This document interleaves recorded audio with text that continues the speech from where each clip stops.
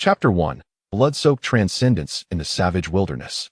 Severe pain seared through Yi Feng's back like a red-hot iron branding his flesh. He abruptly opened his eyes, but instead of the familiar camouflage of the jungle, he was met with a blinding crimson expanse. Warm blood, tinged with the metallic scent of rust, trickled down from his forehead, gluing his eyelashes together. The air was filled with a cacophony of deafening roars. They were neither the shouts of comrades nor the cries of a mission target, but rather a coarse sound, akin to sandpaper, scraping against rock, intermingled with a primal growl of some beast and the wailing of a woman. Cough. Yi Feng attempted to prop himself up, but a piercing pain shot through his left arm. Glancing down, he saw that the sleeve of his combat uniform had been torn open, revealing a gaping wound that bled profusely, with tufts of dark yellow fur clinging to its edges. This was not his designated mission area. The last fragment of his memory was a sudden ambush in the Southeast Asian rainforest. As the youngest captain of the Dragon Flame Special Forces, he had led a team on the Hunting Owl mission, targeting the drug lord Kansai entrenched in the Golden Triangle. In the heat of battle, to protect the rookie soldier Xiao Wang, he had been blasted away by the shockwave of an RPG, and upon landing, it felt as if he had collided with something hard. Yet now, the scent enveloping him was not that of gunpowder, but rather the damp, earthy stench of decaying flesh, mingled with an indescribable, savage aroma of the wilderness. Straining to sit up, the movement tugged at his back, causing darkness to encroach upon his vision. He leaned against a colossal tree, its bark rough as sandpaper, with deep claw marks etched into its trunk, measuring nearly half a foot long, the edges of the wood curling as if it had been forcibly ripped apart by some immense force. What in the world is this place? As he surveyed his surroundings, his heart seized in terror. Towering ancient trees obscured the sky, their trunks robust enough to accommodate a truck, while vines coiled around the branches like massive serpents. The dangling aerial roots swayed in the air, resembling countless lifeless hands. The ground was blanketed with a thick layer of decaying leaves, yielding softly underfoot, interspersed with clusters of bizarrely colored mushrooms, purple as if laced with poison, red as if dripping with blood. What sent chills down his spine were the sounds emanating from the distance. A heavy footfall approaching, accompanied by labored breathing, suggesting that some colossal creature was drawing near. Instinctively, Yi Feng reached for his waist where his 92 style pistol should have been, but his fingertips brushed against only the empty tactical belt. Something was amiss. Where were his supplies? Yi Feng hastily inspected himself. His combat uniform was torn in several places, stained with blood and mud. His tactical vest on his left arm still contained a first aid kit, but the bandages and iodine seemed to have been crushed, their packaging damaged. The scabbard for his military knife on the outer thigh was empty. The combat dagger that had accompanied him for 3 years and had seen 7 battles was nowhere to be found. The only item that remained was an inconspicuous black ring on his left ring finger. This ring had been bequeathed to him by his grandfather before his passing, said to be a family heirloom, neither gold nor jade, but of a hard substance, with a surface etched with a circle of indistinct patterns resembling some ancient totem. that Yi Feng had always worn it as a talisman, never expecting that in such dire circumstances, it would still be in his possession. Roar! A deafening roar shattered his thoughts, reverberating from no more than 100 meters away. Yi Feng's pupils constricted as he instinctively ducked behind the ancient tree, revealing only half of his eye, vigilant and watchful. A wolf, the size of a calf, emerged slowly from the dense foliage. Its fur was a dark gray, its back arched with a hardened carapace, and its limbs were as robust as iron columns. Its paws crunched the decayed leaves beneath, producing a sharp sound reminiscent of shattered twigs. Most terrifying of all were its eyes, crimson as blood, radiating a ferocity not characteristic of mere beasts, with drool cascading from its maw, corroding the ground beneath it. Into small pits. Iron-spined wolf. The name flashed unbidden in Yi Feng's mind, startling him. How did he know this creature's name? Even more shocking was the sight of a mangled body being dragged behind the colossal wolf. A man clad in animal hides, his chest torn open, innards spilled across the ground. Lifeless. Yet even in death, the man clutched a sharpened wooden spear, its tip adorned with several strands of gray wolf fur. Clearly, a brutal struggle had just unfolded. The iron-spined wolf seemed oblivious to Yi Feng's presence, lowering its head to nuzzle the corpse, emitting a contented growl before it opened its gaping maw, revealing rows of serrated teeth, ready to tear into the remains. Bang! A muffled sound suddenly erupted from the side, that Yi Feng turned to see a group of about 10 individuals, clad in animal skins and wielding rudimentary weapons, charging forth from behind the trees. Most were men, though a few women accompanied them, all gaunt, their skin darkened, yet their eyes burned with a fervent rage. Leading them was a tall the iron spine wolf, enraged by the piercing roar, surged forward with ferocity, its gaping maw targeting the girl's delicate neck. Not good. Yi Feng's pupils constricted sharply, and he instinctively reacted. Without any weapons, his military knife and pistol both vanished. He relied solely on his special forces combat skills. Yi Feng dashed from behind the tree, propelling himself forward like an arrow released from its bow, lunging at the iron spine wolf. Just as the colossal beast was about to seize the girl, he grasped its neck, while simultaneously driving his legs forcefully against its chest. Oh! The wolf was momentarily stunned by the sudden assault, letting out a mournful howl as it staggered back a few steps. Seizing the opportunity, Yi Feng flipped onto the wolf's back, clamping his legs around its belly and tightening his grip on its throat.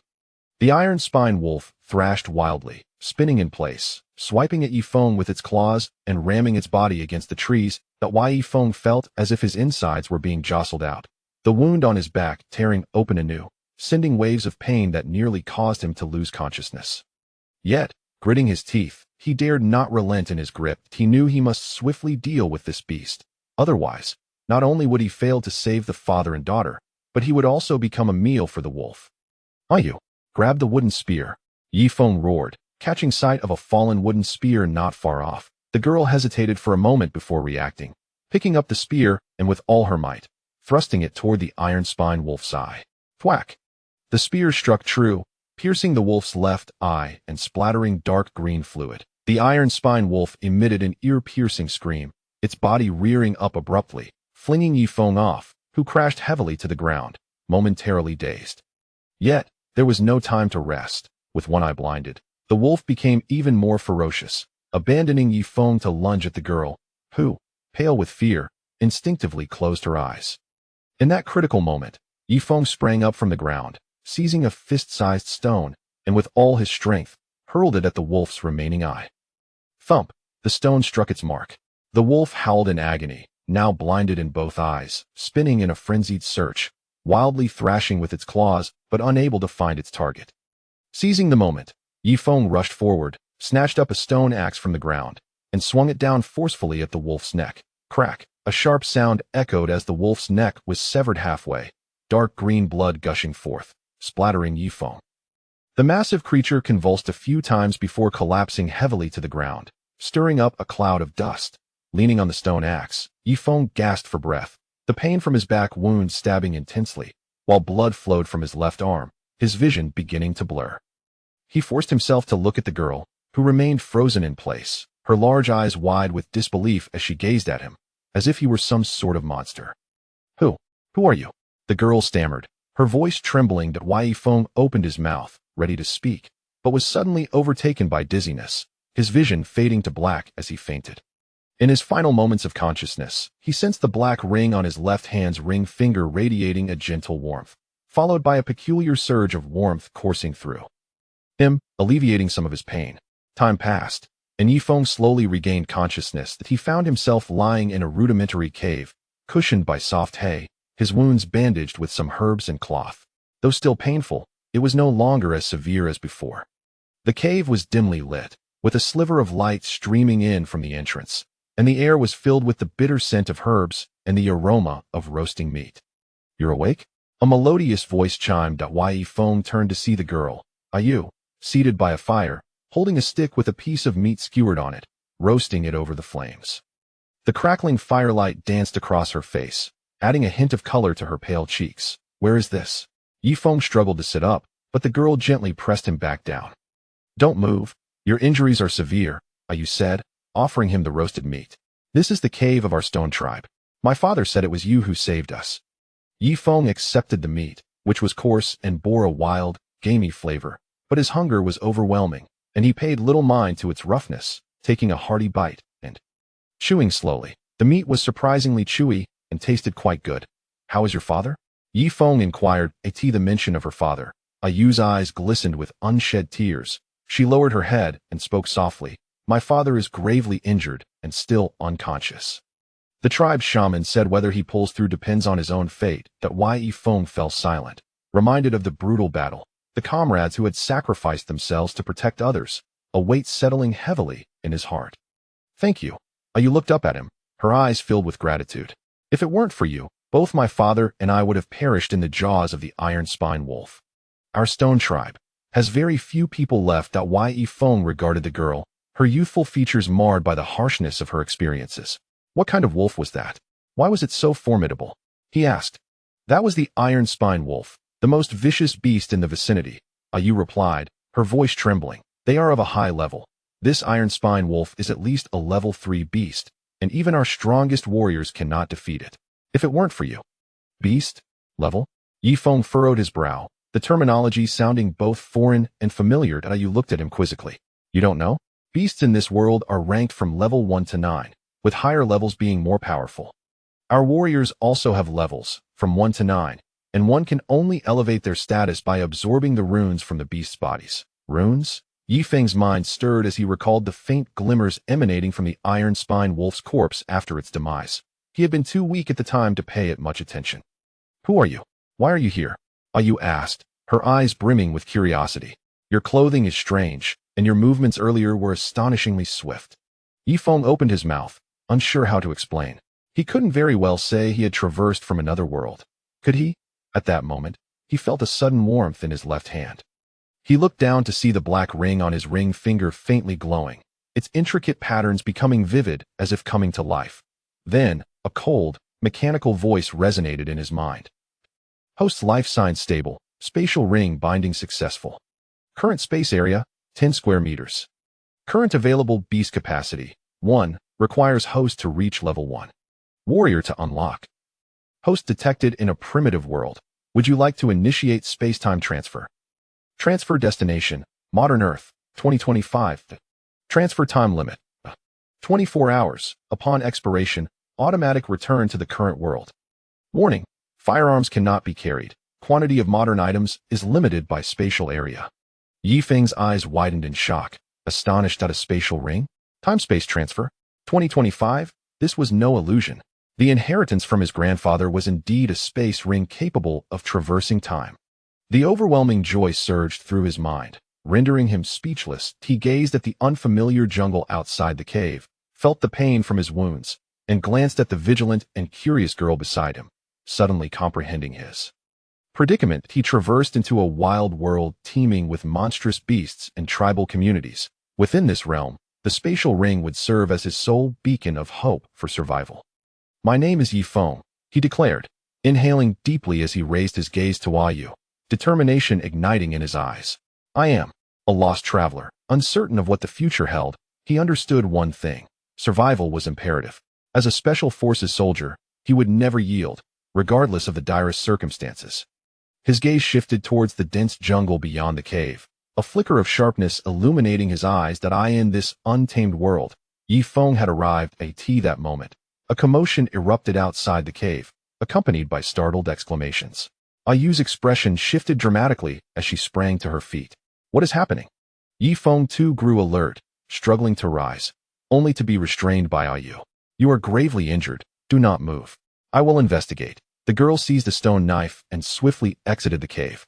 Yi Feng furrowed his brow, straining to listen to the sounds from outside, a sense of unease swelling within him. He sensed that the tranquility was but fleeting. This wild world was far more perilous than he had envisioned. His journey had only just begun. Chapter 2. The sacred flame fades. Hope emerges from despair outside the cave. Turmoil surged like a relentless tide, intermingled with the weeping of women and the suppressed growls of men. Yi Feng struggled to sit up.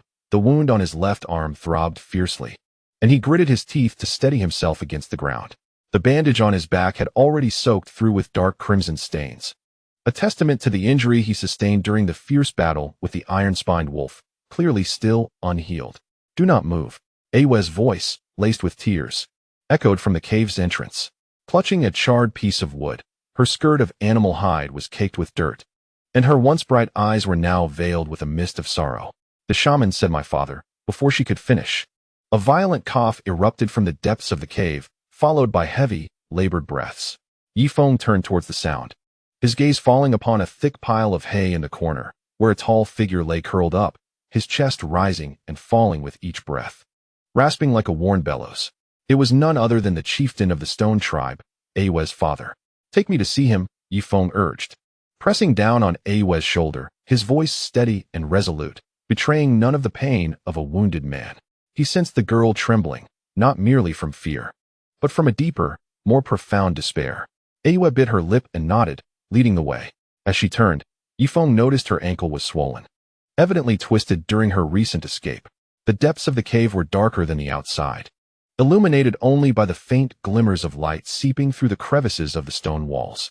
He could barely make out the chieftain's wound, a bruise darkening ominously from the lash of the iron-spined wolf's tail, its edges tinged with an eerie purple, accompanied by the faint sound of bones grinding with each breath.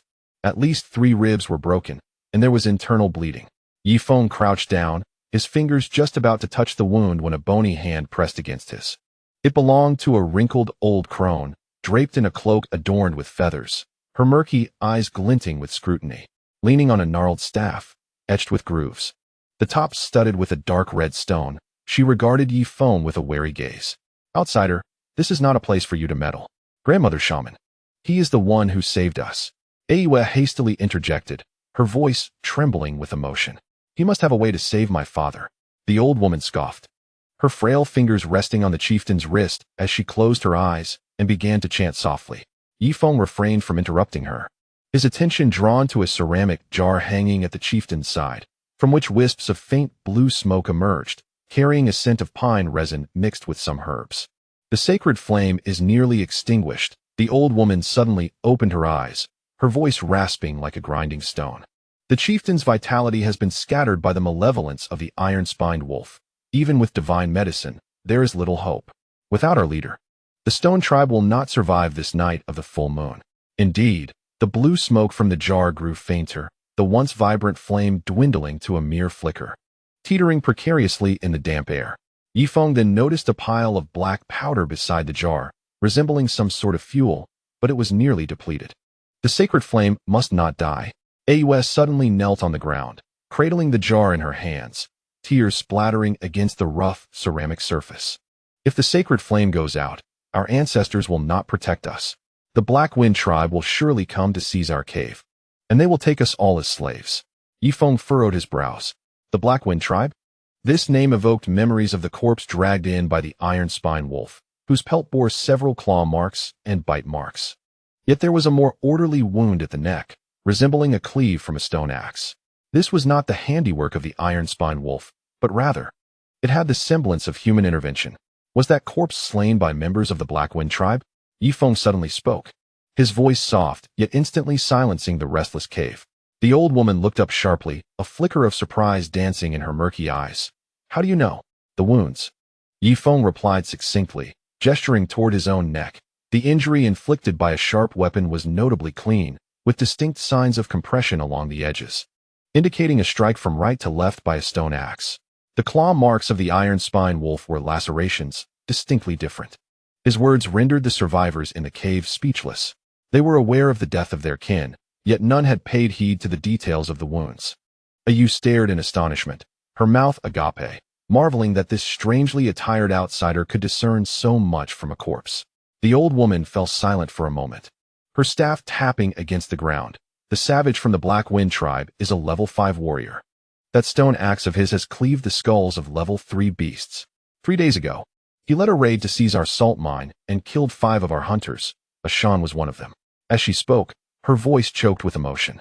Yifeng then understood that the Stone tribe faced not only the threat of beasts, but also the covetous eyes of other tribes. With their leader gravely injured and half of their kin dead or wounded, they resembled lambs exposed to circling wolves. Coughing violently, the leader in the cave suddenly expelled a mouthful of black blood, staining the pelt across his chest. Struggling to open his eyes, his gaze lingered on Yifeng for a moment before he abruptly grasped Yifeng's wrist with a strength uncharacteristic of a dying man. "Outsider, for the sake of saving Ayu, take her south to find the Stream tribe." "A father, I will not go." Ayu rushed forward, clutching the leader's arm, tears streaming down her face like beads from a broken string. "I want to stay with the tribe." The leader gasped for breath. Yet his gaze remained resolute. The sacred fire must not extinguish in my hands. Yifeng was astonished that he remembered his name. Whatever you desire, we shall provide. As long as you ensure you survives. Yifeng's eyes swept across the survivors in the cave. 7 elders, 5 women, and 3 children, the eldest barely 13 or 14. Holding tightly to wooden spears taller than themselves, their eyes brimming with fear, yet refusing to cry. Their pelt skirts were tattered, and their soles were thickened with calluses. Each bore scars of varying depths, remnants of battles against beasts and skirmishes with other tribes. This constituted all that the stone tribe possessed. I do not seek your belongings. Yifeng withdrew his hand, his fingertips stained with the leader's blood, warm with a metallic tang. He rose to his feet, his gaze fixed upon the ring on his left hand. The circle of black patterns had faded, leaving only a faint sheen visible in the sunlight. Yet Yifeng could distinctly sense an internal space within the ring, roughly 10 square meters, empty and resembling a sealed box. As the mechanical voice echoed in his mind once more, he confirmed a singular truth. This space could contain objects and could transport him back to the modern era of 2025. But I can save him. Yifeng's voice, though soft, struck like a stone cast into a placid pond, causing all to lift their heads in attention. The village shaman was the first to oppose, her staff striking the ground with a heavy thud. Outsider, do not speak so arrogantly. The chief's wound cannot be healed even by the sacred fire of our ancestors. You, who bear no weapon, have no hope. The failure of the sacred fire to heal does not imply my own inability, Yifeng interjected, stepping outside the cave to retrieve a sharp flint, meticulously smoothing its edges against the sole of his military boot. Do you have any strong liquor? Or perhaps a potent fermented drink? Ayu was taken aback. Strong liquor? You mean that which can ignite? She queried. Our tribe possesses only a small amount, acquired during our last trade with the Stream tribe for salt. It is said to be for disinfecting wounds. Fetch it, Yifeng commanded with an air of undeniable authority. Though Ayu was puzzled, she hurried to rummage through a pile of clay pots at the cave's corner, soon returning with a palm-sized bamboo tube. The tube was sealed with wax, and as it was opened, a sharp scent of alcohol wafted forth, the concentration around 40 degrees, mild, yet sufficient for their needs. Now, find a clean piece of animal hide and boiling water, as much as you can procure, Yifeng instructed, already unwrapping the chief's bandages. The shaman attempted to intervene, but was halted by a single glance from Yifeng. His eyes bore the weight of countless encounters with life and death. A calmness that was unsettling. As the bandages were unwound, even Yifeng gasped. The chief's sternum was caved in, the skin around the wound turned black, and the edges of the muscle appeared as if corroded by acid, revealing broken bone fragments beneath. More troubling still, the surface of the wound was infested with white maggots, spawned in the damp environment. A young woman turned away, unable to bear the sight, while Ayu's face paled, her gaze fixed on the wound, her nails digging into her palm. Yifeng disregarded the reactions surrounding him, pouring the liquor over the flint and accepting the boiling water handed to him by Ayu, using the clean hide to repeatedly dab at the area surrounding the wound. When the scalding water made contact with the skin, the chief convulsed in pain. Yet he gritted his teeth in silence, cold sweat instantly beading on his forehead. Endure, Yifeng murmured, steadying the chief's shoulder with his left hand while expertly wielding the sharpened flint in his right, precisely extracting the maggots from the wound. His movements were terrifyingly steady, his fingertips betraying no tremor, as if he held not a flint stained with pus and blood, but a surgeon's scalpel. This was the first lesson he had learned during his time in the Special Forces. A steady hand in the field is more crucial than any medicine. Years prior, amidst the Amazon rainforest, he had extracted bullets from comrades, weathering even harsher circumstances. What are you doing? The shaman could no longer contain herself, witnessing Yifeng scrape away the necrotic flesh with the flint. Frantically, she struck at his hand with her staff. You are causing death, not saving life. Unless the dead flesh is removed, not even the gods can save him, Yifeng replied, his focus unwavering. You can either watch him decay, or trust me just this once. The leader suddenly summoned all his strength to shout, let him continue. The shamanist's wooden staff hung in the air, ultimately falling weakly to her side. She gazed at Yifeng's focused profile, observing as he poured the fiery liquid directly onto the cleansed wound. Witnessing the leader nearly faint from pain, yet resolutely holding on, confusion flickering in his murky eyes for the first time. Beads of sweat began to form on Yi Feng's forehead, the wound on his back reigniting its agony, yet he could not falter. Having cleared away the necrotic flesh, he retrieved the last small bottle of iodine from his tactical vest's first aid kit, discovered during his equipment check, its packaging slightly damaged, but the liquid within remained intact.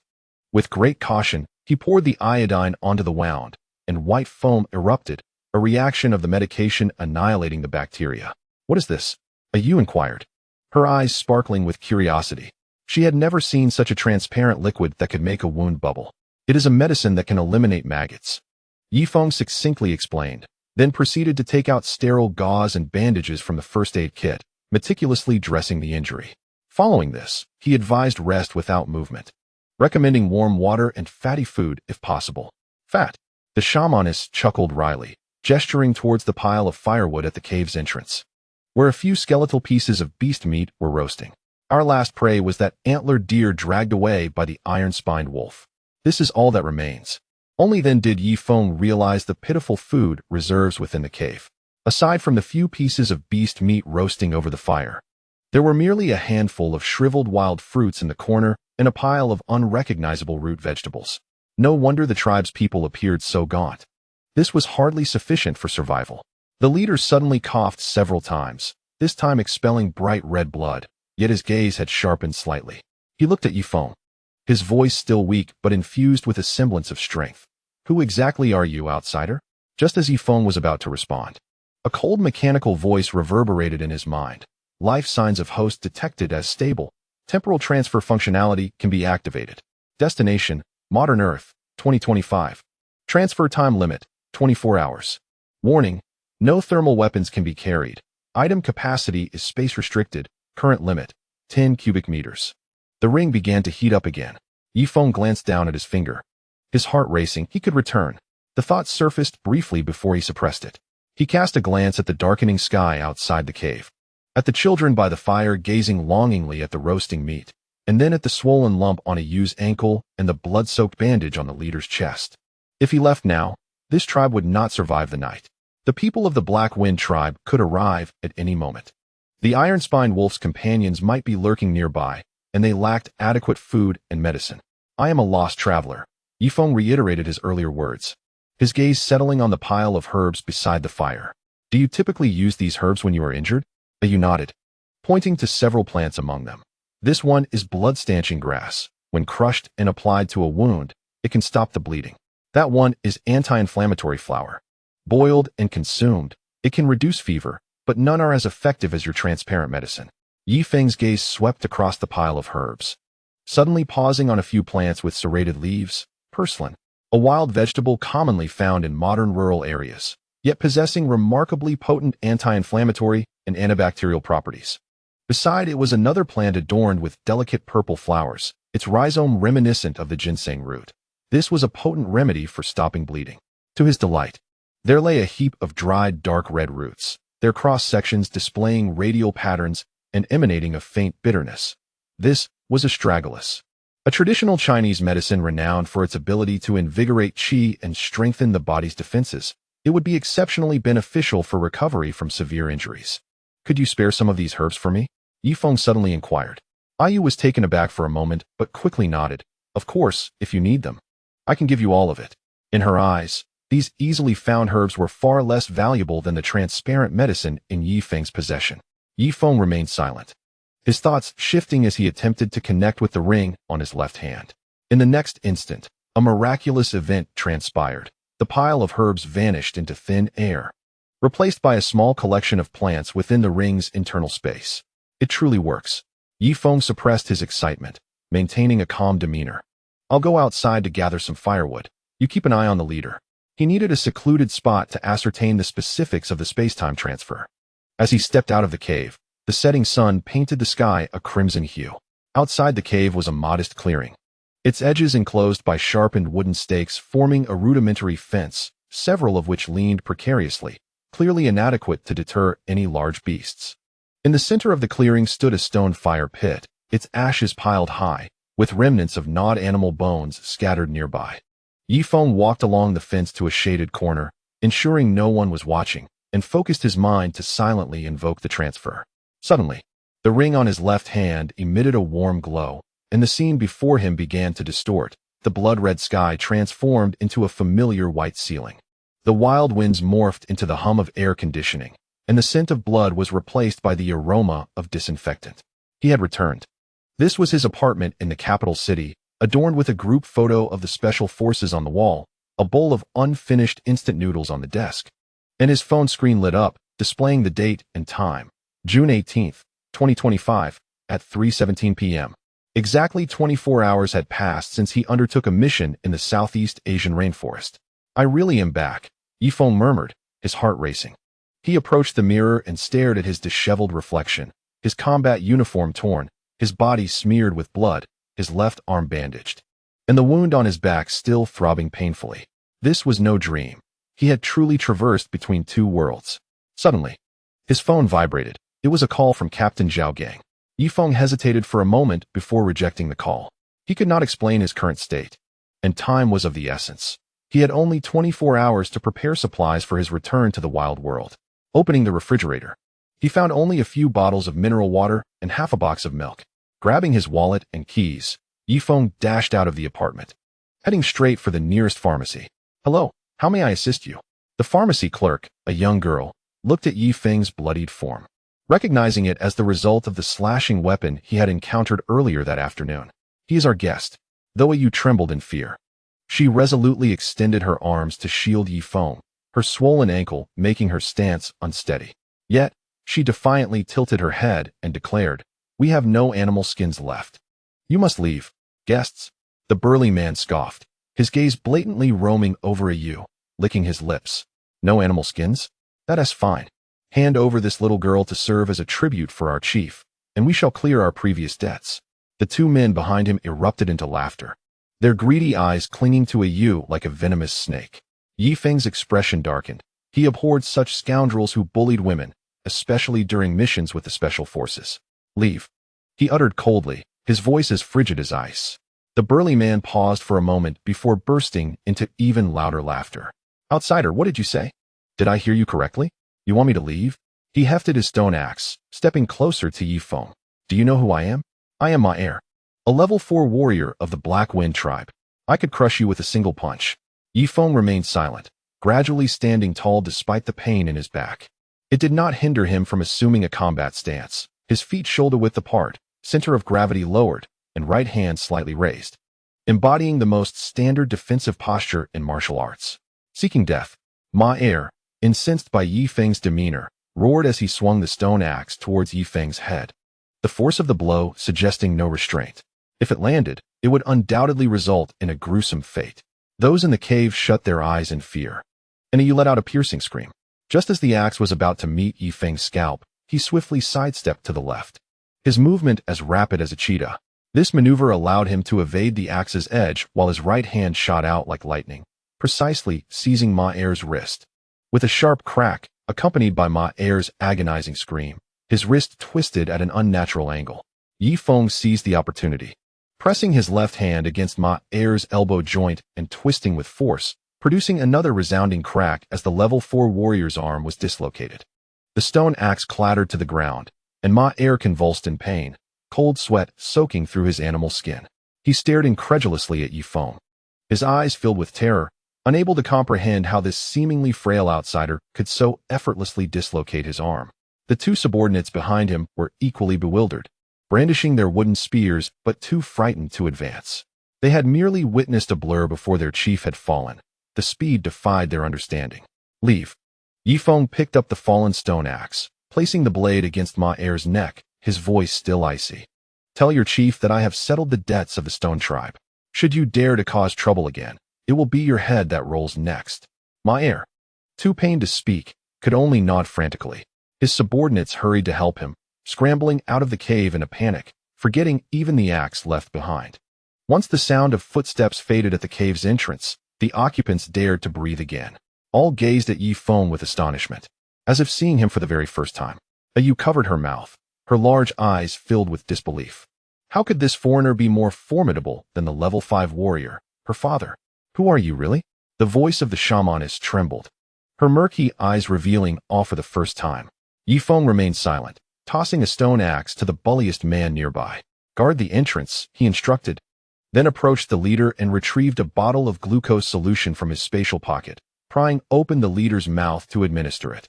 As the transparent liquid slid down his throat, the previously unconscious leader suddenly coughed a few times, his complexion appearing somewhat improved.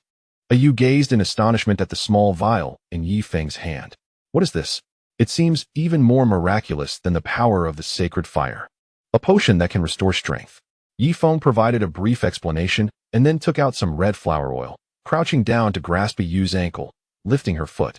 Instinctively, she complied, and when the cool ointment touched her swollen skin, she couldn't help but gasp, soon finding relief as the sharp pain diminished significantly. While massaging her ankle, Yi Feng retrieved more items from his spatial pocket. "Yu, have your tribesmen carry these out." Bags of rice, flour, compressed biscuits, and canned goods appeared in the cave, leaving everyone in awe.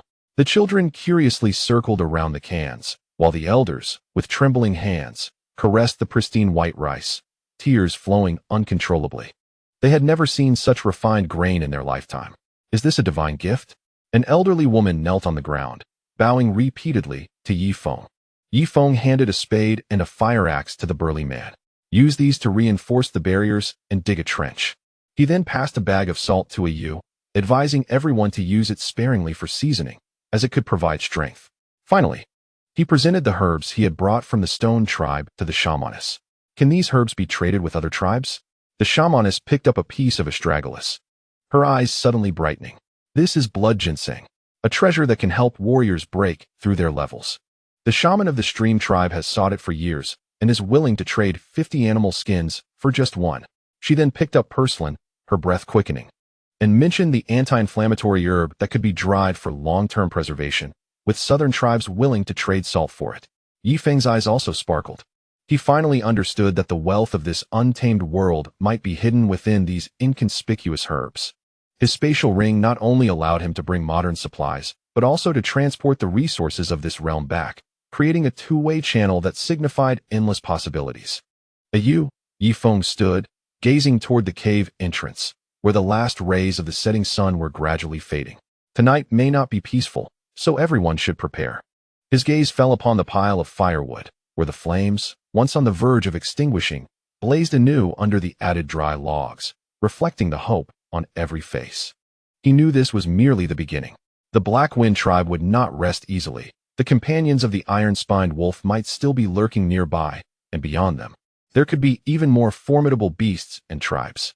However, when he witnessed the children exuberantly cheering around the cookies, saw the elderly man shedding tears while cradling the rice, and observed the smile that emerged on Yu's face as her ankle swelled down, an unprecedented conviction blossomed within him. In this untamed world, he was no longer alone. As night fell, Yi Feng leaned against the stone wall at the cave's entrance, gripping the seized stone axe tightly, attentively listening to the sounds beyond.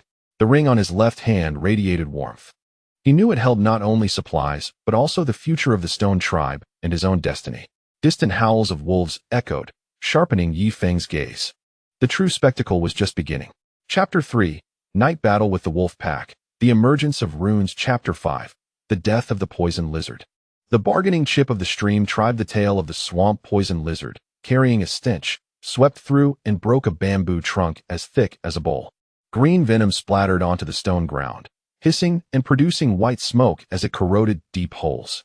5 warriors from the stream tribe were entangled with it, their wooden spears tipped with burning rags but failing to pierce the lizard's skin, instead being forced to retreat by its venom. "Father, be careful," a girl in a green dress exclaimed, throwing her stone knife at the poison lizard's eye. The stone knife grazed the lizard's eyelid, leaving only a faint white mark. Enraged, the poison lizard turned sharply, its mouth agape, spewing venom towards the girl. In a split second, a figure leaped forth like a leopard, rolling with the girl to the side. The venom narrowly missed them, landing in the bamboo grove behind and instantly scorching a patch black. "Who are you?" The girl, still shaken, gazed at the man before her, clad in unfamiliar animal skin and wielding a gleaming axe, exuding an inexplicable calmness. "Yi Feng." Without further ado, Yi Feng tossed the fire axe to the nearest warrior of the stream tribe. "Use this to strike its abdomen." The warrior hesitated, examining the axe's thin, sharp blade, which was unlike the cumbersome stone axe, and noticed the grip was wrapped in non-slip cloth. With no time to ponder, he followed Yi Feng's command, striking fiercely at the poison lizard's abdomen the moment it turned.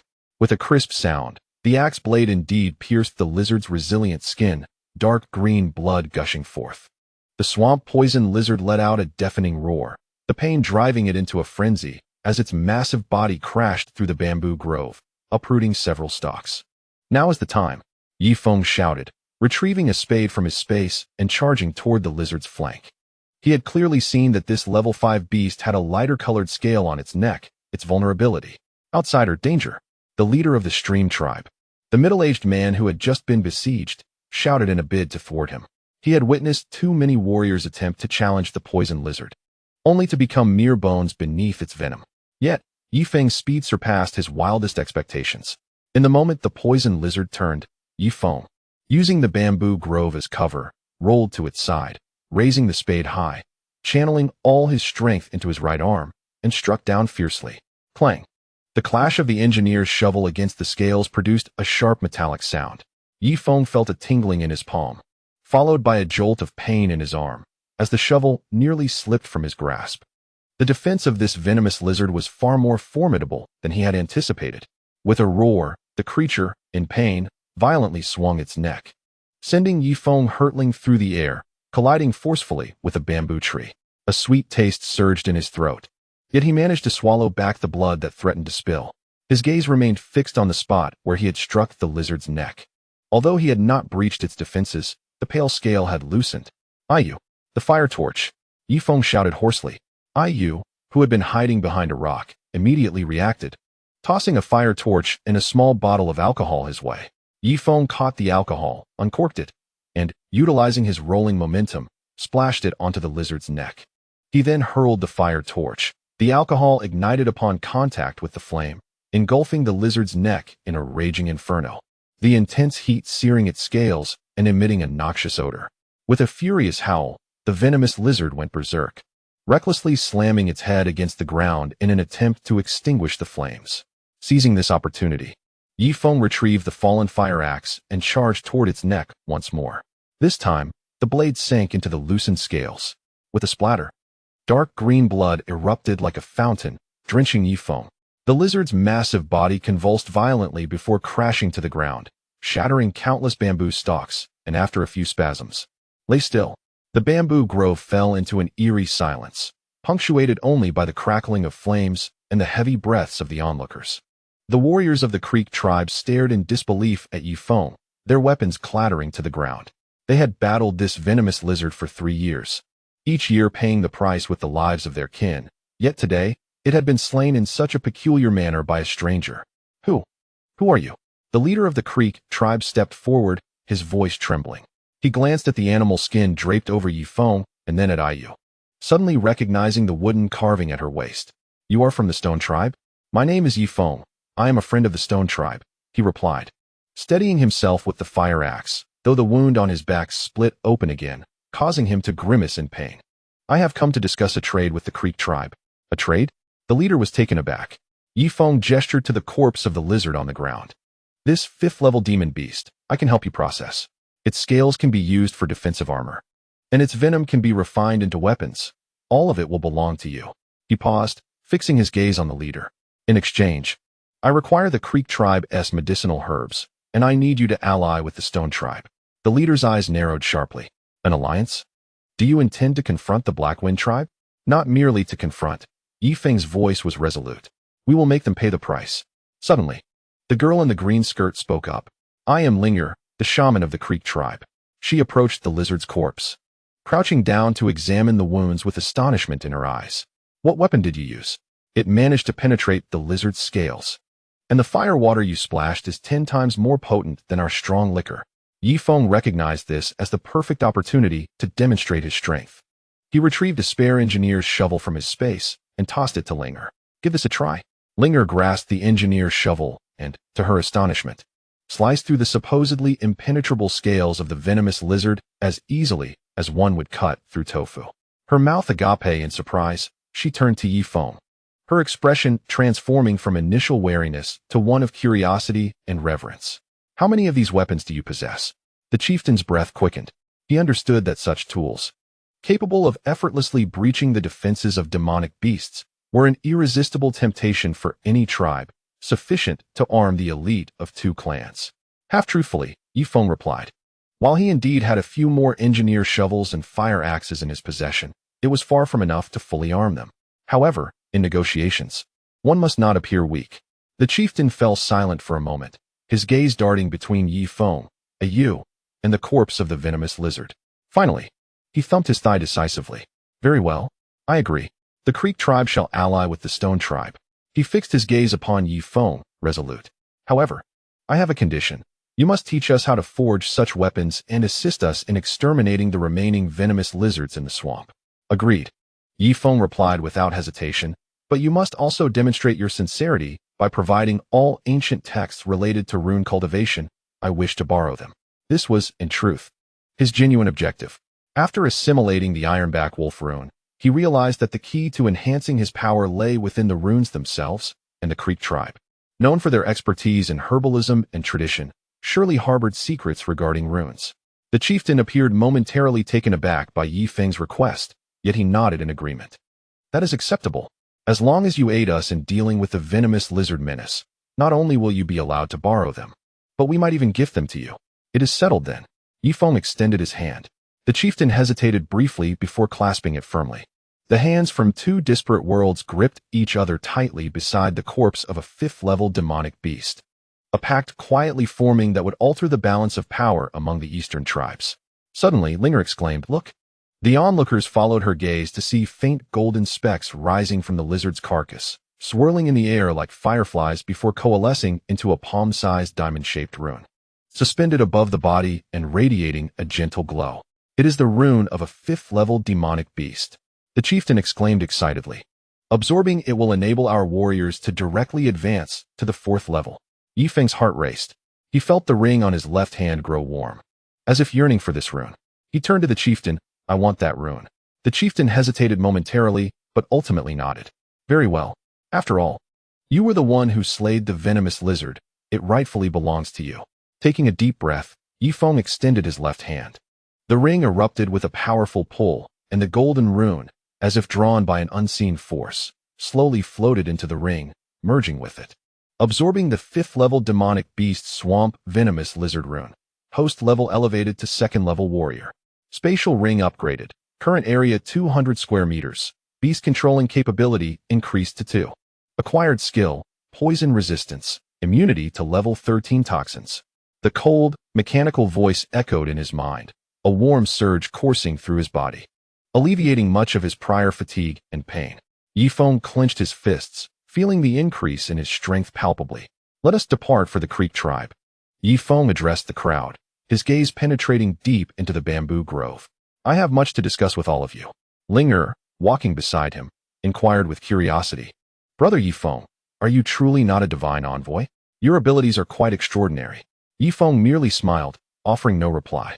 The sunlight filtered through the bamboo leaves, casting elongated shadows upon him. He understood that forming an alliance was merely the initial step.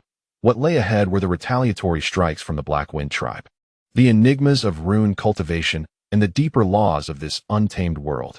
Yet, he felt no trepidation. The ring on his left hand radiated warmth. New allies stood by his side. His kin awaited him in the distance, and a ravenous iron-spine wolf cub cried out for sustenance.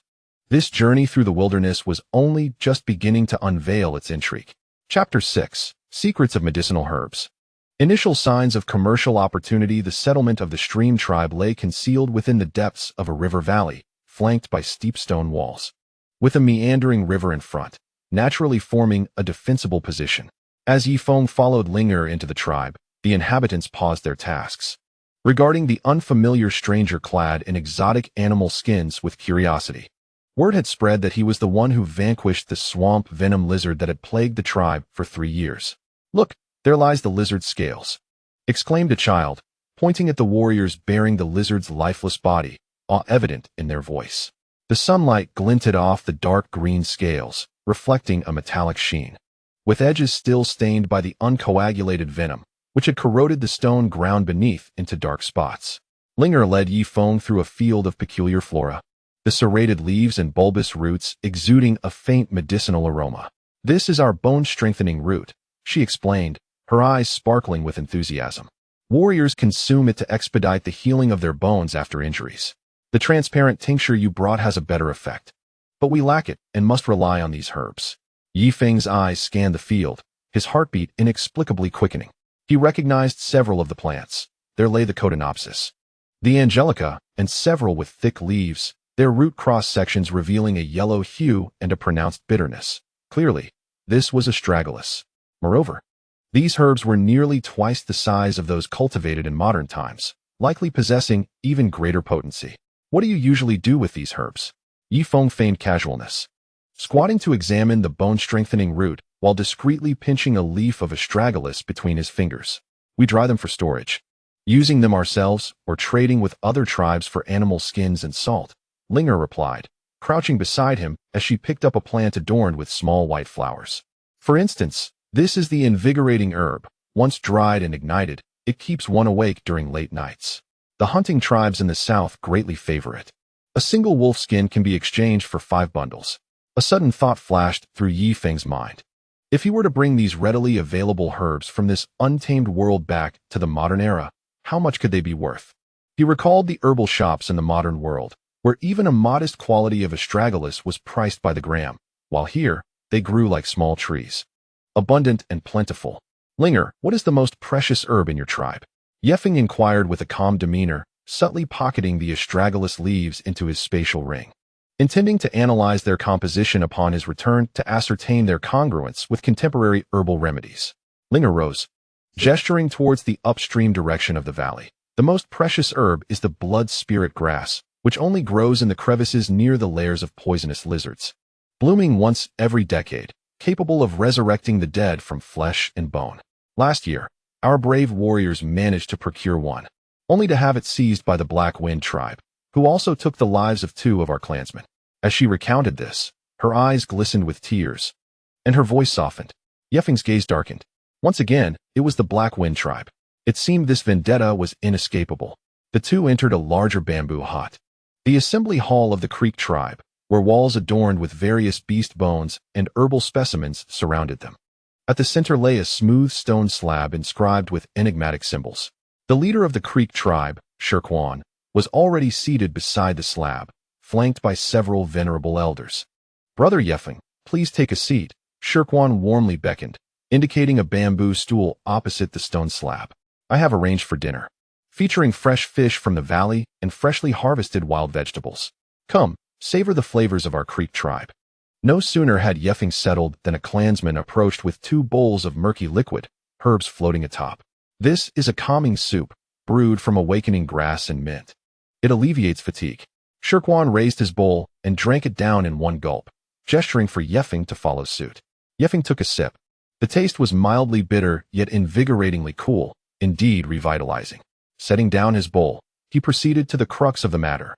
"Leader Shirkwan, I wish to discuss the specifics of our alliance."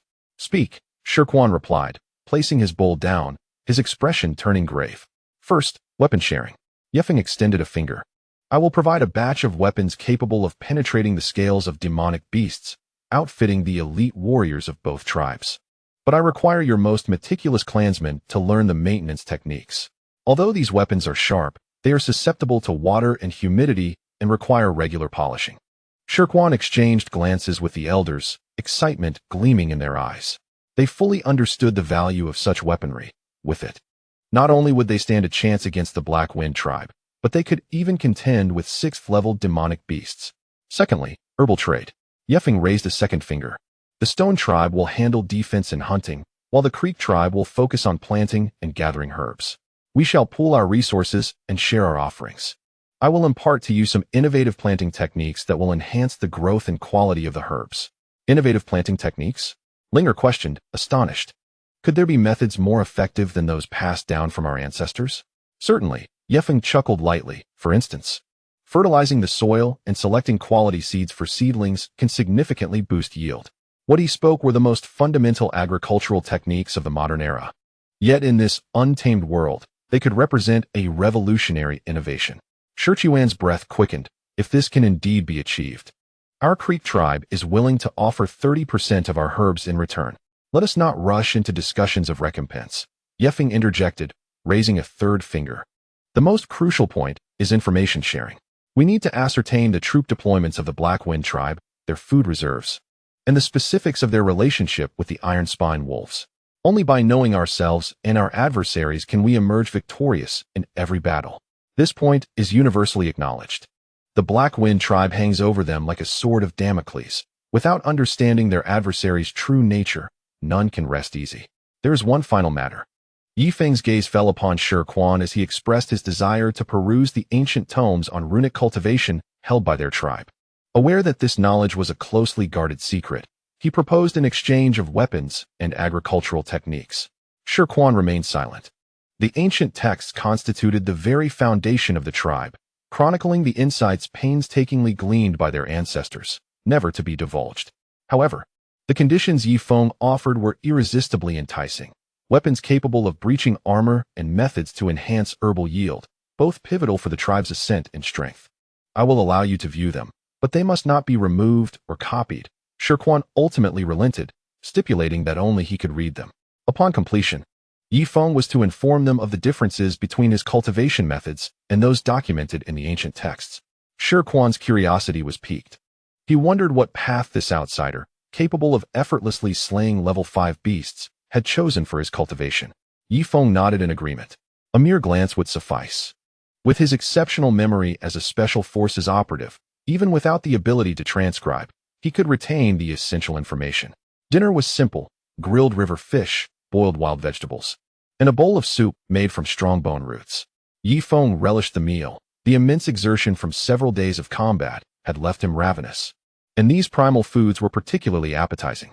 During the meal, Shi Quan elaborated on the circumstances of neighboring tribes, while Yifeng listened intently, occasionally posing questions and committing vital information to memory. After the meal, Ling Er led Yifeng to the tribe's repository of scriptures. It was a stone chamber carved into the rock, guarded at the entrance by 2 warriors wielding stone spears, with ancient totems etched into the walls. Only the chief and the shaman were permitted entry. Ling Er pushed open the heavy stone door, and a blend of dust and herbal scents enveloped them. Inside, the ancient texts were crafted from animal hides and tree bark, some dating back centuries. Be cautious, she advised. The chamber was modest in size, with a dozen wooden racks lined against the walls, neatly displaying scrolls of animal hide and bark. Yifeng approached the topmost scroll, adorned with strange patterns in dark red pigment, somewhat resembling oracle bone script yet akin to simple drawings, depicting a person absorbing the wolf-shaped rune. This was the most fundamental rune absorption diagram, instructing warriors on how to guide the rune into their bodies. Ling Er explained that many novice warriors met their demise due to improper absorption methods, either exploding or acquiring a weak rune power. Yifeng scrutinized the illustration and noted that the breathing rhythm and exertion techniques were surprisingly similar to those of special forces. Both relied on specific rhythms to maintain the body in optimal condition. He attempted to adjust his breathing in accordance with the diagram, and indeed felt a faint current of energy flowing within him, reminiscent of the sensation experienced while absorbing the wolf rune. Ah, I see, Yifeng murmured to himself. The crux lay not in the rune itself, but in the state of the body during absorption. He then picked up a scroll of bark, which chronicled the characteristics of various beast runes. The Iron Spine Wolf's rune emphasized speed. The Swamp Poison Lizard's rune focused on defense and toxin resistance. And there was even a rune from the Swift Rabbit, which could enhance one's speed. However, the information was too fragmented. Yifeng furrowed his brow. The ancient texts merely chronicled phenomena without elucidating the underlying principles, such as why various runes yield disparate effects, or how these runes metamorphose into power within the body. These mysteries remained unexplained. Nonetheless, he unearthed valuable insights. One scroll of animal hide indicated that runes not only reside within the bodies of monstrous beasts, but also permeate the extraordinary mountains and rivers of the world, albeit in a highly diluted form, making absorption exceedingly challenging. Another bark manuscript depicted a peculiar formation, suggesting that burning 7 distinct herbs could significantly enhance the efficiency of rune absorption in a short span of time.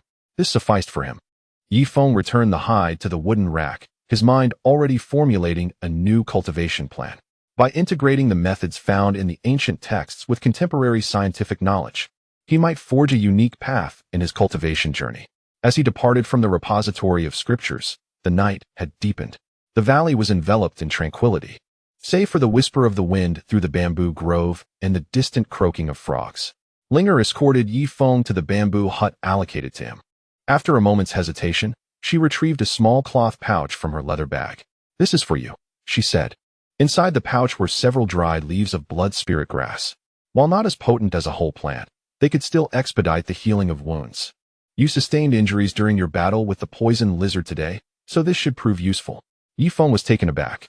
Blood spirit grass was the most treasured herb of the Creek tribe, and she had so readily offered it to him. "Thank you, Linger," he replied earnestly as he accepted the pouch. Her cheeks flushed, and she lowered her gaze, murmuring, "You saved our tribe. This is but a trifle. Moreover, I believe you are a good person." With that, she resembled a startled fawn, turning to flee into the night. Yi Feng smiled at her retreating figure before entering the bamboo hut. The interior was simple, furnished only with a bamboo bed and a wooden table. He closed the door and retrieved a modern first aid kit from his spatial ring to tend to his wounds.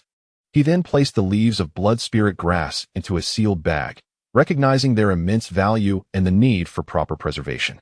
Having completed these tasks, he sat on the bamboo bed, focusing his thoughts to activate the spatial ring.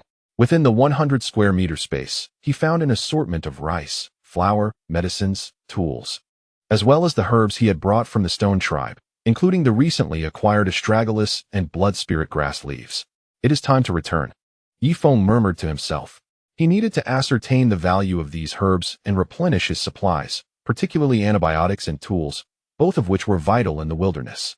After checking the time, he noted that 12 hours had elapsed since his last teleportation, allowing for another 12-hour stay in the modern world. That would suffice. With a thought, the familiar sensation of vertigo enveloped him. When he opened his eyes again, he found himself back in his apartment in the capital city. The dawn's light barely pierced the horizon, and the sounds of elderly residents exercising echoed from the community below. Yi Feng wasted no time, immediately logging onto the internet to check the market prices for traditional Chinese medicinal herbs. He then packed the astragalus leaves and a single blood spirit grass leaf into a small bag and made his way to the largest herbal medicine market. The market bustled with activity, permeated by the fragrant aroma of herbs. Yi Feng approached the most reputable-looking shop, placing the astragalus leaves on the counter. "Sir, could you appraise the value of this?"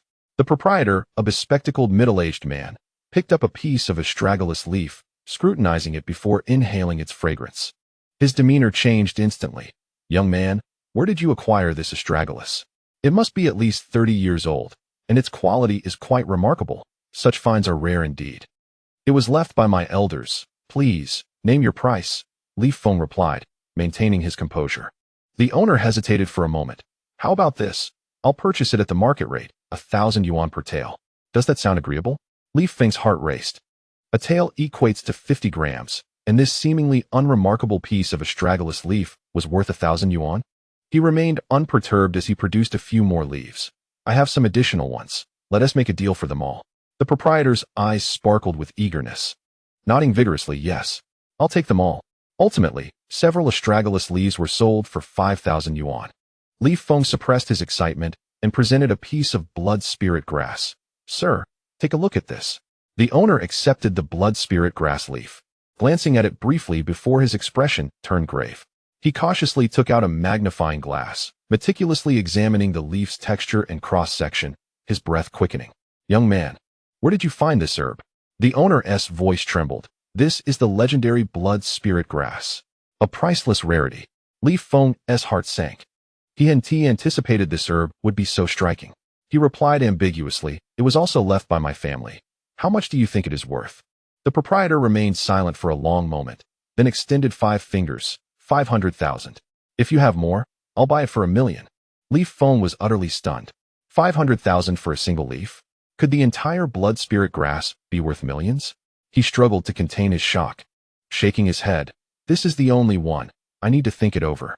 With that, he reclaimed the blood spirit grass leaf and turned to leave, fearing that lingering would betray his emotions. Upon exiting the apothecary, Li Feng's palms were slick with sweat. He finally comprehended the treasure he held. Ordinary herbs from the savage world were worth a fortune in the modern realm, while those regarded as treasures could fetch astronomical prices. The spatial ring was not merely a means for survival. It was akin to a gold mine. Li Feng murmured to himself, his eyes ablaze with excitement. He did not linger, using the proceeds from the sale of the astragalus leaves to acquire a substantial supply of antibiotics, anti-inflammatory medications, surgical instruments, several entrenching tools, fire axes, and seeds, filling his space to the brim. Finally, he purchased a small Chinese herbal grinding machine, eager to experiment with turning the wild herbs into powder for easier absorption. Upon returning to his apartment, Li Feng surveyed the empty room, suddenly feeling a twinge of nostalgia. Yet he knew he no longer belonged here. The savage world awaited him, with his kin, unfinished alliances, and countless challenges and opportunities. It was time to return. Li Feng took a deep breath, focusing his thoughts. When he opened his eyes again, the bamboo hut came into view, the familiar scent of herbs wafting through the air. Approaching the window, he gazed at the rising sun over the valley, a smile gracing his lips. A new day had begun, and his journey toward rising in the savage world had just taken its pivotal first step. Chapter 7.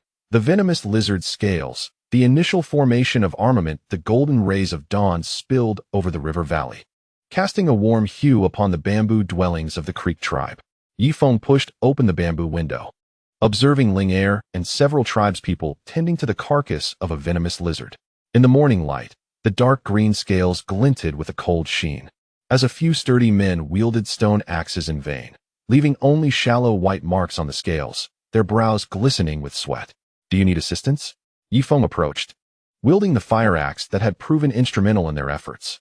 Ling Er's eyes brightened, akin to a savior's arrival. Quick, these scales are exceedingly tough. Our stone axes cannot cleave them. If we delay, they will begin to rot. Without further ado, Yi Feng raised the fire axe and struck down upon the lizard's back armor with great force. A crisp crack reverberated through the air as a palm-sized scale fell away, the cut as smooth as if machined. Wow! The surrounding children gasped in awe, gathering around the fallen scale in admiration. The warriors of the Creek tribe widened their eyes, having only witnessed Yi Feng slay the venomous lizard the previous day. Now, they grasped the fearsome sharpness of this silvery weapon. What is this weapon called? An enthusiastic, bearded warrior inquired, rubbing his hands together with envy. It surpasses the wolf-toothed axe of the Black Wind tribe. It is a fire axe, Yi Feng succinctly explained, demonstrating the correct angle for striking. To cleave the scales effectively, one must target the gaps along the edges, following the direction of the scale's growth, thus conserving energy and minimizing the risk of blade chipping. He handed the fire axe to the bearded warrior. Now, you give it a try? Nervously accepting the axe, the bearded warrior emulated Yi Feng's stance and aimed for the fissures in the scales. Though he did not wield it as effortlessly as Yi Feng, he successfully severed a piece of scale. Ecstatic, he raised it triumphantly, exclaiming, "I did it! I can cleave the venomous lizard's armor too." Yi Feng smiled and turned to Ling Er. "Let us reserve half of these scales for the Creek tribe to craft heart shields and arm guards, significantly enhancing our warriors' defense. The other half I shall take back to the Stone tribe as a gesture of alliance." "You have the final say," Ling Er readily agreed, then pointed at the lizard's soft underbelly. "This skin is remarkably resilient. It is ideal for crafting waterproof pouches to store herbs. Additionally, I intend to extract its venom to coat the arrowheads, ensuring we need not fear the robust beasts during our hunts." Observing her adeptly directing the tribespeople in the dismembering of the carcass and the processing of the venom with a focused and calm demeanor, Yi Feng felt a surge of admiration. This young woman not only possessed knowledge of herbs, but also demonstrated a keen understanding of utilizing beast materials. She was truly a born logistics officer. By the way, Yi Feng recalled the ancient text from the previous night. In your talismanic diagrams, have you encountered the spirit gathering array? It is a formation that enhances the absorption efficiency of runes through herbs. Ling Er nodded, crouching to draw a heptagon in the earth with a twig. Indeed, I am aware, but it is quite challenging to gather 7 types of herbs. And the drawing technique is particularly intricate. Even a slight deviation can greatly diminish its effectiveness. My grandfather succeeded once, using the spirit gathering array to help my father absorb a level 4 rune, allowing him to transcend from a level 3 warrior to a level 5. Yi Feng's eyes sparkled with interest. Do you still remember the drawing method and the required herbs for the formation? Recalling certain details, Linger furrowed her brow.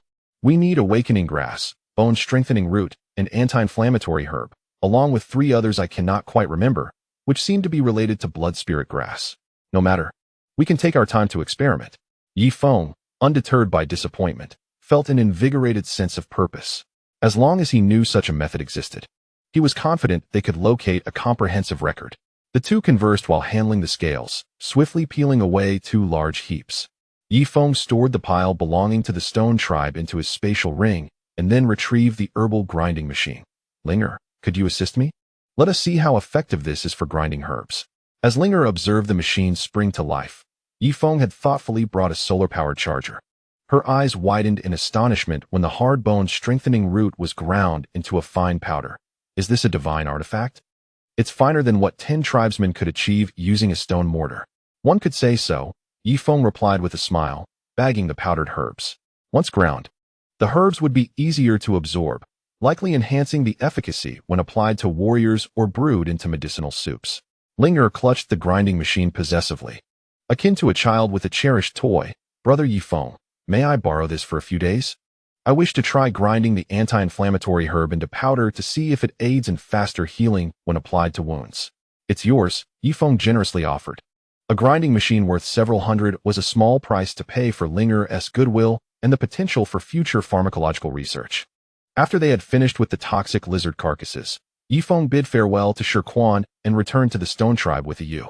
Before departing, Shi Quan dispatched 5 elite warriors to escort them, and he had Linger carry a large bundle of herbs, ostensibly for the health of the stone tribe leader. Though everyone understood, it was a gesture of alliance. On the way back, a Yu kept glancing at Yi Feng, her words hanging on the tip of her tongue. As they neared the stone tribe, she finally could no longer contain herself. Brother Yi Feng, is that magical ability of yours to store things, along with those wondrous weapons, truly from the divine land? She had overheard the people of the Creek tribe whispering that Yi Feng hailed from a place inhabited by gods. Yi Feng pondered for a moment before not directly denying it. You could say that. There are many things there you have yet to see. Yet it is not as miraculous as you might imagine. One still needs to eat, fight, and strive to survive. He did not want to fabricate a lie. Nor could he explain the existence of modern society, so he responded ambiguously. A Yu nodded, half understanding, her face alight with longing. Once I become powerful, can I accompany you to the divine land to see it? Of course, Yi Feng replied with a smile, ruffling her hair. But before that, you must first learn how to wield the weapons I have given you, and how to lead our people to strength. Upon their return to the stone tribe, the setting sun painted the valley in hues of crimson. The tribespeople, seeing Yi Feng return with heaps of scales and herbs, along with the warriors from the Creek tribe, erupted in joyous cheers, surrounding him. Xiao Hui was the first to dash forward, wagging his tail and rubbing against Yi Feng's leg, emitting affectionate purrs. Brother Yi Feng, you have returned. The leader, now able to sit up, trembled with excitement upon seeing the scales. With these scales, our warriors will bleed less. Yi Feng distributed the scale armor among his clansmen and instructed the warriors of the Creek tribe on how to utilize the fire axe to process the scales. He then approached the chief, presenting the herbs brought by Linger to the shamaness, and took out the grinder. With this, we can grind the herbs into powder to apply to the chief's wounds for more effective healing. As the shamaness observed the transformation of the sturdy herbs into fine powder, she knelt before Yi Feng once more, muttering about the divine manifestation. Yi Feng did not intervene. He understood that in this world, where faith in deities reigned, a touch of mystique could effectively unite the hearts of the people. In the following days, the stone tribe entered an unprecedented state of busyness. Under Yi Feng's guidance, the men utilized fire axes and military shovels to process the scale armor, crafting heart shields, arm guards, and greaves.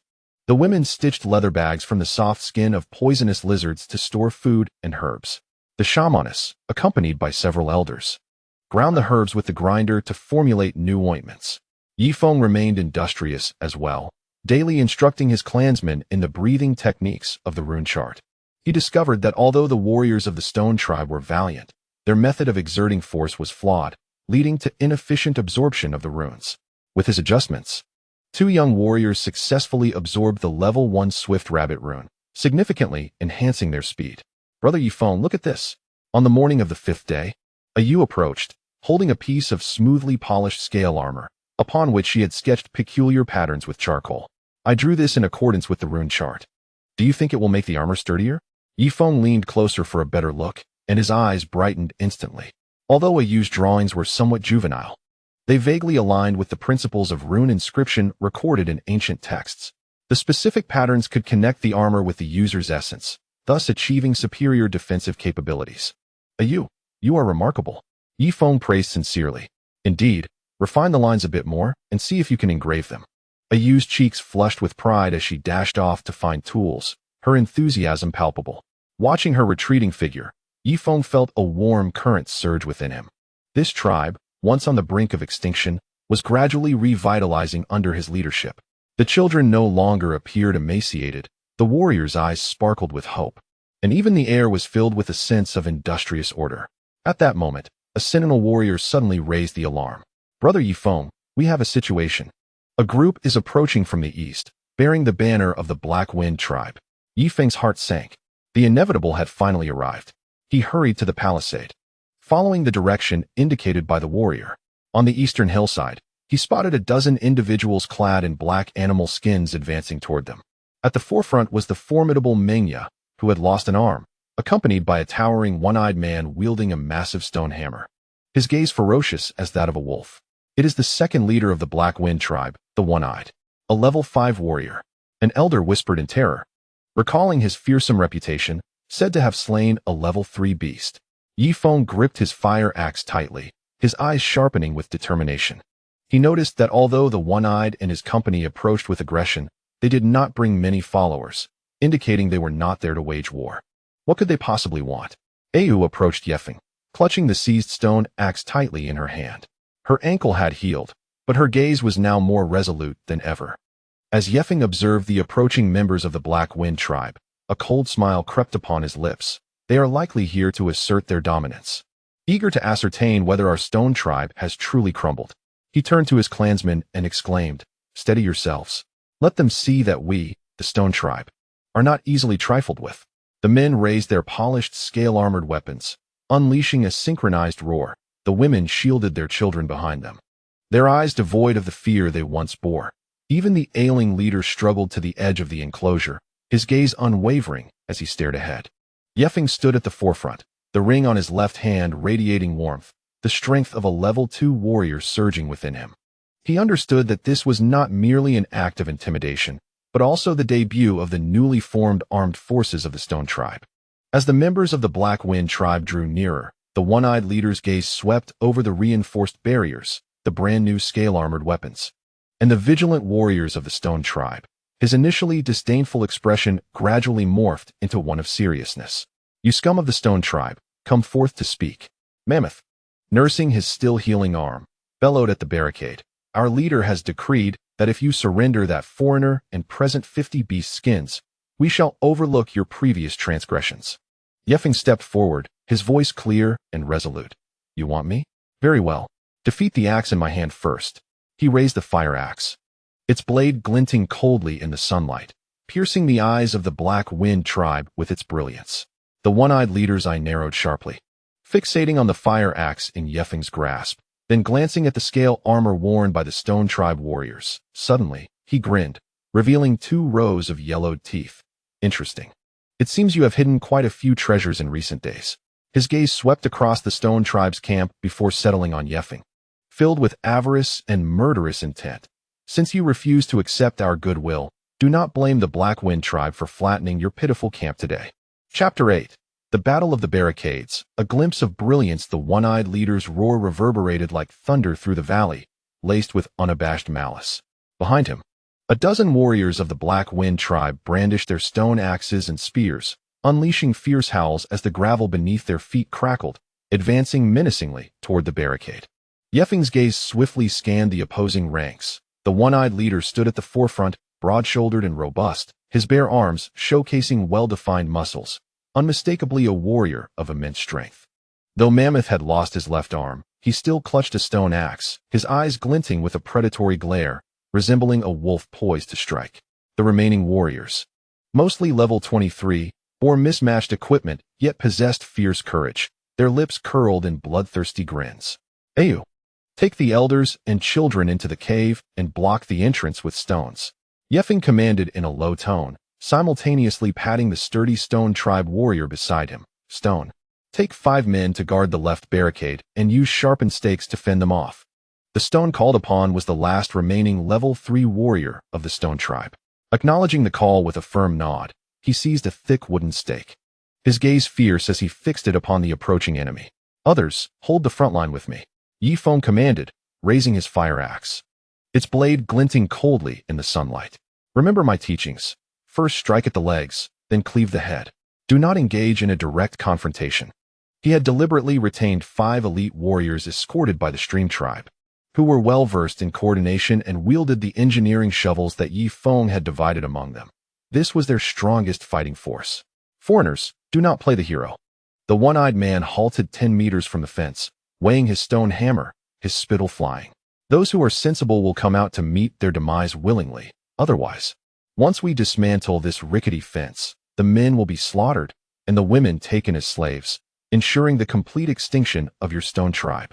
Yifeng refrained from further discourse and retrieved a ceramic jar from his space.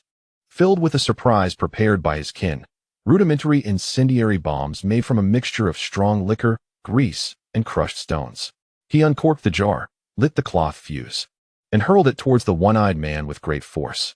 The jar arced through the air, landing precisely at the one-eyed man's feet. What is this?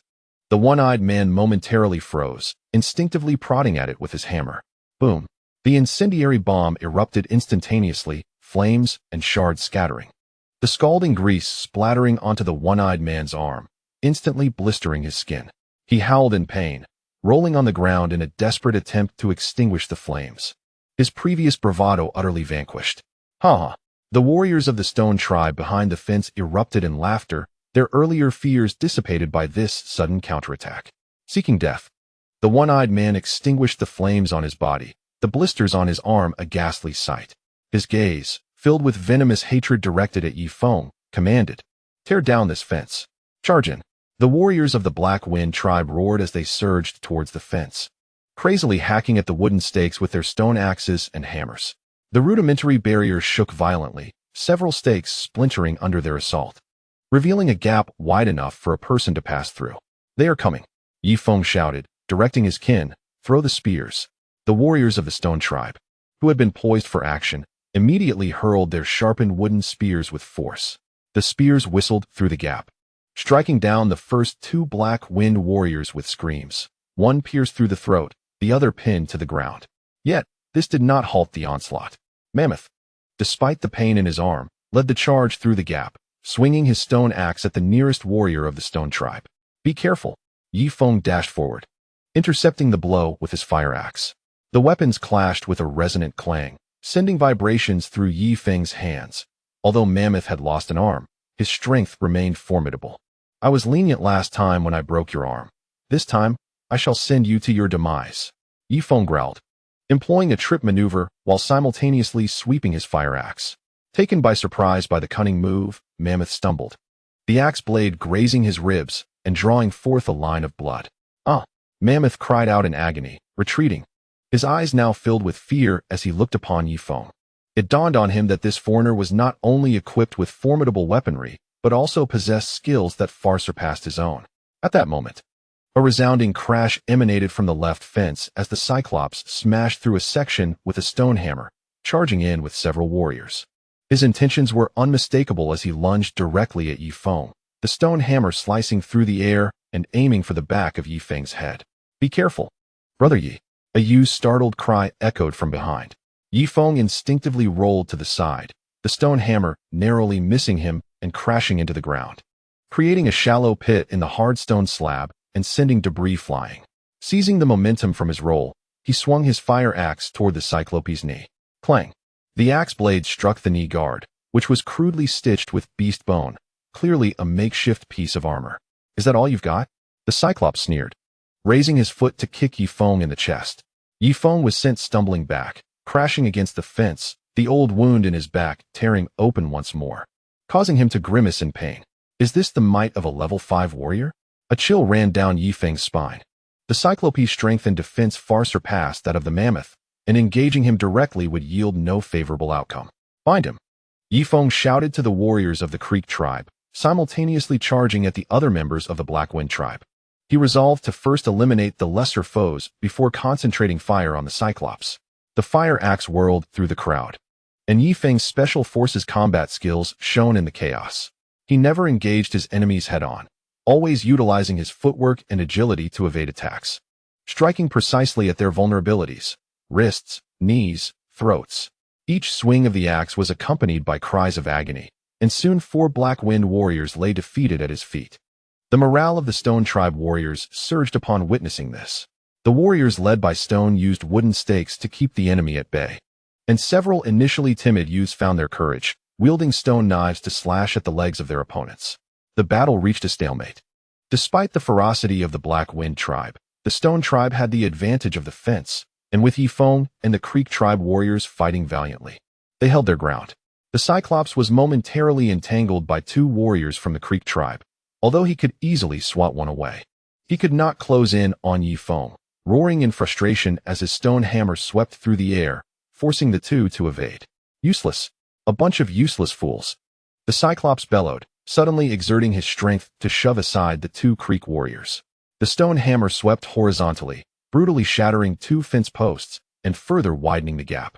3 Black Wind warriors seized the opportunity to rush in, heading straight for the cave where the elderly and children of the Stone Tribe were hiding. Having identified the tribe's vulnerability, stop them. Yi Feng's heart raced as he turned to aid them, only to be ensnared by the mammoth. This one-armed brute seemed deranged. Fully aware he couldn't win, yet determined to drag Yi Feng down with him. Get off! Yi Feng roared, deliberately leaving an opening with his fire axe to bait the mammoth into attacking. The mammoth fell for the ruse, swinging his stone axe directly at Yi Feng's head. Yi Feng sidestepped, his left hand lightning fast, seizing the mammoth's wrist while his right hand thrust the fire axe into his chest. The mammoth's eyes widened in disbelief as he looked down at the axe blade embedded in his chest, blood pouring from his mouth as he slumped to the ground. With the mammoth dispatched, Yi Feng immediately dashed towards the cave. Yet, he was too late. A Black Wind warrior had already reached the cave entrance, reaching out to lift the stone blocking the door. Seeking death. A sudden, delicate cry pierced the air as Ayu leapt from behind the stone, brandishing a sharp rock that she brought crashing down upon the soldier's head.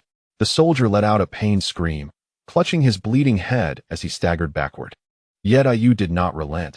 Like a furious little beast, she lunged forward, frantically striking with the stone. Though her strength was modest, her blows were swift and fierce, continuing until the soldier lay motionless, her small face splattered with blood, her eyes gleaming with an astonishing brightness. Yi Feng was taken aback. Was this truly the same little girl who once cowered in tears? In just a few short days, she had matured to the point of being able to single-handedly confront her enemies. Be careful, Yi Feng suddenly shouted, rushing forward to push Ayu aside. A stone spear whizzed past her back, embedding itself deeply into the cavern wall. The thrower was the one-eyed man, who had somehow freed himself from his earlier entanglement and was now glaring menacingly in their direction, another spear clutched in his hand. Capture that little girl, he commanded with a sinister grin, charging once more at Yi Feng. Foreigner, let us see where you will hide this time. Yi Feng shielded Ayu behind him, gripping his fire axe tightly, his gaze icy. He understood that he must swiftly deal with the one-eyed man, otherwise, more of his kin would suffer. One-eyed man, do you dare to face me in single combat? Yi Feng proclaimed, his voice resonating across the battlefield. If you win, I shall follow you. If you lose, leave the Stone Tribe and never return. The one-eyed man paused for a moment, then erupted in laughter. Excellent. I relish your defiance in the face of death. Today, you shall witness the might of a level 5 warrior and understand the gravity of your fate. He was eager to personally eliminate this foreigner who had caused him such losses, establishing his dominance over the other tribes. The warriors on both sides instinctively ceased hostilities, forming a circular arena. The members of the Stone Tribe watched Yi Feng anxiously, palms slick with sweat, while the remaining Black Wind warriors jeered, eager to witness the one-eyed man slaughter Yi Feng. Foreigner, prepare to meet your end. The one-eyed man bellowed, his stone hammer swinging with tremendous force toward Yi Feng. This strike was delivered with all his might, the air crackling with explosive sound. Yi Feng did not confront the blow directly. Instead, he deftly maneuvered around the one-eyed man, searching for an opportunity. Despite the formidable power of a level 5 warrior, such strength came at a cost. If he could just wear the man down, victory could be within reach. The one-eyed man's stone hammer repeatedly struck empty ground, leaving shallow pits in its wake. His breathing grew increasingly labored, beads of sweat forming on his brow, his gaze toward Yifeng growing more menacing. If you have the courage, stop dodging. Face me head-on. Only a fool would engage you in a direct clash, Yifeng retorted with a cold laugh, seizing upon a moment of vulnerability. With a swift swing of his fire axe, he targeted the one-eyed man's ankle. The one-eyed man hastily retreated, but was a fraction too late. The axe blade sliced through his calf, though not deeply.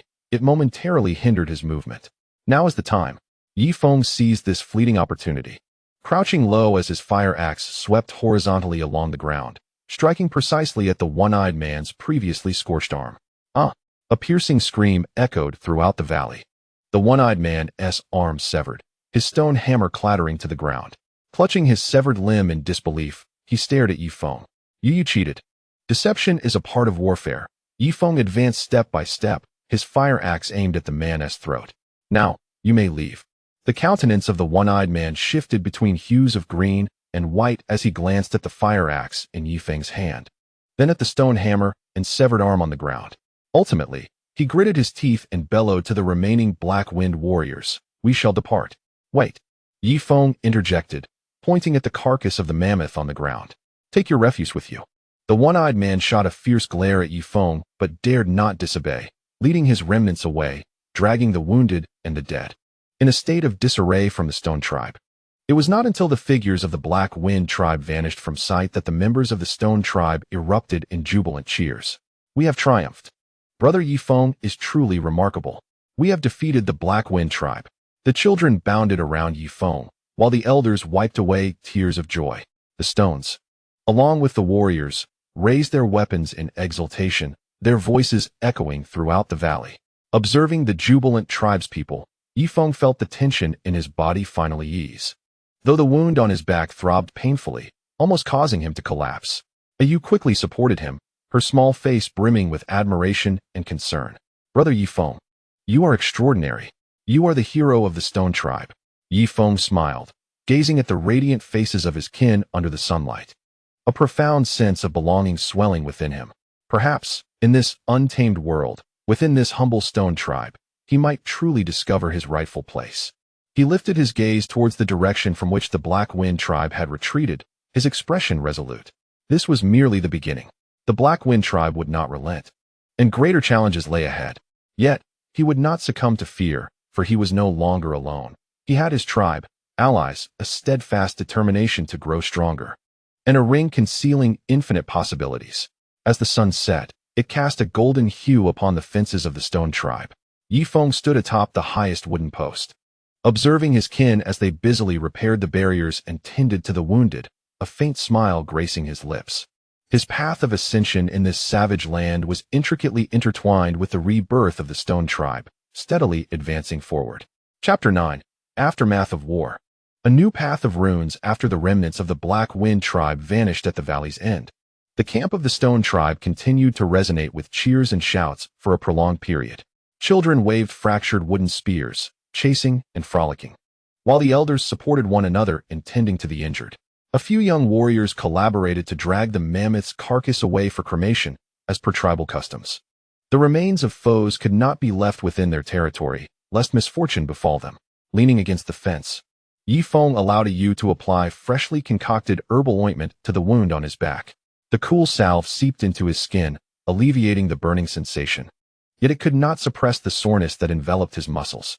The recent skirmish with the one-eyed man, though seemingly effortless, had drained his stamina with each evasive maneuver. Had it not been for his combat skills honed as a special forces soldier and his precise timing, the outcome might have been uncertain. "Brother Yifeng, your back is badly bruised. That scoundrel was truly ruthless."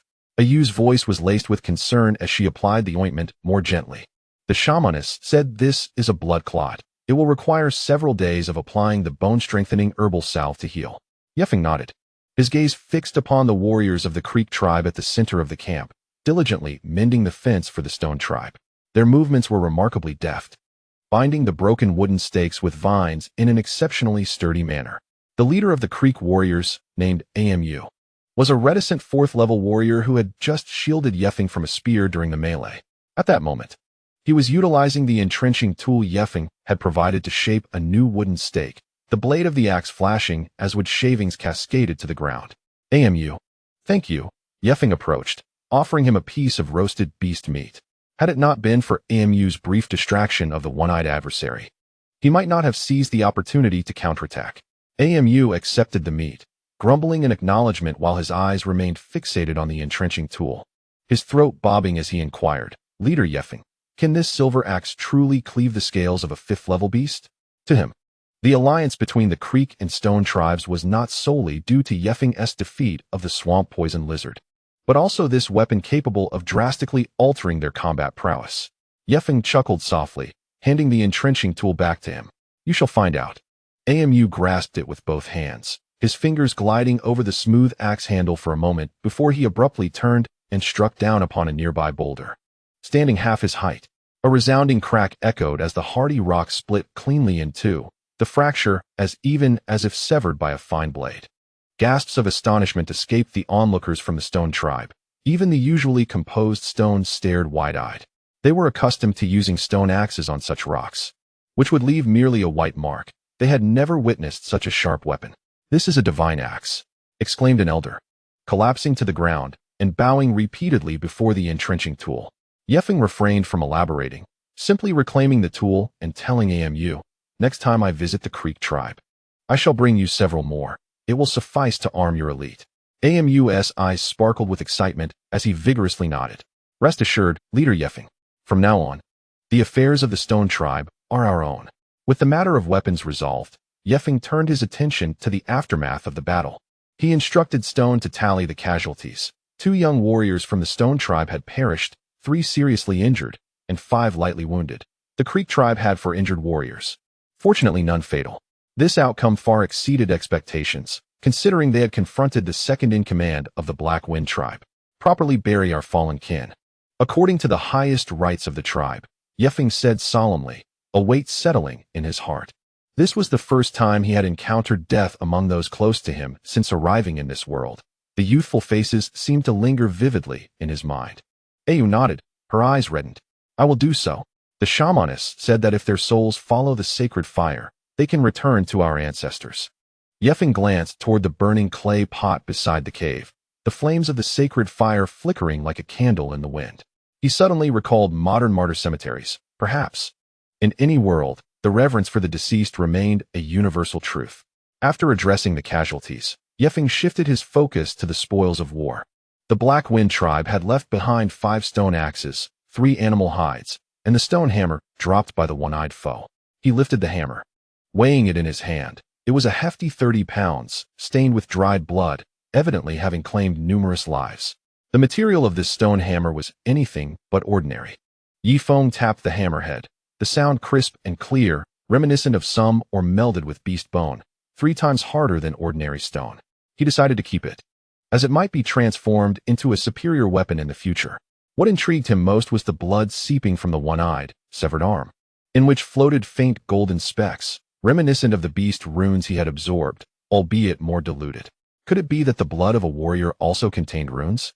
A thought sparked in Yifeng's mind, and he quietly dabbed a bit of the blood with a piece of beast hide, stowing it away in his spatial ring. He recalled that ancient texts mentioned a common origin between warrior runes and beast runes. Perhaps this was the key. By the time the sun dipped below the horizon, order had finally been restored in the camp. Yifeng sat by the campfire, watching his clansmen gather around, singing songs that were both mournful and heroic, a tribute to the fallen and a celebration of their victory. Ayu sat beside him, silently offering him a piece of roasted wolf meat, sprinkled with the salt he had brought, its aroma intensifying significantly. "Brother Yifeng, what are you pondering?" Ayu asked softly, noticing that he seemed lost in thought today. Yifeng snapped back to reality, gazing at the flickering flames of the fire. "I was contemplating how to strengthen our tribe, so we no longer endure bullying or sacrifice. As long as we follow you, Brother Yifeng, we will surely grow stronger." Ayu's eyes sparkled with determination. "Look, we now possess the divine axe and the scales, and we have defeated the second leader of the Black Wind tribe. We will undoubtedly become even stronger." Yifeng smiled faintly, choosing not to respond. he understood that these small advancements were far from sufficient. The one-eyed warrior was merely the second leader of the Black Wind tribe. The true leader was a level 6 warrior, and there was the looming threat of the Iron Spine Wolf Pack, not to mention other powerful tribes and beasts. By the way, Ayu, do you remember the rune patterns you drew on the scales? Yifeng suddenly recalled something. Ayu nodded, picking up a twig to sketch in the dirt. Like this, all curvy, resembling a snake in motion. The medicine woman said it was a protective talisman passed down by our ancestors, which could make the scales sturdier. As Yifeng observed the patterns in the dirt, they grew increasingly familiar, oddly similar to the markings on his spatial ring, albeit more crude and scattered. I shall attempt to engrave it onto the scales, Yifeng declared, rising to fetch a piece of toxic lizard scale and a sharp stone knife. He carefully began to carve the design onto the scale, initially trembling and producing crooked lines, but gradually finding his rhythm with continued adjustments. When the final stroke was completed, a strange phenomenon occurred. The pattern on the scale suddenly glowed with a soft golden light before fading away, and the scale felt noticeably harder to the touch. It glowed. It truly glowed. Ayu exclaimed, grabbing Yifeng's arm and bouncing with excitement. Yifeng also felt a surge of exhilaration. He could sense a faint connection forming between himself and the scale, as if it had become a part of him. Was this the effect of rune engraving? Detection of successful initiation of basic rune engraving. The host's understanding of runes has deepened, allowing the attempt to absorb low-level warrior runes. The mechanical voice in his mind sent a jolt through Yifeng. Absorb warrior runes? Could the luminous specks within the single-eyed blood truly be absorbed? He promptly extracted the piece of beast hide tainted with the blood and concentrated his thoughts in an attempt to absorb it. Indeed, the golden specks, as if drawn by an unseen force, gradually floated from the hide and merged into his body. A faint warmth coursed through him, weaker than the sensation of absorbing the runes of ferocious beasts, yet Yifeng could distinctly perceive that his control over power had become more refined. The angle of his axe swing and the timing of his exertion seemed to possess an instinctive guidance. Absorbed level 3 warrior rune, incomplete. Acquired skill, precise strike, increases weapon attack accuracy by 10. Yifeng was taken aback. The warrior runes could indeed be absorbed, and they bestowed special skills. This was far more advantageous than merely absorbing the runes of beasts, especially for someone like him who excelled in technique. So that's it, Yifeng murmured, finally grasping the meaning of the ancient texts which stated that runes were not restricted to beasts, but could also be sourced from warriors. Previous warriors had only understood the absorption of beast runes, neglecting the easily obtainable warrior runes nearby. This was a completely new path to strength. Yifeng, what's wrong? Ayu inquired curiously, noticing the increasing brightness in his eyes, as if he had discovered a treasure. Yifeng snapped out of his reverie, grasped Ayu's hand, and exclaimed excitedly, Ayu, I know how to help the warriors of our tribe grow stronger more swiftly. Ayu, her face flushed from his grip, earnestly asked, how can we grow stronger? By absorbing runes, not just from beasts, but from our enemies as well. Yifeng's gaze sparkled with fervor. Next time we battle the Black Wind tribe, we shall not only defeat them, but also absorb their runes, transforming their power into the sustenance for our own strength. Although Ayu didn't fully understand, seeing Yifeng's excitement made her smile in response. All right, as long as it leads to strength and protects our tribe, I support you, no matter the method. As night deepened and the campfire began to dwindle, Yifeng reclined upon a pile of straw, gazing at the ring on his left hand, his heart brimming with anticipation. The discovery of the warrior runes presented him with more options to enhance his power and instilled greater confidence in the rise of the Stone Tribe.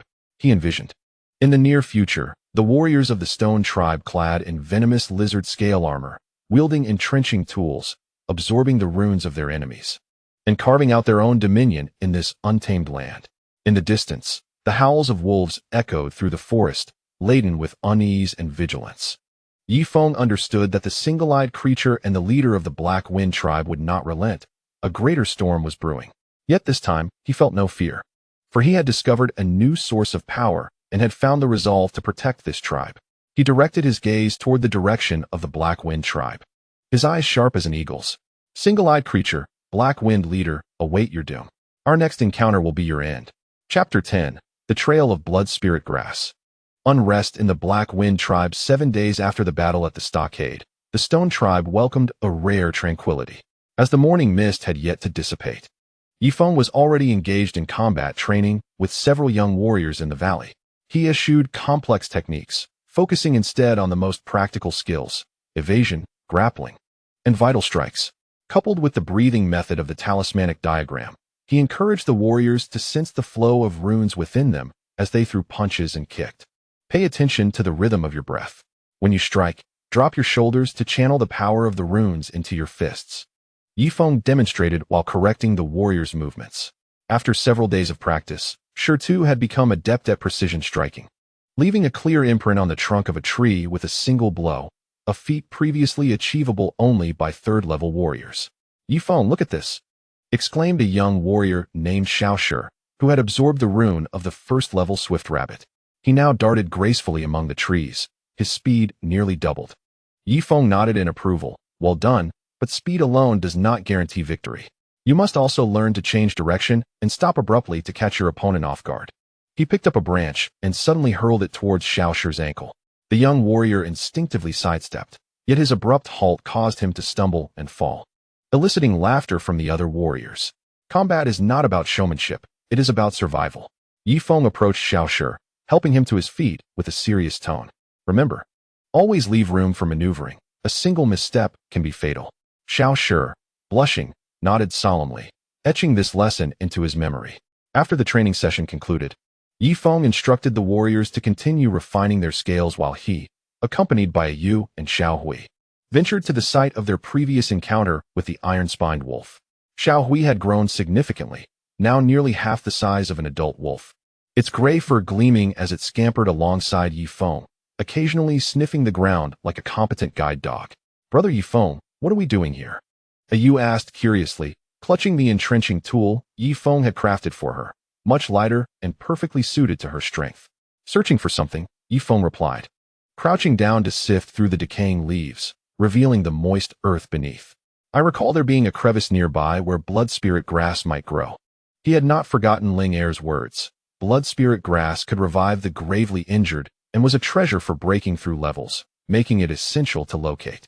Suddenly, Xiao Hui began barking at a steep stone wall, its tail wagging excitedly.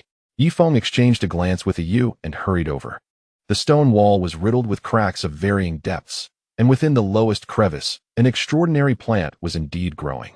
Its leaves were a dark purple with serrated edges, and at its apex, a red fruit resembling coagulated blood dangled, releasing a faint, alluring fragrance. "It's blood spirit grass.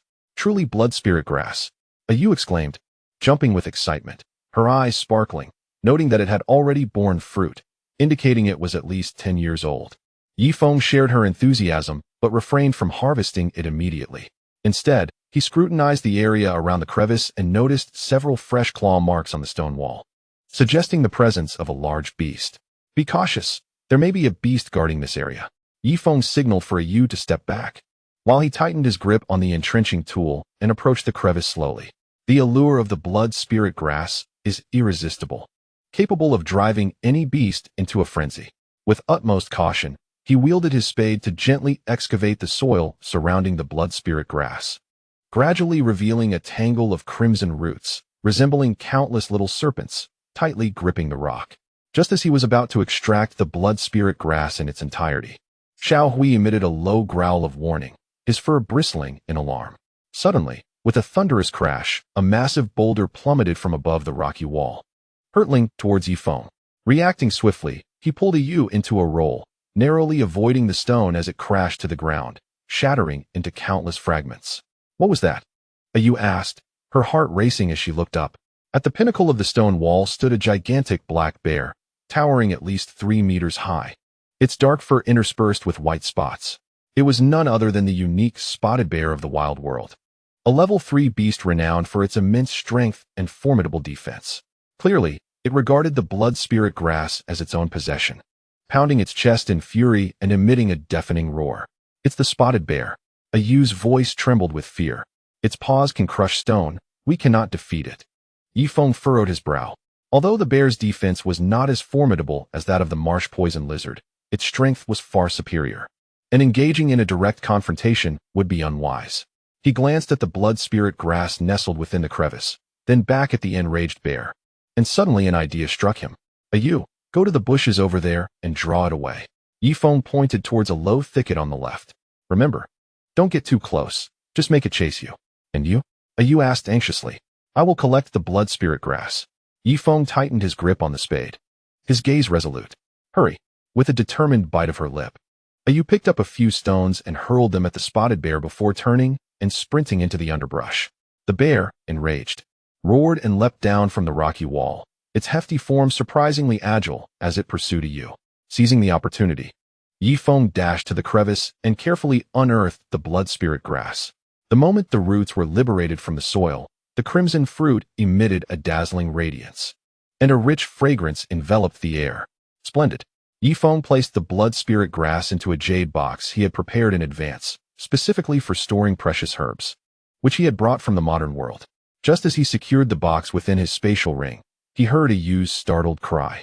Looking up, he noticed that the spotted bear had abandoned its pursuit of a ewe and was now charging towards him, evidently drawn by the enticing scent of the blood spirit grass. A ewe, desperate to assist, attempted to rush back, but was halted by Yifeng's command. Stay back. Keep your distance. The bear's speed was swifter than anticipated, and in the blink of an eye, it stood before Yifeng, its colossal paw descending with the force of a gale. Yifeng sidestepped, and his spade swung towards the creature's hind leg. Clang! The blade struck the bear's limb, leaving merely a shallow gash. The bear's hide was too thick. Roaring in pain, the spotted bear's fury intensified, and it spun around to kick at Yifeng with its robust hind leg. The force of the blow sent Yifeng staggering back against the stone wall, constricting his chest in discomfort. The strength of a level 2 warrior proved insufficient against the defenses of a level 3 beast. A chill ran through Yifeng as he realized the need for a swift resolution. Observing the area around the bear's eyes, devoid of thick fur, he recognized it as its vulnerability. Yifeng deliberately slowed his pace, enticing the bear to lunge once more. Just as the bear's paw was about to strike him, he suddenly crouched low, thrusting his entrenching tool with precision towards the bear's left eye. A piercing scream erupted from the bear as its eye was punctured, dark green blood gushing forth. In a frenzy, it spun wildly, swiping its paws in vain, unable to locate its target. Seizing the opportunity, Yifeng charged forward, bringing his tool down forcefully upon the creature's neck.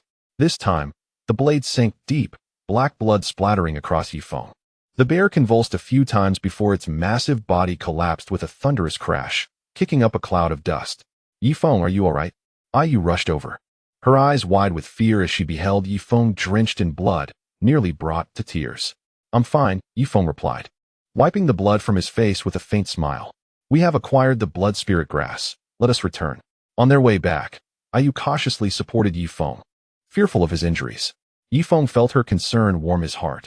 He retrieved the blood spirit grass from his spatial pouch. The grass in its jade box continued to emit a vibrant red glow, as if imbued with life.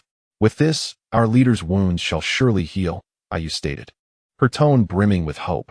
Yifeng nodded. Not only our leader, this blood spirit grass could enable a warrior to directly transcend their level. We must devise a careful plan regarding its use. He had already selected a candidate, Shurtu, the mightiest warrior of the Stone Tribe. Elevating him to level 4 would solidify the tribe's strength. Upon returning to the Stone Tribe, Yifeng promptly handed the blood spirit grass to the shamaness, instructing her to brew it into a medicinal soup for the leader. As the leader consumed the fragrant concoction, his previously pallid complexion began to flush with color, and his breathing grew robust. Even the shamaness marveled at this miraculous transformation. With the leader's injuries addressed, Yifeng began preparing the next phase of their strategy to unite with the Creek tribe and launch a proactive assault on the Black Wind tribe. He understood that defense was inherently passive. Only by dismantling the Black Wind tribe's arrogance could the Stone tribe truly establish its foothold. At that moment, a warrior returned from delivering a message to the Creek tribe, bearing grim news. Leader Yifeng, we are in grave trouble. The warrior, drenched in sweat and panting heavily, continued. The Black Wind tribe has allied with 3 nearby smaller tribes, numbering over 200, and they have encircled the Creek tribe. Yifeng's countenance darkened immediately. When did this occur? Did their leader personally attend? It happened yesterday afternoon. The Black Wind leader did not come, but a 6th-level warrior named Gaia did. Reportedly even more formidable than the one-eyed warrior.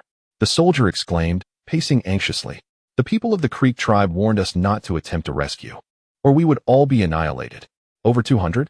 A 6th-level warrior? Yi Feng's brows knitted together in concern. This situation was far more dire than he had anticipated. The Black Wind tribe was evidently incensed by their previous defeat, willing to ally with other tribes to eradicate them completely. We cannot ignore this, Yi Feng declared resolutely. The Creek tribe is our ally. If we stand idly by while they perish, who would dare ally with us in the future? Moreover, if the Black Wind tribe eliminates the Creek tribe, we shall be next. The chieftain struggled to sit up, his voice frail, yet remarkably resolute. Yi Feng is correct. The Stone tribe is not ungrateful. Even if it costs us every last one of us, we must rescue the Creek tribe. However, a worried elder interjected, his eyes brimming with fear. But we only have over 30 people. How can we confront more than 200? Yi Feng inhaled deeply, his mind racing. A head-on confrontation would be futile. Strategy was imperative. He recalled modern special operations, where the key to overcoming a larger force lay in surprise and targeting the enemy's vulnerabilities. We need not engage them directly. Yi Feng's gaze sharpened. Although the Black Wind tribe had numbers, their alliance would surely lack cohesion, and therein lay our opportunity. He approached the map, a rudimentary depiction sketched in charcoal on animal hide, detailing the surrounding terrain and tribal locations. His finger traced the narrow canyon situated between the Creek tribe and the Black Wind tribe. This is our choke point. There is but a single passage, wide enough for only one person at its narrowest. Yi Feng's eyes glimmered with determination. We shall lie in ambush here, eliminate their vanguard, and create chaos to dismantle their alliance. The chieftain studied the map, his eyes gradually lighting up. This tactic of ambush in a narrow passage is brilliant. It is recorded in our ancestors' ancient texts that they once employed this strategy to defeat foes tenfold their number. Yet, a concern arose. But our numbers are still too few. Ayu lamented. Even with the Creek tribe's people, we scarcely reach 100. How can we stand against over 200? Yi Feng glanced at the small gray creature playing in the corner and then at the ring on his left hand. A cold smile crossing his lips. We possess more than mere numbers. We have allies. His plan was thus. The elite warriors of the Stone tribe would accompany him to the choke point, leveraging the terrain to strike at the enemy, simultaneously. Ayu would lead the elderly, weak, and women to create a distraction in the territory of the Iron Spine wolves, drawing some of the Black Wind tribe's forces away. Ultimately, he intended to utilize his beast mastery abilities to have the small gray creature communicate with a nearby wolf pack. For he had discovered that it could indeed converse with other wolves. This is perilous, the chieftain protested. Sending Ayu into the Iron Spine wolf's territory is tantamount to a death sentence. I will accompany Ayu to ensure her safety, Yi Feng replied, looking at her with a questioning gaze. Ayu straightened her back and gripped her engineering shovel tightly. I am unafraid. As long as I can assist the tribe, I would dare to do anything. Her determination radiated. She was no longer the fragile girl in need of protection. Yi Feng nodded and patted her shoulder. Rest assured. I will have the small gray creature safeguard you. It can now command several young Iron Spine wolves. With the plan solidified, the Stone tribe sprang into action. Yi Feng selected 20 elite warriors, each having absorbed runes, equipping them with scale armor and either an engineering shovel or a fire axe. Ayu would lead 5 elders familiar with the terrain to the Iron Spine wolf's domain. The remaining members would stay behind to protect the chieftain and the sacred fire. Before departing, Yi Feng cast a glance at the chieftain. The elder's spirits had lifted considerably. He gripped a stone axe, resolutely meeting Yi Feng's gaze. Yi Feng, the future of the Stone tribe rests in your hands. Remember, we Stone tribe people never cower from battle. Yi Feng nodded solemnly, turning to exit the cave. Sunlight cascaded upon him, and the ring on his left hand radiated a faint warmth, as the power of a level 2 warrior surged within him. He understood the gravity of the impending battle. A victory would ensure the survival of both the Stone tribe and the Stream tribe, while defeat would lead to irreparable ruin. Yet, there was no retreat for him. Onward, Yi Feng commanded, leading his warriors toward the narrow passage. Xiao Hui trailed closely at his side, occasionally glancing up at him with eyes brimming with trust. Ayu stood at the crossroads, waving her arms fervently. Elder brother Yi Feng, please return safely. Yi Feng turned back with a smile, waving his hand before his figure swiftly vanished into the dense forest. The winds of the narrow passage carried a chilling aura.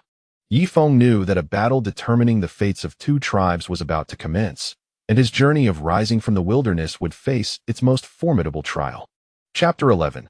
The perilous passage nestled between two steep peaks. The narrow canyon only allowed a single person to pass sideways at its tightest point. The walls were as sharp as blades, and the vines hanging from above formed a verdant curtain, rendering the canyon impenetrable. Yifeng concealed himself and 20 elite warriors of the stone tribe within the crevices of the rock wall, each clad in venomous lizard scale armor. Gripping either a shovel or a fire axe, their breaths barely a whisper.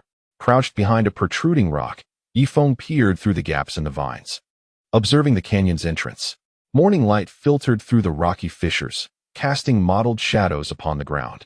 While the air was thick with the scent of damp earth and a faint, metallic tang, an indication of the presence of large beasts or humans that had gathered. Leader Yifeng, do you think the Black Wind tribe will not come? A nearby warrior, named Shirtu, asked in a hushed tone, his palms clammy with sweat.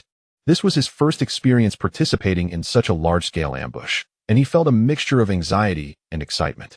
They will come, Yifeng replied, his gaze sharp as an eagle's.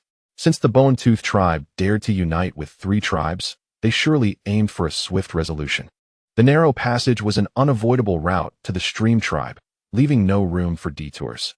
He patted Shirtu's shoulder reassuringly. Remember our plan. Let the vanguard pass first. Once the main force enters the middle of the canyon, we will strike. Shirtu nodded earnestly, tightening his grip on the fire axe. Its blade polished to a gleam that reflected his anxious, yet resolute expression. The canyon was eerily silent, save for the rustling of the wind through the vines and the distant, muffled roars of beasts. Yifeng glanced at the sky, estimating the time. Ayu should have already led her team to the Iron Spine Wolf territory. According to their plan, they would create a diversion at noon to draw the attention of the Black Wind tribe. His gaze fell upon a massive boulder in the middle of the canyon, designated as the point of their strategic retreat. If they could block the canyon with this boulder, they would be able to divide the Black Wind tribe into 2 segments, defeating them one by one.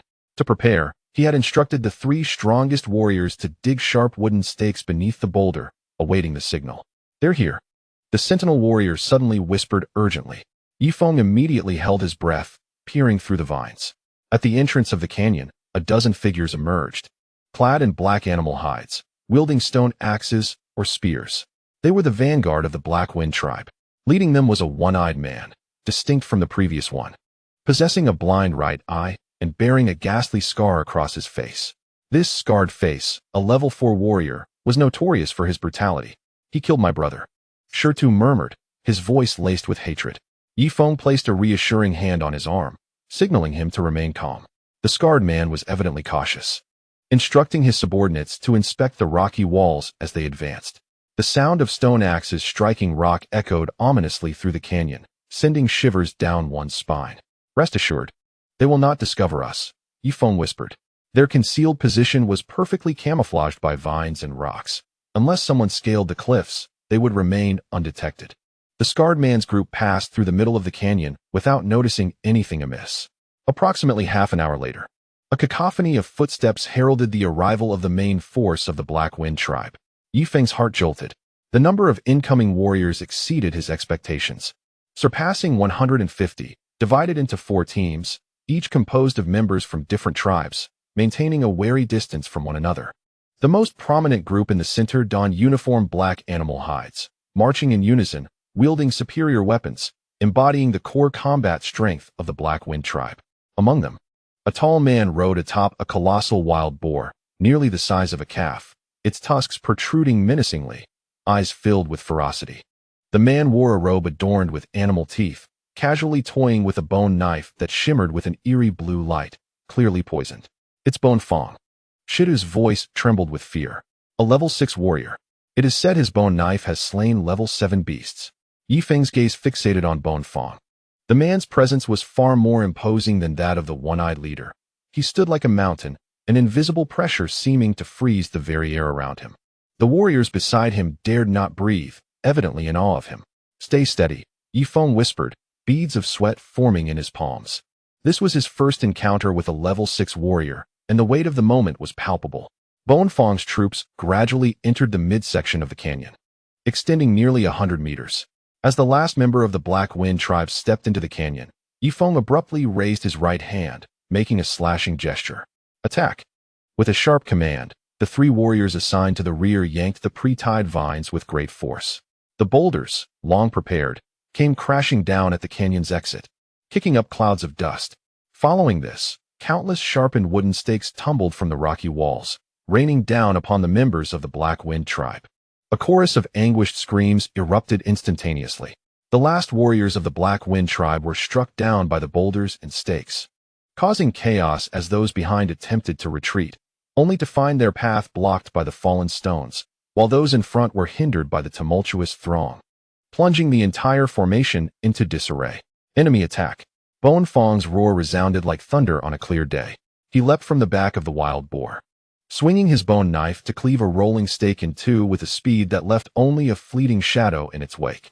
Now, with a fierce roar, Yi Feng leaped from the cliff, his fire axe slicing through the air towards the nearest warrior of the Black Wind tribe.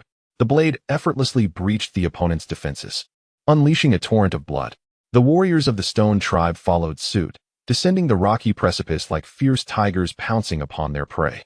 Clad in venomous lizard-scale armor and wielding entrenching tools and fire axes, they navigated the narrow gorge with ease, each swing accompanied by the anguished cries of their foes. Leading the charge, Sher targeted the legs of his adversaries with precision, his acquired skills manifesting in a ferocious display as he felled 3 enemies in rapid succession. His eyes glinting with the ferocity of a wild beast, fueled by vengeance for his slain brother. Chaos erupted within the gorge. The members of the Black Wind tribe were cleaved in two, unable to aid one another. Meanwhile, the other tribes, harboring ulterior motives, turned upon themselves, with some even seizing the opportunity to flee. Incompetent fools, Bone Tooth bellowed, brandishing his bone knife. 2 warriors from the Stone tribe, caught off guard, fell as the blade struck their chests, black smoke emanating from the wounds. Indeed, the poison on that bone knife was formidable. Yi Feng felt a chill run down his spine, recognizing the peril, and directed his comrades to steer clear of Bone Tooth, targeting the other tribes instead. He understood that, given their current strength, they were no match for Bone Tooth. They needed to weaken their opponents before seeking an opportunity. Seize that outsider. Bone Tooth had evidently recognized Yi Feng. The failures of the One-Eyed and the Mammoth had piqued his interest in this unexpected intruder. With a swift motion, he charged at Yi Feng. The latter's pupils constricted, and he turned to flee, skillfully maneuvering through the rocks and vines of the gorge. Though Bone Tooth was fast, the narrow confines of the gorge hindered his pursuit, allowing Yi Feng to evade him momentarily. Don't run, Bone Tooth roared, hurling his bone knife with a whoosh towards Yi Feng's back.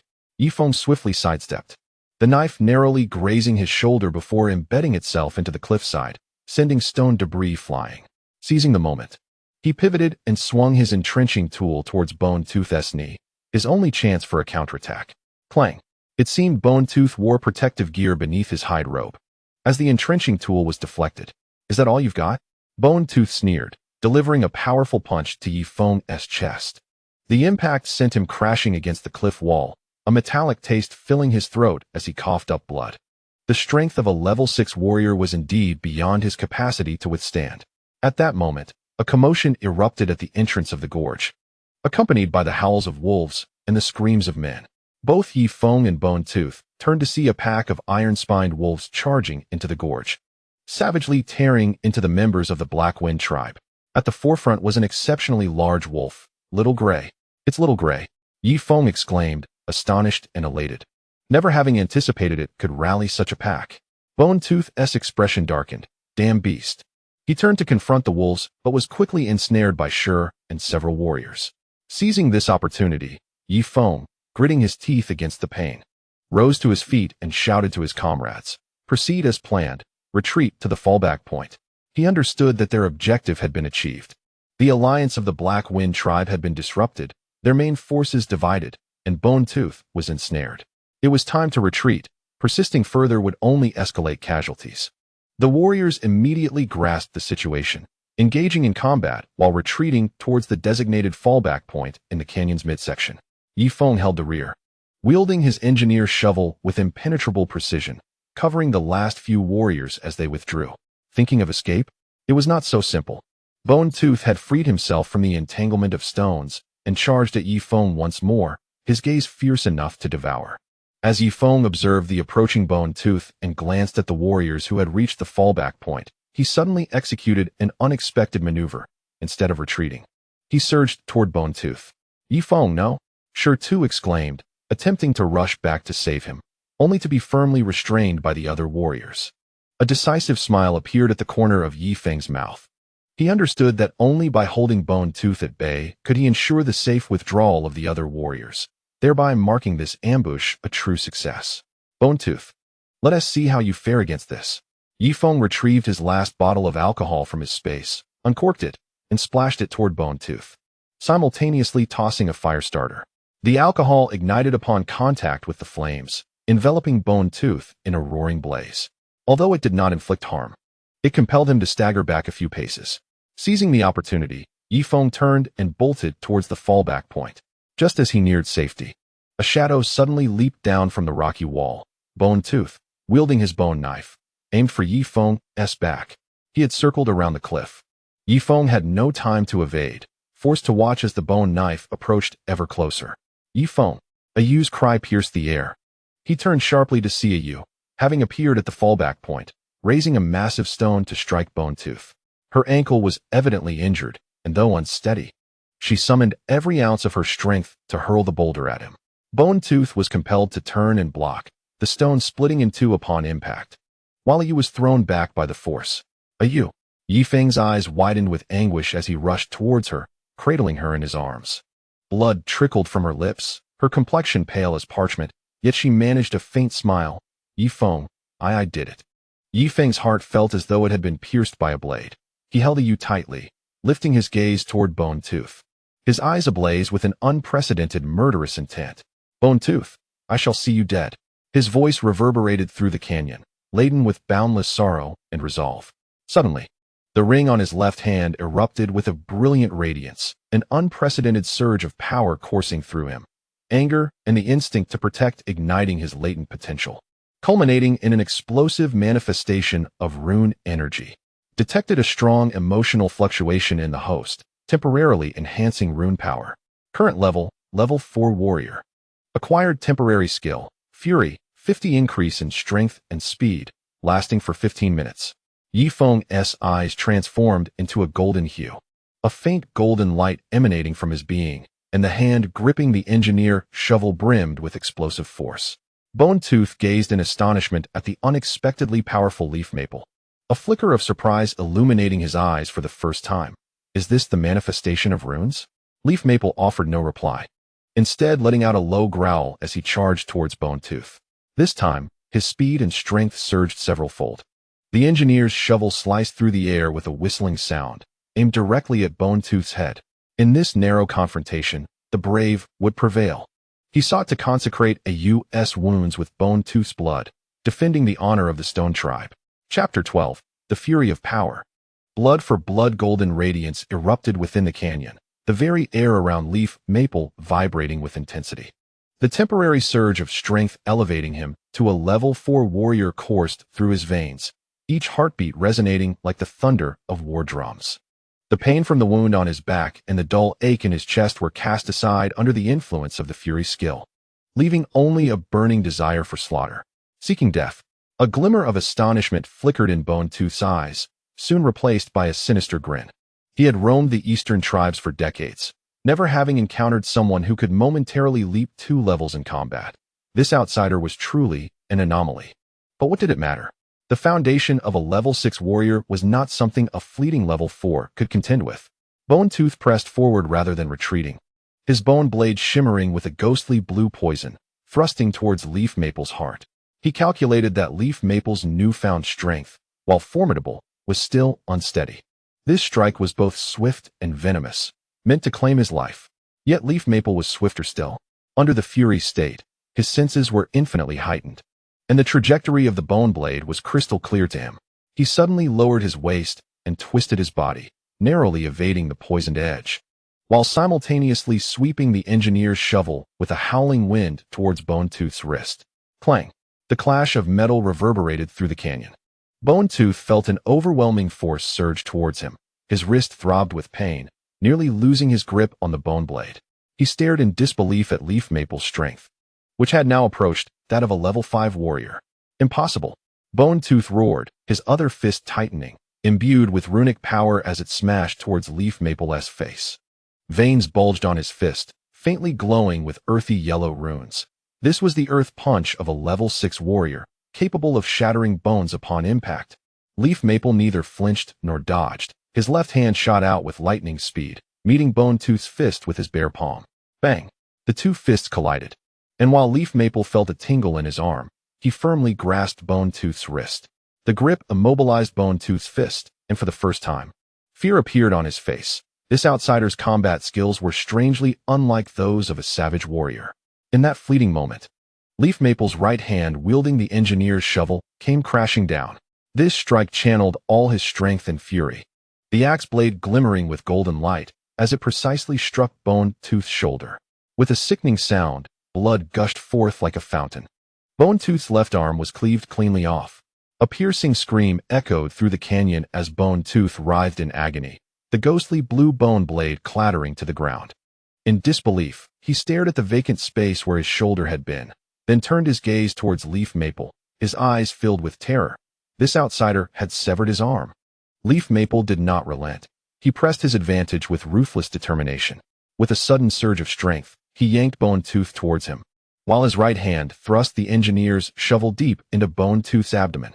The formidable figure of Bone Tooth lowered his head to gaze at the axe blade embedded in his abdomen, his mouth opening in a silent gasp. Life ebbed away at an alarming rate. The ferocity in his eyes gradually faded, leaving behind only an endless tide of resentment and bitterness.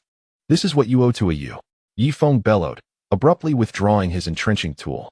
With a thunderous crash, Bone Tooth's immense body collapsed to the ground, stirring up a cloud of dust. This once mighty level 6 warrior met his demise in the narrow canyon. Only after Bone Tooth had completely drawn his last breath did Yifeng stagger back a few steps, the after-effects of his fury manifesting as his muscles ached and dizziness enveloped him, shadows dancing before his eyes. He mustered his strength to approach Yu, cradling her delicately in his arms. The young girl's complexion was as pale as parchment, her breaths faint, with traces of blood at the corners of her mouth. Yifeng's heart tightened painfully. He hastily retrieved a blood spirit herb from his spatial pouch, crushing its fruit without hesitation and feeding the juice drop by drop into Yu's mouth. The essence of the blood spirit herb dissolved instantly, sending a warm current surging down Yu's throat. Her previously weak breaths began to stabilize, and a hint of color returned to her pallid face. "It works. How wonderful!" Yifeng exclaimed, his voice trembling with excitement as he quickly chewed several leaves of the herb, applying the paste to the wound on her forehead. "Chief Yifeng." Shi Tu rushed over with the warriors, astonished and elated upon seeing the fallen Bone Tooth and the unconscious Yu. You killed Bone Tooth?" Yifeng nodded, his voice hoarse. "We must retreat. The Black Wind tribe may return." Only then did Shi Tu comprehend the urgency, promptly directing the warriors to gather the spoils. Bone Tooth's bone knife, his beast skin cloak, and the scattered weapons and pelts. Yifeng, cradling Yu, retreated towards the direction of the Creek tribe, aided by 2 warriors. Outside the canyon, Xiao Hui and the Iron Spine Wolves were still pursuing the remaining enemies. Upon spotting Yifeng, Xiao Hui dashed over, nuzzling against his pant leg with a concerned whimper. "We are fine. You did exceptionally well," Yifeng reassured, stroking Xiao Hui's head, warmth flooding his heart. The successful ambush was largely due to the wolf pack that Xiao Hui had brought. On their way back, they encountered warriors from the Creek tribe who had come to their aid. When they saw Yu in Yifeng's arms and the bone knife in Shi Tu's grasp, their initial shock erupted into jubilant cheers. "Bone Tooth is dead. The Bone Tooth of the Black Wind tribe is dead. We have triumphed. We have defeated the Black Wind tribe." The echoes of their jubilant shouts reverberated through the canyon, releasing pent-up excitement and relief. The warriors of the Creek tribe surrounded Yifeng, bowing in respect, their eyes brimming with awe and gratitude. "Chief Yifeng, hurry back to the tribe. The shaman can save this child," an elder from the Creek tribe exclaimed, his eyes glistening with emotion. Bone Tooth had been a looming threat over their hearts, and now that this burden had been lifted, how could they not feel exhilarated? Yifeng nodded, carrying Yu as he followed them towards the Creek tribe. Sunlight filtered through the leaves, warming him, yet it could not dispel the fatigue that weighed heavily upon his spirit. The after-effects of his fury grew increasingly severe, and he relied solely on sheer willpower to persevere. Upon returning to the Creek tribe, Ling Er immediately took charge of a Yu's treatment. Upon witnessing the blood spirit herb juice in a Yu's mouth, she exclaimed in astonishment, "The blood spirit herb! You truly found it. With this, a Yu will surely awaken." Gently, she cradled a Yu and carried her into the bamboo hut, preparing calming herbal remedies to ensure a Yu could rest more peacefully. Yifeng stood outside the hut, anxiously gazing at the closed door, his heart in turmoil. News reached Shi Quan, who hurried over to see Yifeng's pale visage and the bloodstains on his clothes. He promptly instructed the tribe members to prepare food and healing ointments. "Brother Yifeng, you have suffered greatly. Thanks to you, not only has the Shi tribe been saved, but we have also eradicated the threat of Guya. We are at a loss as to how to express our gratitude." Yifeng waved his hand wearily, replying, "Let us hold off on thanks for now. The main force of the Black Wind tribe remains, and their leader will inevitably learn of Guya's demise. We must prepare ourselves swiftly." Shi Quan nodded vigorously. "Rest assured, I have already sent word to the nearby smaller tribes oppressed by the Black Wind tribe, informing them of Guya's death and inviting them to ally with us. Without Guya, and with their main force diminished, the Black Wind tribe will not last long." Only then did Yifeng breathe a sigh of relief.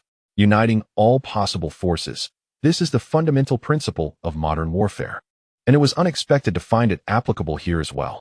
After consuming some food and tending to his wounds with herbs, Yifeng felt considerably rejuvenated.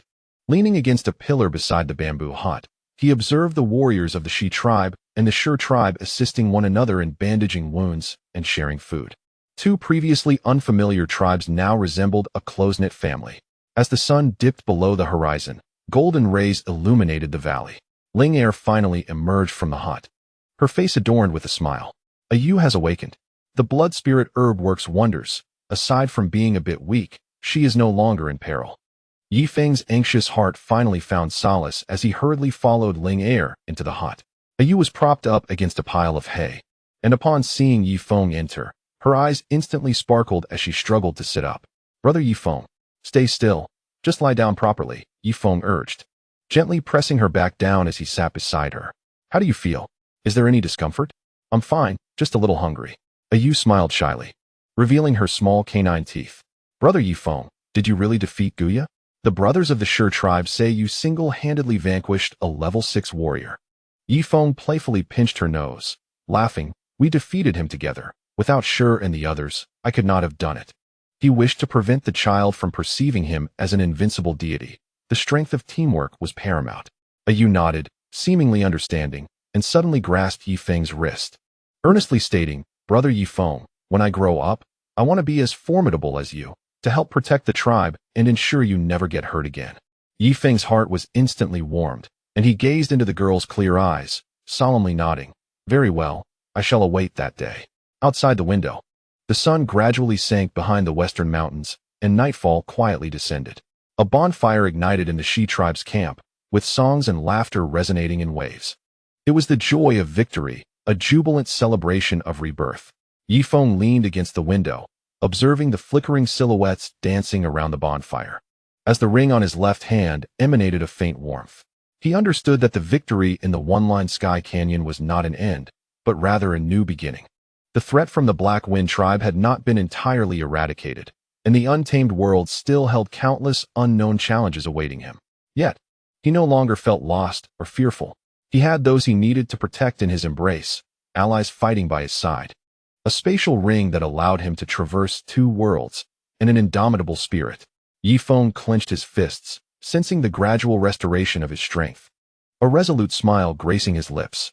The epic saga of his wilderness legend was only just beginning to unfold its most captivating chapters. Under his guidance, the Stone Tribe and the Stream Tribe would step by step emerge from the valley, venturing into broader horizons. Chapter 13. The Alliance Takes Shape. The secrets of runes, the smoke of battle in the one-line sky canyon had yet to dissipate, yet the news of victory spread like wildfire across the eastern wilderness. When the demise of Bone Fong and the defeat of the Black Wind tribe reached the neighboring small tribes, the entire eastern expanse erupted with excitement. Those tribes that had long suffered under the oppression of the Black Wind tribe, whether out of reverence or trepidation, dispatched envoys to the Stream tribe.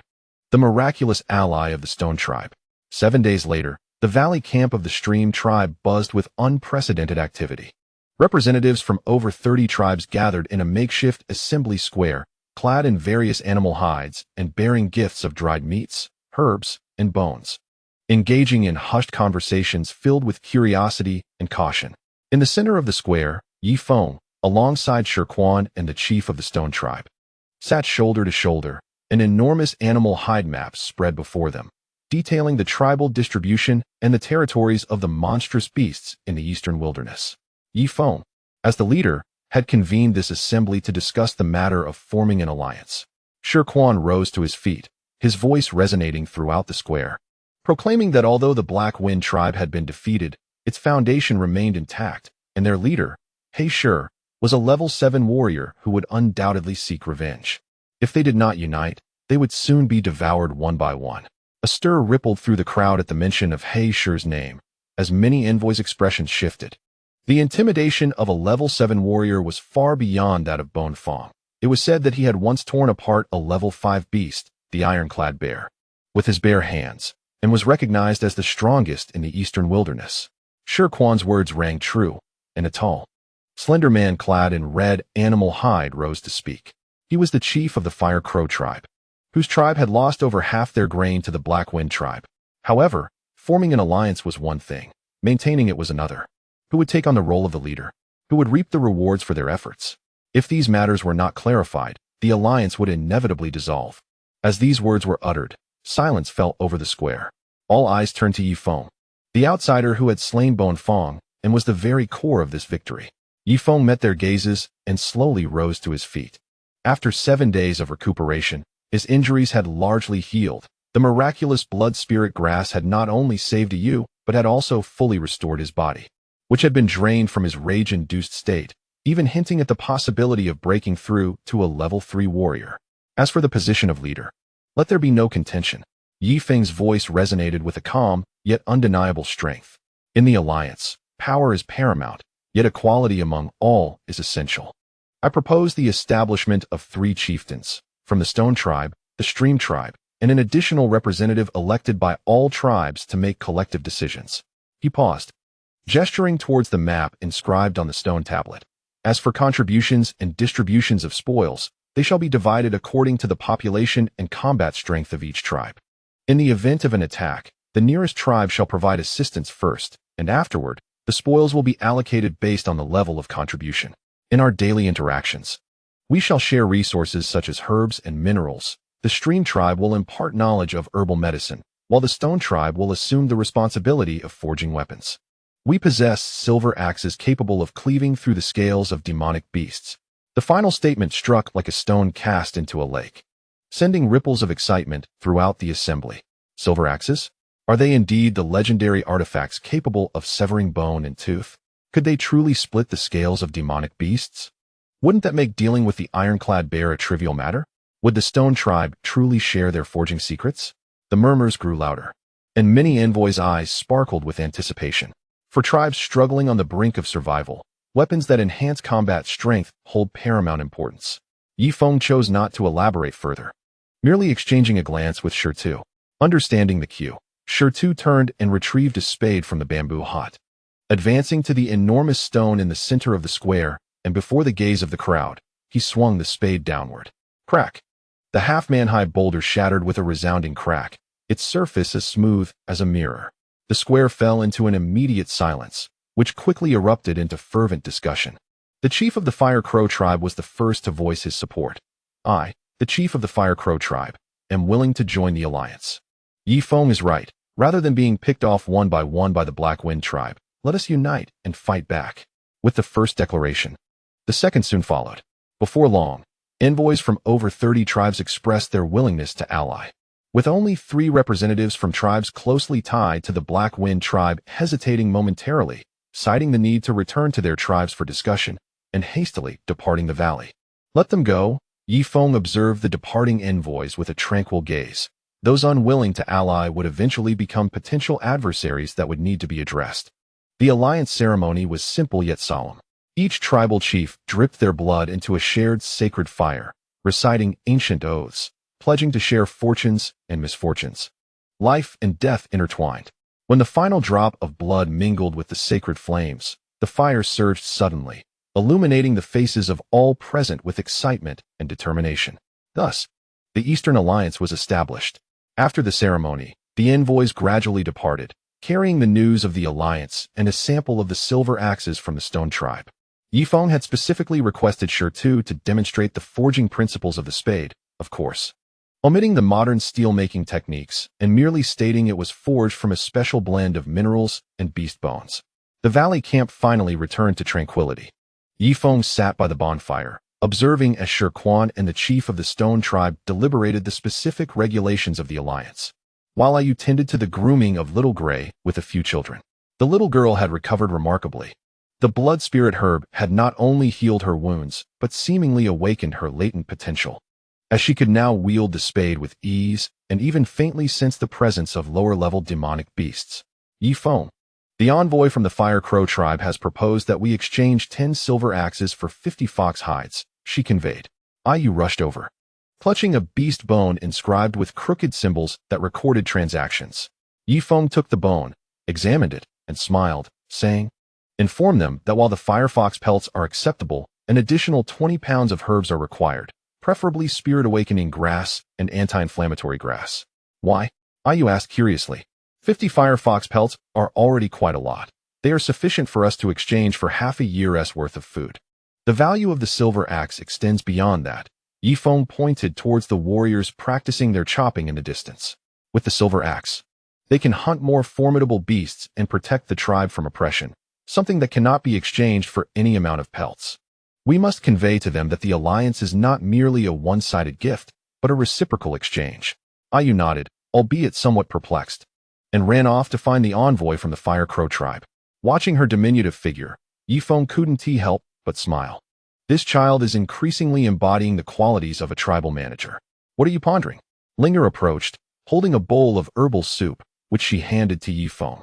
The shamaness said this is brewed from calming grass and blood spirit grass stems. It will stabilize the runes and aid you in breaking through to level 3 warrior.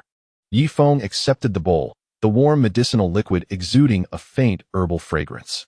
He observed Linger, who had been bustling about, managing tribal affairs while also researching herbs. Despite the weariness in her eyes, she appeared increasingly composed and capable. "I was contemplating the future of the alliance." Yifeng took a sip of the soup. "Blackstone is a level 7 warrior. Even if we form an alliance, we may not be their match. We must discover a method to rapidly enhance our combat strength." "Are you referring to runes?" Linger sat beside him, lowering her voice slightly. "In recent days, I have perused the tribe's ancient texts and uncovered some records regarding the origins of the runes. They may prove beneficial to you." Yifeng's spirits lifted. "Oh, what records?" Linger carefully retrieved a yellowed bark book from her bosom and unfolded it with care. This was left by an old shaman a century ago. It states that runes are not solely found within the bodies of beasts and warriors. All things in the universe possess runes. Mountains and stones have solid runes. Plants have life runes. Flowing water has gentle runes, and flames have fierce runes. Yifeng's heart raced. He recalled the sensation of absorbing the iron-spined wolf and swamp poison lizard runes, the golden specks in the blood of the Cyclops, and the characteristics of the spatial ring after absorbing runes and upgrading. A bold hypothesis began to form in his mind. "Are you suggesting that we can absorb the runes of all things in nature?" The ancient texts suggest as much. Though no one has succeeded, Linger pointed to the illustrations in the bark book. The old shaman warned that the runes of the universe are too chaotic. Forceful absorption could lead to internal rune disorder and result in death. Only by locating a pure rune source can one safely absorb them. "A pure rune source?" Yifeng inquired. "Precisely, it is the place where the power of runes is most concentrated." Linger's eyes sparkled. "For instance, the heart of a 1,000-year-old tree, the spring of a 10,000-year-old cold pool, or the inner core of a powerful beast." Yifeng was suddenly enlightened. This is akin to modern energy extraction. Ordinary matter has dispersed energy that is difficult to utilize, and only high-concentration energy sources, such as oil or nuclear energy, can be efficiently converted. Could the runes within the bone tooth also be considered a pure rune source? Yifeng suddenly recalled the golden light points that surged from the body of the bone tooth during their encounter, far more intense than that of the Cyclops. Indeed, Linger undoubtedly nodded in agreement. The higher the warrior's rank, the purer the runes within them, especially for warriors who have broken through to level 7. Their bodies form battle rune pearls, akin to the inner elixir of humans, representing the pinnacle of pure rune sources. Yi Feng's breath quickened at the thought of a level 7 warrior's battle rune pearl. What heights could he reach by absorbing the battle rune pearl of Haishi? What abilities would the space ring unlock? However, ancient texts also warned of the risks involved in absorbing a warrior's runes. Linger's voice held concern. The warrior's runes bore intense will, and forceful absorption could lead to backlash, resulting in a frenzied bloodlust. Yi Feng fell silent. Power and risk are eternally intertwined, a truth that resonates across all worlds. Yet, he had no choice but to confront the level 7 warrior Haishi. Only by swiftly enhancing his strength could he stand a chance. I understand, Yi Feng declared, returning the bark book to Linger with unwavering resolve. Thank you, Linger. This may be the key to our victory over Haishi. Linger carefully stored the bark book and softly advised, Brother Yi Feng, please exercise caution. The ancient texts also illustrated a rune absorption array, which might mitigate the risks. I will search for the specific illustrations. Yi Feng nodded, already formulating a plan in his mind. He needed to locate a pure rune source to attempt the absorption of the natural runes, thereby validating the ancient texts. The most suitable target was the ancient tree mentioned by Linger, which, according to the elders of the Shi tribe, was located deep within the northern Black Forest, a tree so massive that 10 people joining hands could barely encircle it, existing for several centuries. At that moment, a sentinel warrior rushed in, his expression frantic. Leader Yi Feng, it's bad. The envoy from the Black Wind tribe has arrived, bearing a war edict from Haishi. The atmosphere in the square instantly grew tense. Shi Quan and the leader of the Stone tribe immediately ceased their discussions and hurried over. Yi Feng took a deep breath and commanded solemnly, let him enter. Shortly thereafter, a burly man clad in black animal hide stepped into the square, towering in stature. With a scar running from the corner of his eye to his chin, his gaze defiant as if he regarded the surrounding alliance envoys with disdain. He strode directly to Yi Feng, casting a scroll soaked in black dog blood onto the ground with a chilling tone. Our leader has decreed, in 3 days, a decisive battle at Blackwind Cliff. Should you lack the courage to attend, disband your alliance. Each tribe must offer 100 animal hides and 10 slaves, or face total annihilation. With that, he cast a scornful glance at Yi Feng and turned to leave without uttering another word. The square fell into a hushed silence, many envoys' faces turning pale. Blackwind Cliff was the stronghold of the Black Wind tribe, easily defensible and difficult to assault. Haishi's choice of venue for the battle was a clear indication of his confidence. How arrogant! The leader of the Stone tribe trembled with rage.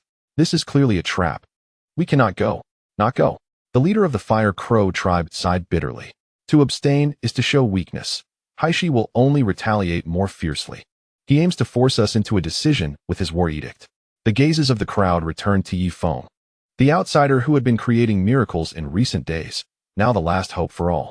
Yi Feng bent down to retrieve the battle proclamation from the ground, the coarse texture of the animal hide still emanating a metallic scent of blood. He unrolled the scroll, revealing a menacing wolf's head painted in dark crimson, accompanied by the jagged symbols representing the Black Wind tribe's insignia. In 3 days, at Blackwind Cliff. Yi Feng's voice was calm, yet imbued with a reassuring strength. We shall go. Brother Yi Feng, you mustn't. Shi Quan hastily implored. The terrain of Blackwind Cliff is treacherous, and Haishur possesses a combat strength of level 7. Venturing there is tantamount to seeking death. To abstain is to embrace a true dead end. Yi Feng raised his gaze, surveying each person in the square. Haishur's aim is to dismantle the alliance. If we falter, the alliance will surely disband, and we will be left to fight alone, destined for annihilation. However, should we muster the courage to confront them, even in defeat, we can demonstrate our valor to the eastern wasteland and ensure that the Black Wind tribe pays a price. He paused, his voice rising with intensity. Moreover, we may not necessarily be defeated. We possess the silver axe, the scale armor. We have an alliance. We have Chief Yi Feng. Fear him not. Let us challenge the Black Wind tribe. It was unclear who instigated the first shout, but the square erupted with a thunderous roar. Fear was supplanted by fervor, hesitation by resolve, as envoys from over 30 tribes raised their weapons and let out a collective, furious roar that echoed through the valley. Watching the impassioned crowd, Yifeng tightened his grip on the battle proclamation. He understood that this battle was not solely for the Alliance. It was for the future of the Stone Tribe and the Stream Tribe, and for his own foothold in this world. Chief Shirquan. Yifeng turned to face Shirquan, his gaze sharp. I need you to immediately summon the elite warriors of the Alliance. The more, the better. We must gather at least 300. Not a problem. Shirquan nodded resolutely. The brave men of the Eastern Wasteland fear not death. Chief, Yifeng looked towards the leader of the Stone Tribe. I ask you to lead the elderly, women, and children, along with supplies, to the depths of the Black Forest for safety. There are ancient trees for cover, which provide relative security. The leader of the Stone Tribe hesitated to argue, but was restrained by Yifeng's hand on his shoulder. This is an order. The flame of the tribe must not be extinguished. Your safety is paramount above all. The elder gazed into Yifeng's steadfast eyes, eventually sighing heavily in agreement. You. Yifeng turned to the young girl. You will accompany the chief and take care of everyone. I will not. Ayu immediately shook her head, her eyes reddening. I want to go with Brother Yifeng to Blackwind Cliff. I can help. I can sense the aura of the beasts. Yifeng looked at her determined little face, recalling how she had risked herself to save others in the line of heaven, and his heart softened. Very well. But you must promise me to follow my commands and not wander off. Ayu nodded vigorously, her tears replaced by a smile. After arranging everything, Yifeng walked alone to the edge of the valley, gazing at the surging river. He took from his spatial pouch the bone knife, a relic of the defeated foe, the ethereal blue poison light having faded, leaving only a cold texture. He concentrated his thoughts, attempting to absorb the residual runes from the bone knife. Indeed, faint golden specks of light began to seep from the blade, drawn into the ring on his left hand. Detected residual level 4 warrior rune. Absorbing it grants the skill, Poison Blade, weapon imbued with level 1 toxin. Would you like to absorb it? Without hesitation, Yifeng chose to accept. A gentle warmth surged within him, and the golden specks on the bone knife vanished completely, leaving him with an extraordinary sensation, as if he could infuse a trace of toxin into his weapon. Is this the effect of absorbing the warrior rune? Yifeng murmured to himself, gripping the bone knife tightly. The golden rays of the setting sun spilled over the river's surface, shimmering like scattered jewels. Yifeng's gaze was steadfast, directed towards the direction of Blackwind Cliff. 3 days later, at Blackwind Cliff, not only did he intend to rendezvous with the Alliance warriors, but he also planned to visit a certain location, a millennia-old tree deep within the Black Forest. He sought to attempt the absorption of the Earth and Heaven rune. Chapter 14. Ancient Tree Runes. Beneath Blackwind Cliff, the night in the Black Forest was denser than anticipated. Towering ancient trees formed a layered canopy, slicing the moonlight into fragmented patches that danced upon the carpet of decaying leaves below. Yifeng trudged through the forest, carrying a spade on his back and a bone knife at his waist, navigating the uneven terrain. Xiao Hui followed closely, sniffing the ground incessantly, occasionally barking at the dark shadows of the trees, warding off lurking low-tier demon beasts. How much longer until we arrive? Yifeng whispered. According to the elder of the Creek tribe, the millennia-old tree should be in a clearing at the heart of the Black Forest, surrounded by calming moonlight grass. Xiao Hui barked toward the dense woods ahead, quickening his pace. Yifeng followed closely behind, a sense of anticipation brewing within him as he prepared to validate the legend of the Earth and Heaven rune documented in ancient texts. 2 hours later, a broad clearing unfolded before them. In the center, a colossal tree, requiring the embrace of over 10 people, rose majestically, its rough bark adorned with spiral patterns that resembled natural runes. The branches at the tree's apex swayed gently in the night breeze, emitting a faint green glow that illuminated the surrounding clearing as if it were daylight. Beneath the tree, patches of moonlight grass radiated a silvery halo, harmonizing beautifully with the green light, creating a scene reminiscent of a dream. Is this the millennia-old tree? Yifeng stood at the edge of the clearing, unable to suppress his awe. The ancient tree exuded a profound vitality, and standing before it felt as though he could hear the sound of time flowing. Taking a deep breath, he stepped slowly into the clearing. The fragrance of the moonlight grass filled his lungs, sweeping away the fatigue of recent days, invigorating his spirit. Approaching the ancient tree, he extended his hand, gently touching the rough trunk. The moment his fingertips made contact, a wave of warmth surged into him, as if the ancient tree were greeting him. At the same time, the spatial ring on his left hand began to radiate warmth, emitting a soft glow. Detected high concentration of life rune source. Would you like to absorb it? A cold mechanical voice echoed in his mind, causing Yi Feng's heart to leap. Indeed, it was possible. Absorb, he silently commanded. A torrent of immense information suddenly flooded his mind, and countless green specks erupted from within the ancient tree, surging toward Yi Feng like a tidal wave. The luminous points were purer than the demonic beast runes, exuding a profound essence of life that coursed through his limbs and bones. Wherever they flowed, the aches in his muscles and the latent ailments in his wounds rapidly healed. However, it soon became apparent to Yi Feng that something was amiss.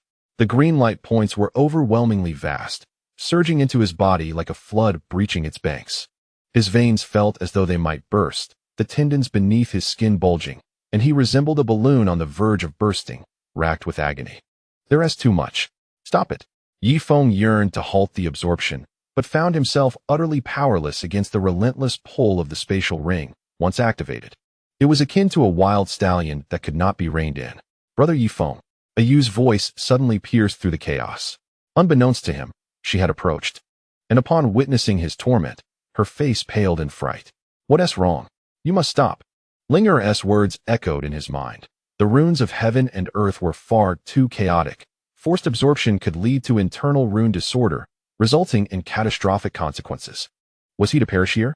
Yi Feng's consciousness began to wane, and darkness encroached upon his vision. In that moment, he recalled the rudimentary rune array depicted in the bark manuscript Linger had provided, illustrating how to draw a simple formation with one's own blood to guide the flow of runes and prevent disruption to the meridians. There is a jar of blood in my spatial ring. Quickly retrieve it. Yi Feng expended his last vestiges of strength to shout. Yu hurried to his side, rummaging through the beast skin pouch at his waist, from which she extracted the spatial ring, conveniently hung around his neck. Focusing her thoughts, she successfully located a jar containing beast blood. What should I do? Yu asked, her anxiety palpable. Pour it into my hand.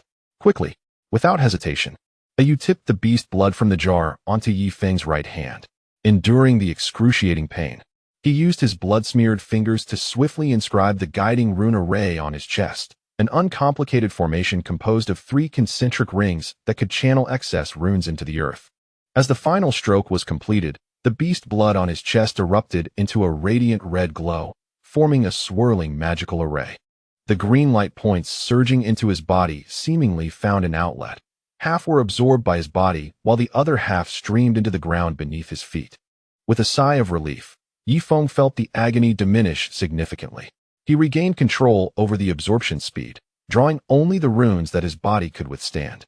The green light points gradually integrated into his being, and he distinctly sensed his cells rapidly dividing and strengthening, while his bones emitted faint cracking sounds, as if being reshaped. Absorption of life runes successful. Host level elevated to 3rd warrior. Acquired skill, rapid healing, wound recovery speed increased by 50. Spatial ring upgraded, current area 300 square meters. Unlocking new function, rune detection, capable of probing rune concentration within 10 meters. The cold mechanical voice resonated once more, and Yi Feng felt an explosive power surging within him, more stable and enduring than in his rage state. He clenched his fists, knuckles cracking with a satisfying sound, his heart brimming with joy. Brother Yi Feng, are you all right? Yu inquired cautiously, her small hand still trembling slightly. I'm fine now, thanks to you. With a smile, Yi Feng gently ruffled her hair, a wave of trepidation washing over him. Had it not been for Yu's timely arrival, he might have met a tragic demise. He rose to his feet, stretching his muscles, feeling an unprecedented sense of ease. The strength of a level 3 warrior coursed through his veins, and combined with his rapid healing ability, his chances of survival had significantly increased. This ancient tree was truly remarkable. Yi Feng looked up at the millennia-old tree, its spiraled bark seemingly pulsating with life, as if it possessed its own consciousness. At that moment, the ancient tree swayed gently, and several green leaves drifted down, landing perfectly atop Yi Feng and Yu's heads. A faint, refreshing fragrance wafted through the air, instantly rejuvenating both of them, lifting their spirits considerably. Is it thanking us? Yu asked in astonishment, carefully plucking a leaf and storing it away like a treasured possession. Yi Feng smiled softly but refrained from responding. He could sense an extraordinary connection forming between himself and the ancient tree, as though he could absorb its runes at any moment. This sensation was enigmatic yet profoundly comforting. We should head to Black Wind Cliff, Yifeng remarked, glancing at the sky where the eastern horizon was beginning to lighten, signaling that the time for the decisive battle was drawing near. Yu nodded, closely trailing behind him. As they departed the clearing, Yifeng cast one last glance at the ancient tree, silently murmuring his gratitude. The tree swayed gently in response, as if acknowledging his words. On the path to Black Wind Cliff, Yifeng attempted to utilize the newly unlocked rune exploration function. With a mere thought, a peculiar scene unfolded before his eyes. The surrounding trees, rocks, and even the air were adorned with faint glowing orbs of varying colors, green for the trees, gray for the rocks, and transparent for the air. However, in the direction of Black Wind Cliff, a dense cluster of dark orbs loomed ominously, exuding an unsettling aura. Could that be the location of the Black Stone and Black Wind tribes? Yifeng felt a shiver run down his spine. The concentration of the dark orbs surpassed that of the Bone Fong, even more potent than the ancient tree's life runes, clearly indicative of a level 7 warrior's rune power. "Look, Yifeng," Yu suddenly exclaimed, pointing ahead. Following her gesture, Yifeng beheld a throng of people advancing towards Black Wind Cliff. Banners waving. It was the warriors of the Alliance. Shirquan and Shirtu led the charge, anxiously scanning the surroundings, evidently searching for him. "We're over here," Yifeng shouted, sprinting towards them with the Yu in tow. "Chief Yifeng, you've returned," Shirquan exclaimed upon spotting him, visibly relieved. "We thought you were in trouble." "Encountered a minor setback, but it's resolved," Yifeng succinctly explained, his gaze sweeping over the 350 warriors of the Alliance. Though their gear varied greatly, each one exuded vigor and determination. "Are we all ready?" Yifeng inquired solemnly. "Ready." The warriors roared in unison, their voices echoing through the valley. Yifeng nodded, drawing his engineer's shovel and pointing towards the direction of Black Wind Cliff. "Let us march forth. Let the Blackstone witness that the tribes of the eastern wilderness are not to be trifled with. Kill, kill, kill." The fervent cries of the 350 warriors converged into a powerful torrent as they surged towards Black Wind Cliff. Hafing Cliff stands majestically atop a steep peak in the eastern wilderness, its flat summit spacious enough to accommodate over 1,000 individuals. At this moment, the summit is densely populated with more than 500 members of the Hafing tribe, each armed and exuding a fierce demeanor, led by their formidable chief, Haishi. Haishi, even more imposing than the tales suggest, towers nearly 3 meters tall, clad in armor adorned with the scales of ferocious beasts. His bare arms are muscular and sinewy.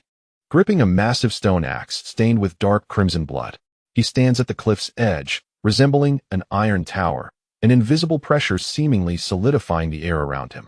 As the Alliance warriors appear at the base of the cliff, Haishi emits a cold laugh, his voice resonating like a great bell, a swarm of oblivious ants, daring to march to their demise. The warriors behind him erupt in derisive laughter, their scorn palpable. Yifeng gazes upward at Haishi, his eyes sharp as an eagle's. The power of a third-level warrior surges within him, and the skill of rapid healing provides him with confidence. The weapons and supplies within his spatial ring are ample for a protracted battle. Shirquan, lead 100 men to flank from the left path to draw their attention. Yifeng whispers, Shirtu, take 100 men and launch a frontal assault to create chaos. I will scale the right cliff with the remaining troops and target Haishi directly. This strategy, conceived during his journey, acknowledges the overwhelming numbers of the Hafing tribe. A direct assault would undoubtedly lead to defeat. Only through surprise can they hope to slay Haishi and shatter the enemy's morale. The right cliff is too steep. We cannot ascend. Shirquan protests. And it is surely heavily guarded. Trust me, I have a plan. Yifeng's gaze fixates on the right cliff, where dense vines provide a natural climbing aid. If you can hold for 15 minutes, I will maneuver behind them. Shirquan, observing Yifeng's resolute eyes, ultimately nods with determination. Very well.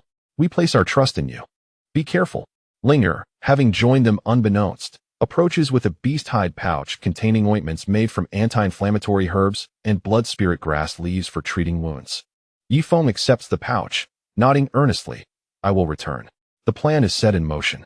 Shirquan leads 100 men charging toward the left path, soon engaging in fierce combat with the Hafing tribe, the clamor of battle echoing through the air. Shirtu, meanwhile, leads another 100 men, shields raised against the rain of arrows, launching a vigorous assault on the front passageway of the cliff. Haishi, observing the Alliance warriors below from the summit, reveals a disdainful smirk. Is this the extent of their capability? They dare to challenge me?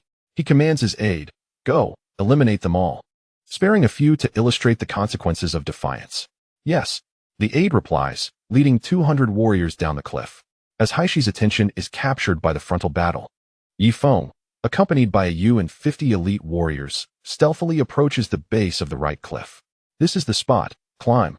Yi Feng points to the thick vines, leading the way as he grasps a vine and begins to ascend. The strength of a third-level warrior allows him to scale with remarkable speed, quickly climbing several meters. The warriors follow suit, grasping the vines and ascending after him. Although Ayu was small in stature, her agility allowed her to keep pace with Yi Feng, frequently cautioning him about loose rocks along the way. Atop the cliff, the guards were indeed scarce, with only a handful of warriors from the Black Wind tribe patrolling. As Yi Feng neared the summit, just 3 meters from the edge, he suddenly exerted his strength, leaping forward like a cheetah to land atop the cliff. "Who goes there?" The patrolling warriors gasped in shock, raising their stone axes to strike. Yi Feng stood his ground, wielding his engineer's shovel to sweep across, instantly toppling 2 warriors to the ground. Before the remaining guards could react, they were swiftly dispatched by the Alliance warriors who ascended shortly after. "Quickly, target the black stone," Yi Feng commanded in a hushed tone, leading 50 warriors to stealthily advance towards the central black stone, using the rocks for cover.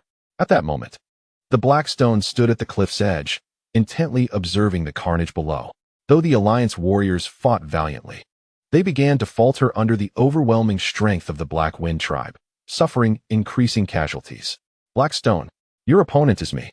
Yi Feng's voice thundered like a clap of thunder atop the cliff. The Black Stone turned abruptly, momentarily taken aback by Yi Feng's sudden appearance, before a cruel smile crept across his face. "You are the outsider who killed Bone Tooth? Quite intriguing." He discarded his wine pouch and cracked his neck, the sound of popping bones echoing ominously. "Since you have so graciously presented yourself, I shall first snap your neck, and then slowly deal with the ants below." Yi Feng gripped his shovel tightly, his gaze icy. He sensed the runic power within the black stone, akin to a dormant volcano, ready to erupt at any moment. This would be the most arduous battle he had faced since arriving in this world. Yet, he felt no fear. Behind him stood 50 elite warriors. Below were 300 Alliance brothers fighting fiercely, and in the distance were his kin that needed protection.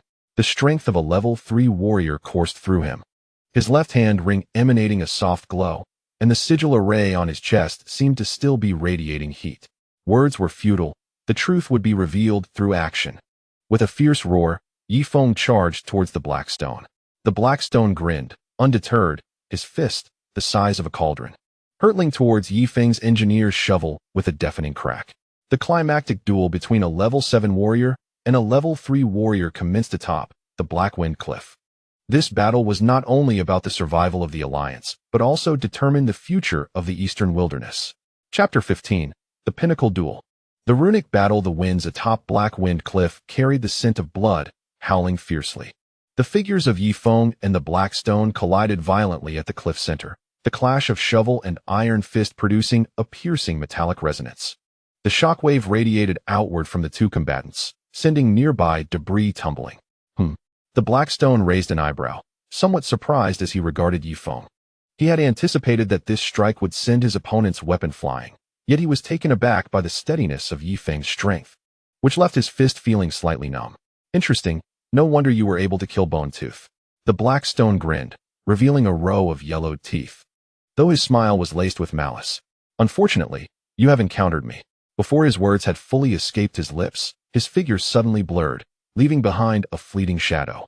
In the blink of an eye, he appeared beside Yi Feng, his fist slicing through the air with a piercing shriek, striking towards Yi Feng's cheek. The speed of a level 7 warrior was so astonishing that it created an afterimage. Yi Feng's pupils constricted, unable to turn in time. He could only rely on the reflexes of a level 3 warrior to forcefully twist his body, bracing his shoulder to absorb the blow. Crack! A sharp sound echoed as Yi Feng felt a searing pain radiate from his shoulder, as if his bones were fracturing. He was sent flying, crashing against a massive rock. a metallic taste flooding his throat as he spat out a mouthful of blood. Big brother Yifeng. Yu gasped, rushing to assist him, but was firmly restrained by a nearby warrior. This was a pinnacle duel, and any interference would mean certain death. You are the first to withstand a punch from me and live, Blackstone taunted, advancing slowly towards Yifeng with a mocking tone, akin to a cat toying with a mouse. However, your luck ends here. With great effort, Yifeng struggled to rise, his left shoulder refusing to lift, intense pain causing beads of cold sweat to form on his forehead. Yet his gaze grew increasingly fierce, a sardonic smile curling at the corners of his lips. Is that so? I believe it is time for you to experience my prowess. With a sudden motion, he retrieved an object from his spatial storage, a toxic smoke bomb crafted from the venom of swamp lizards mixed with the poisonous herbs of the Black Wind tribe. A lethal surprise he had prepared specifically for Blackstone. Prepare for a surprise. Yifeng hurled the smoke bomb towards Blackstone, simultaneously grasping a fire axe tightly in his uninjured right hand. Blackstone, evidently unfamiliar with this device, instinctively reached out to catch it. Bang! The smoke bomb detonated in his palm, enveloping him in a cloud of dark green poison. This venom, concocted with modern chemical knowledge, was far more formidable than ordinary toxins, capable of paralyzing nerves and diminishing combat effectiveness. Cough! Damn it! Blackstone coughed violently amidst the toxic haze, his voice laced with fury and a hint of barely concealed panic. Now was the moment. Enduring the agonizing pain in his shoulder, Yifeng surged forward into the fog like an arrow released from a bow, his fire axe slicing through the air towards Blackstone's neck. This was the swiftest and most brutal assault he could conceive. Clang! The axe blade struck Blackstone's neck, but was halted by an invisible force. Yifeng felt a tremendous power reverberate through him, nearly causing him to lose grip of the axe. You think such trivial tricks can harm me? Blackstone's voice emerged from the fog, imbued with a chilling anger. As the smoke gradually dissipated, revealing Blackstone's figure, Yifeng was shocked to see he was unscathed. His skin glimmered with a faint, earthy yellow aura, clearly the protective runes of a level 7 warrior. Protective runes? Yifeng's heart sank. This was a high-level skill recorded in ancient texts, capable of condensing the power of runes upon the surface of the body, forming an impervious defense. Blackstone's gaze turned icy, evidently enraged by Yifeng's defiance. No longer holding back, he moved in an instant, appearing directly before Yifeng, his fists raining down like a tempest. Each punch was accompanied by a yellow rune glow, forcing Yifeng to retreat repeatedly, barely managing to deflect with his fire axe. Clang, clang, clang. The metallic clashing sounds fell like a torrential downpour, and Yifeng's right arm quickly grew numb, the fire axe bearing a multitude of nicks. He understood that if this continued, he would inevitably be reduced to pulp. He needed to identify the weakness of Blackstone. Activating the runic detection function, Yifeng immediately engaged the new feature of his spatial ring, and a runic distribution map of Blackstone's interior materialized before his eyes. The most concentrated runes resided at the chest, where a golden light the size of a walnut radiated immense energy, clearly the battle talisman bead mentioned by Ling Er. Conversely, the concentration of runes was significantly lower beneath his left arm, marking the weakest point of his protective runes. Eureka! Yifeng felt a surge of joy in his heart, deliberately exposing his left shoulder to Blackstone. As anticipated, Blackstone fell for the ruse and swung a fist toward his left shoulder. At the critical moment just before impact, Yifeng instinctively ducked, narrowly evading the blow, while simultaneously swinging the fire axe toward the vulnerable spot beneath Blackstone's left arm. With a sharp sound, the axe indeed breached the protective runes, plunging deeply into Blackstone's flesh. Blackstone let out a thunderous roar, the excruciating pain igniting his fury as he seized Yifeng's arm and hurled him violently to the ground. Yifeng was thrown so hard that his vision blurred, feeling as though his very organs had shifted. Before he could rise, Blackstone had already raised his foot to stomp on his chest with a cataclysmic force. Yigo! Yu cried out in anguish, breaking free from the warrior's grasp and rushing toward Yifeng, brandishing the poisoned bone dagger, an heirloom of bone tooth that she had kept with her. Get away! Blackstone bellowed, swatting at Yu with his palm. Though engulfed in rage, he refrained from using full force. To him, a mere girl hardly warranted such effort. But he was gravely mistaken. As Yu ran, she suddenly plunged the bone dagger into her own palm. Blood gushed forth instantly, dripping to the ground.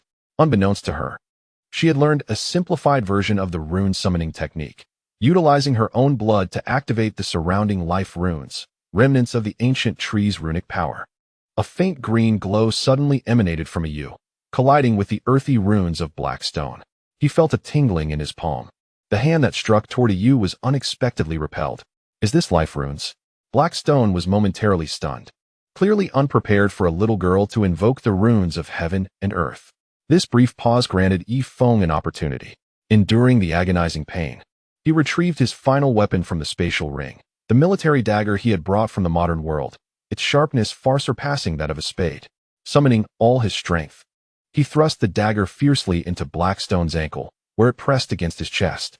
With a sickening sound, the dagger sank 3 inches into his ankle. The protective runes, at such close proximity, were utterly breached. Ah!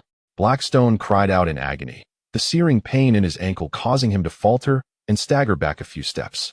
Seizing the moment, Yi Feng rolled to his feet, swinging the fire axe once again toward the wound beneath Blackstone's left arm, which continued to bleed profusely.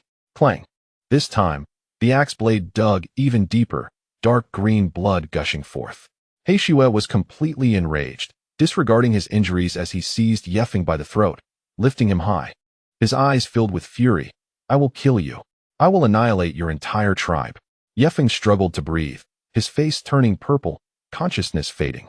Yet, his right hand stealthily reached for the bone knife, a relic imbued with poison, resting at his waist. Now was the moment.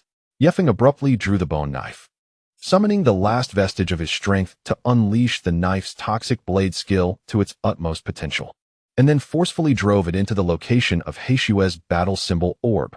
With a piercing sound, the bone knife pierced through the protective runes, embedding itself in He Shue's chest. He Shue's movements suddenly froze, his grip on Yefeng's throat loosening gradually. In disbelief, he looked down at the bone knife embedded in his chest, then turned his gaze to Yefeng, his eyes brimming with resentment and malice.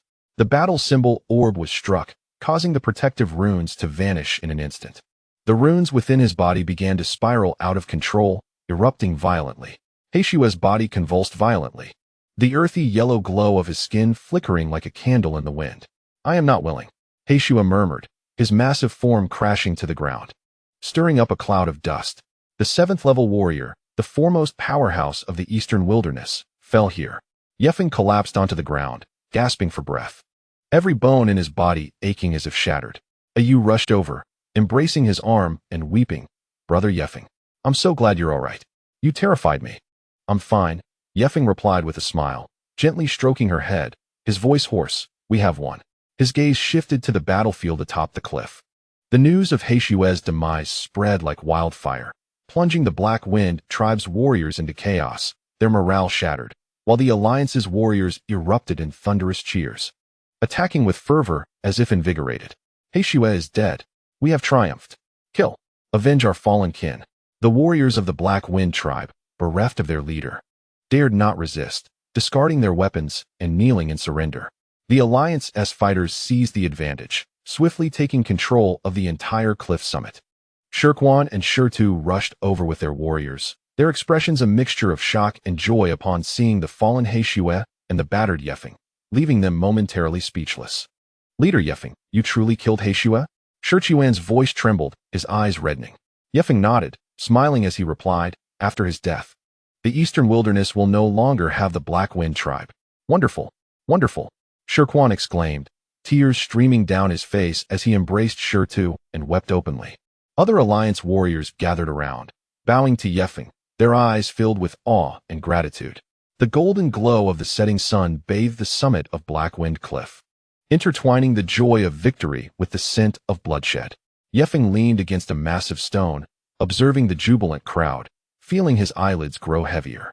The rapid healing skill was taking effect, the pain from his wounds gradually subsiding, yet the exhaustion from days of relentless struggle surged over him.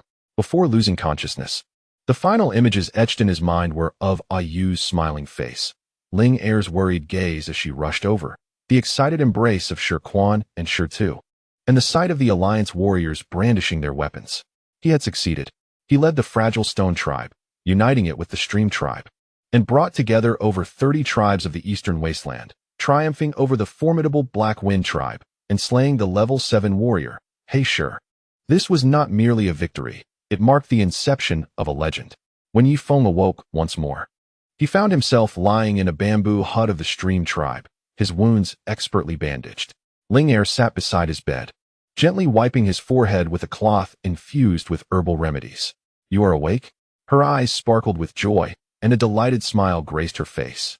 "You've been asleep for 2 days and nights. You nearly frightened us to death." "He Shi, Black Wind tribe?" Yi Feng inquired, still somewhat dazed. "The body of He Shi has been cremated, and the remnants of the Black Wind tribe have been eradicated by the Alliance," Ling Er replied with a smile. "Now, the entire Eastern Wasteland knows that Yi Feng, the leader of the Stone tribe, has slain the level 7 warrior, becoming the new powerhouse of the Wasteland." Realization dawned upon Yi Feng, and he breathed a sigh of relief. Sitting up, he felt an invigorating surge of strength coursing through him. His prowess as a level 3 warrior had solidified further, and the rapid healing skill proved its remarkable efficacy. "And Ayu?" Yi Feng asked. "She is outside playing with Xiao Hui," Ling Er said, bringing a bowl of herbal porridge. "She has been by your side these past 2 days, never leaving your side. And I had to drag her out just now." Taking the bowl, Yi Feng sipped the porridge slowly, warmth spreading within him. By the way, Ling Er seemed to recall something, retrieving a golden diamond-shaped crystal from her bosom. This was extracted from He Shi's battle talisman bead. The old shaman said it is the purest battle talisman crystal, capable of being absorbed directly, and it will greatly assist you in breaking through to level 4. Yi Feng accepted the battle talisman crystal, feeling its smooth warmth in his palm, as if golden liquid flowed within, emanating a powerful energy. He sensed the spatial ring on his hand growing warm, clearly yearning for the battle talisman crystal. "Is there any risk in absorbing it?" Yi Feng remembered Ling Er's words regarding potential backlash. "The old shaman assured me that with He Shi's demise, the will within the talisman crystal has dissipated, making absorption completely safe," Ling Er affirmed. Yi Feng nodded, gripping the battle talisman crystal tightly. He could feel a new realm beckoning him. Outside the window, the laughter of children and the shouts of warriors training filled the air, painting a picture of vitality in the valley camp.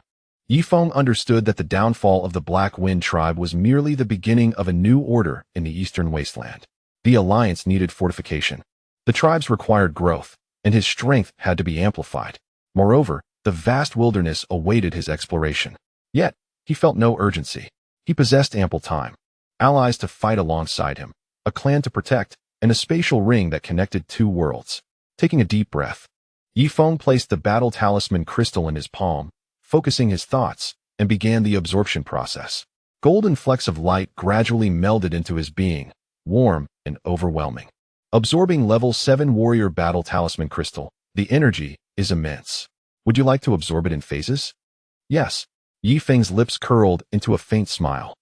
His journey of ascendance from the wilderness continues, and the legend that belongs to him has just begun to inscribe its most splendid chapter. End of this chapter. Chapter 16. Post-war landscape. New realm of ruins as the smoke from the decisive battle at Black Wind Cliff dissipated. An unprecedented tranquility enveloped the eastern wilderness. During the half-month that Yi Feng recuperated in the Creek tribe, the warriors of the Alliance busied themselves with eradicating the remnants of the Black Wind tribe, once entrenched in the eastern plains for decades. The Black Wind tribe disbanded following the death of their chief, He Shi. The smaller tribes that had once relied on them swiftly turned against them, surrendering the hidden remnants of the Black Wind.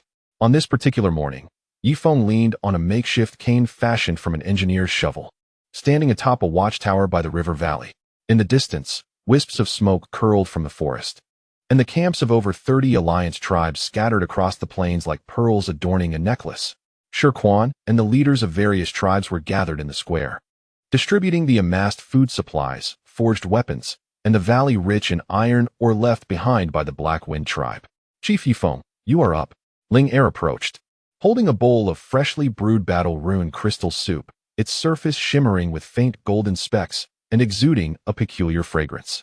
Yi Feng accepted the bowl and drank it in one gulp, feeling a warm current flow down his throat, nourishing his still healing meridians. The process of absorbing He Shi's battle rune crystal was slower than anticipated. The energy of a level 7 warrior was overwhelmingly potent, allowing him to absorb only a fraction each day. Nevertheless, the rune power within him was visibly increasing. I can no longer lie idle, Yifeng remarked, gazing towards the iron ore valley. We must expedite the mining of that iron. We need more weapons. Ling Er followed his gaze and softly replied.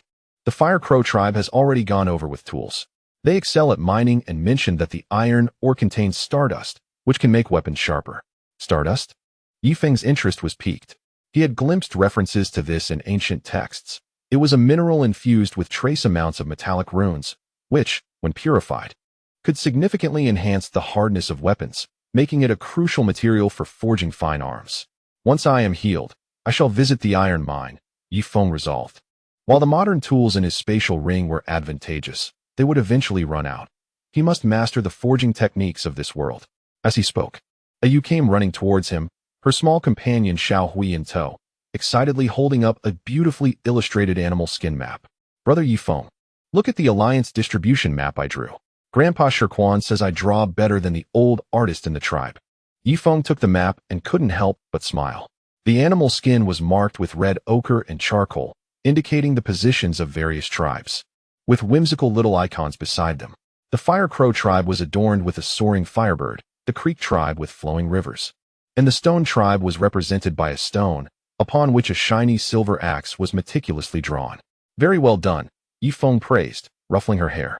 Especially the mark for the Stone tribe. It is quite vivid.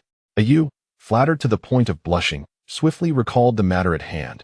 By the way, Brother Yifeng, Grandpa Shirquan has summoned you to the assembly square, stating that the leaders of all the tribes have gathered to discuss the regulations of the alliance. Yifeng nodded and followed a Yu towards the square. Xiao Hui trailed behind them. Now a true wolf king, it was flanked by 7 or 8 iron-spine wolves, marching with an imposing presence that even the alliance warriors greeted with smiles. The assembly square buzzed with even more activity than before. Over 30 tribal leaders were seated around a newly erected stone table, laden with dried beast meat, earthenware jars of fruit wine, and neatly bundled herbs, offerings from each tribe as proposed by Yifeng for the alliance. According to the new regulations, each tribe was required to contribute certain supplies monthly, which the alliance would manage collectively for fortifying defenses, forging weapons, and assisting weaker tribes. Leader Yifeng has arrived, someone shouted, and the raucous square fell silent in an instant, all eyes turning toward Yifeng. He took his seat at the main position, surveying the crowd. The purpose of gathering everyone today is to deliberate on 2 matters.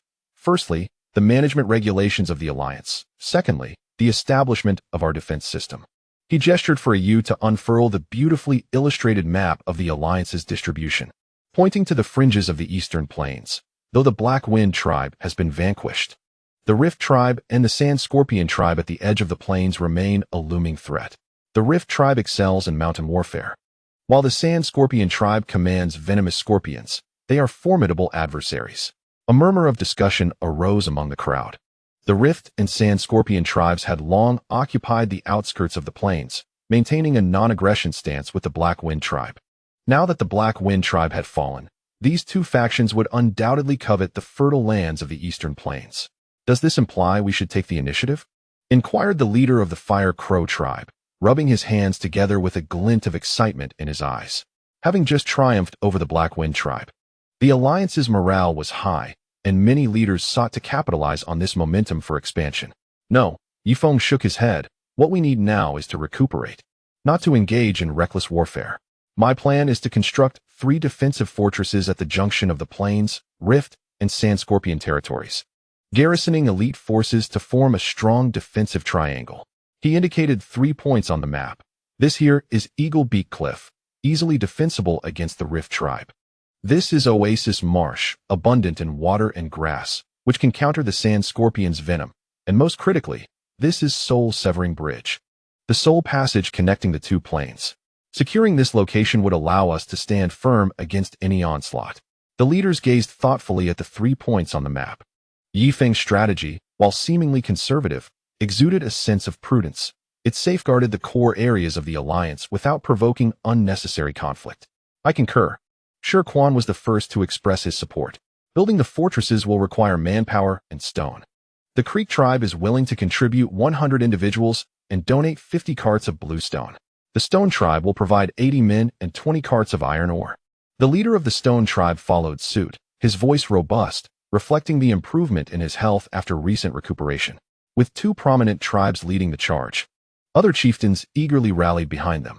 The Fire Crow tribe, skilled in the art of lime production, volunteered to provide the adhesive for the fortress, while the Vine tribe, adept at weaving vine armor, offered to craft the defensive structures. Even the weakest rabbit tribe expressed their willingness to send women and children to assist in transporting water and supplies. Observing the fervor among the crowd, Yifeng felt a warm surge within. This was the power of unity. Once a disjointed assembly of tribes, they were now coalescing for their shared safety. After deliberating the defensive system, Yifeng shifted the conversation to a second matter, his intention to establish a rune academy adjacent to the Creek tribe. The mention of a rune academy left the chieftains exchanging puzzled glances, clearly unfamiliar with the term. It is a place dedicated to the study of runes and the art of rune inscription, Yifeng elucidated. Whether it be the absorption of beast runes, warrior runes, or elemental runes, this will be a space for exchange and learning. I intend to share the rune knowledge I possess, and I hope that each tribe will contribute ancient texts and experiences. This proposal shocked them even more than the construction of a fortress. In the wild, rune knowledge constituted the core secrets of each tribe, never to be divulged. How could Yifeng contemplate such openness? Is this truly appropriate, Chief Yifeng?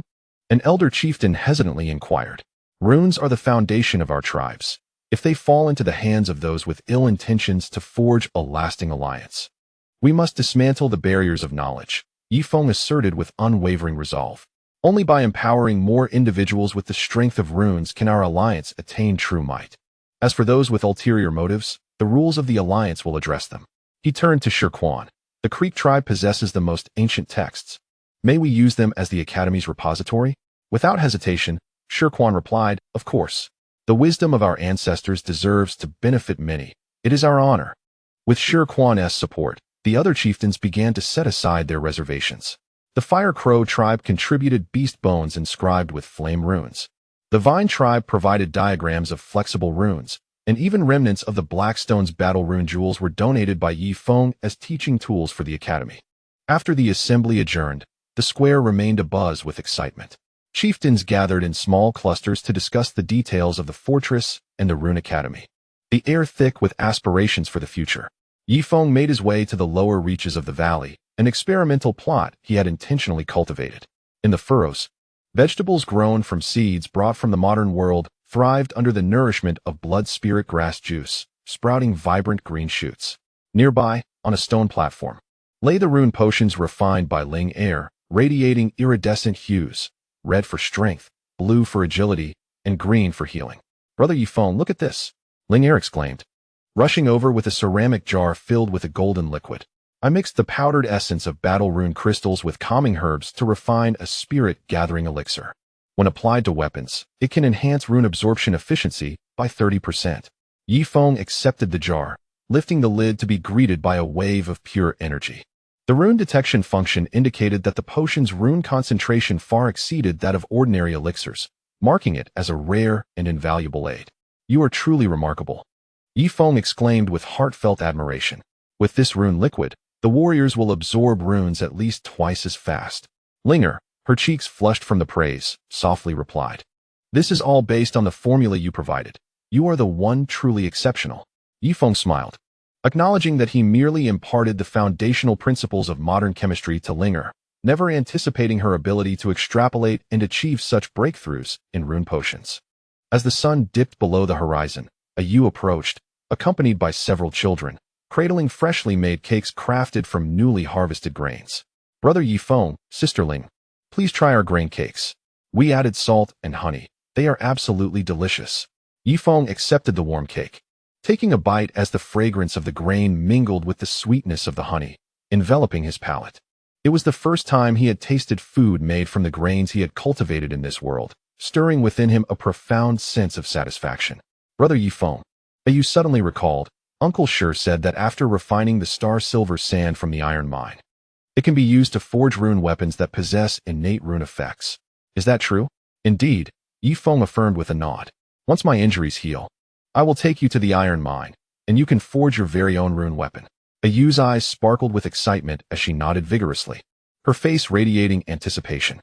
As night fell, Yifeng sat beside the campfire, contemplating the remaining half-box of compressed biscuits, several bottles of anti-inflammatory medicine, a nearly depleted solar charger, and the fire axe that had been his loyal companion. Once, these items were his lifeline in the wild. Now, he relied more on the power of runes within him, his allies by his side, and the laws of this world. He retrieved the remaining piece of battle rune crystal, continuing to absorb its energy. Golden specks gradually integrated into his being, each cycle strengthening his meridians and refining his runes. Battle rune crystal energy absorption, 15. Host level, peak level 3 warrior, 85 energy away from level 4 warrior. Yifeng remained patient, sensing that this breakthrough would signify a qualitative change, not just an elevation in rank, but potentially unlocking new functions of the spatial ring. Following previous patterns, each time he absorbed a core rune, the ring revealed delightful surprises. In the distance, the sounds of clanging echoed from the construction site, where warriors were laboring tirelessly to lay the foundation for the Rune Academy. Upstream in the valley, flickering campfires indicated artisans dispatched from various tribes studying the purification techniques of star silver sand. Farther still, from the direction of Eaglebeak Cliff, the faint sound of horns signaled the patrol teams executing their vigilance duties. A brand new eastern wasteland was gradually taking shape under his influence. Yifeng gazed up at the starry sky, which shone more brilliantly than that of the modern world, with the Milky Way vividly visible as if within reach. He understood that the establishment of the Rune Academy was merely the beginning, a future filled with rune workshops, rune farmlands, and rune battleships awaited. A new era of rune civilization was quietly unfolding, and he, Yifeng, would be the pioneer of this epoch. As the night deepened, Yifeng rose and walked towards the bamboo house. As he passed by the foundation of the Rune Academy, he paused, drawing a simple symbol in the earth with his foot, the modern infinity symbol, representing boundless possibilities. The wind swept through the valley, carrying the distant howls of wolves and the nearby chirping of insects. A faint smile graced Yifeng's lips as he turned and stepped into the night. His journey was still long, yet his resolve remained unwavering. Chapter 17. The Academy's inception amidst undercurrents as autumn deepened. The river valley of the eastern plains was adorned with a golden hue. After 2 months of diligent effort, the Rune Academy had finally been established in a clearing beside the stream tribe. This cluster of buildings, constructed from blue stone and raw timber, though not grandiose, exuded a sense of craftsmanship. The main hall was adorned with flowing runic patterns carved into its beams and columns, sunlight filtering through specially crafted bee skin windows, casting mottled shadows of runes upon the ground.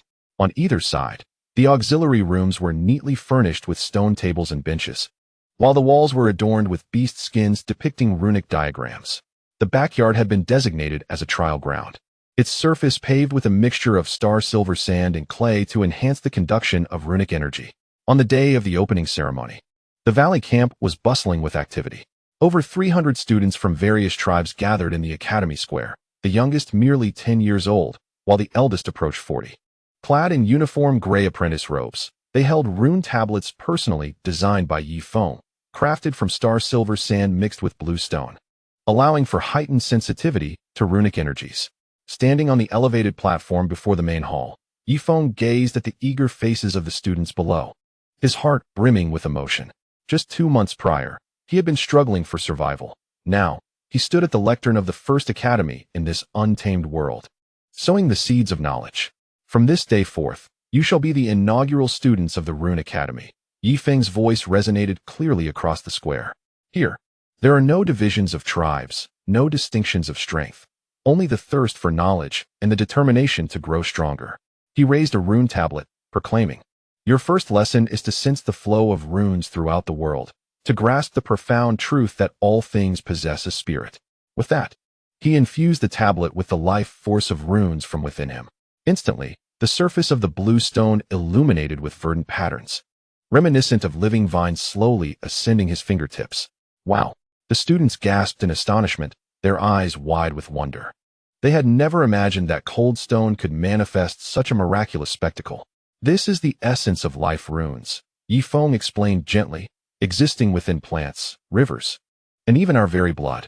Now, close your eyes, concentrate, and attempt to touch the tablet with your fingertips, sensing its flow. The students complied, and the square fell into a profound silence, the only sound being the rustling of leaves in the breeze. Some students soon displayed expressions of delight as faint green light began to emanate from their tablets.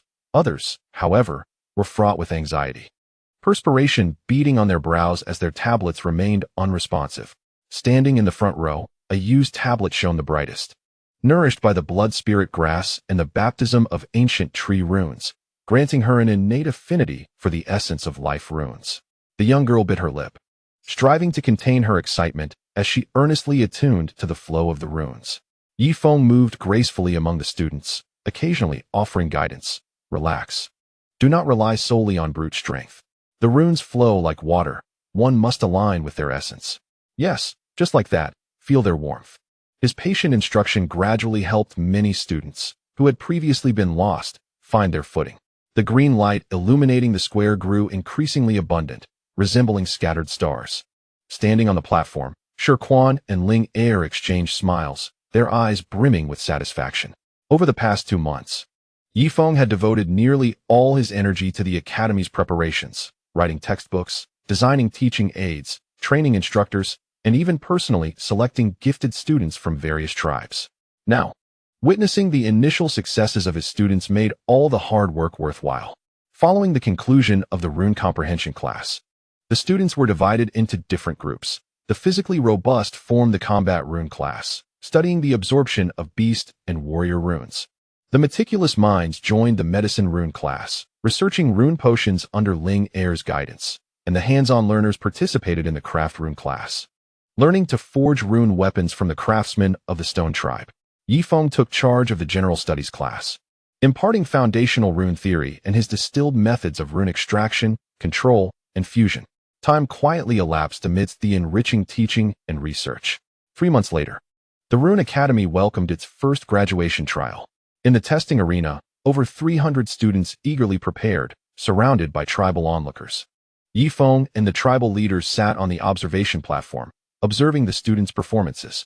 In the first group, they faced the Iron Spine Wolf. As the judge's command echoed, 10 students from the combat rune class, armed with rune weapons, charged towards the Iron Spine Wolf confined behind stone bars.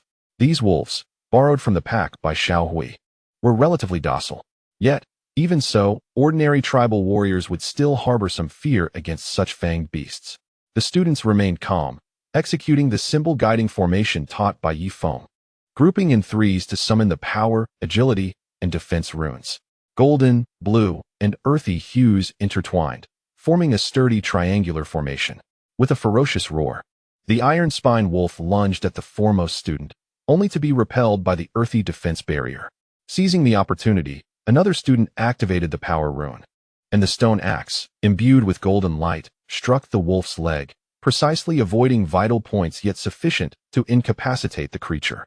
The entire process was executed with remarkable efficiency, devoid of any hesitation, earning nods of approval from the leaders on the platform. This triad formation is truly impressive. 3 level 2 students can easily subdue an Iron Spine Wolf. The methods taught by Chief Yifeng are unparalleled.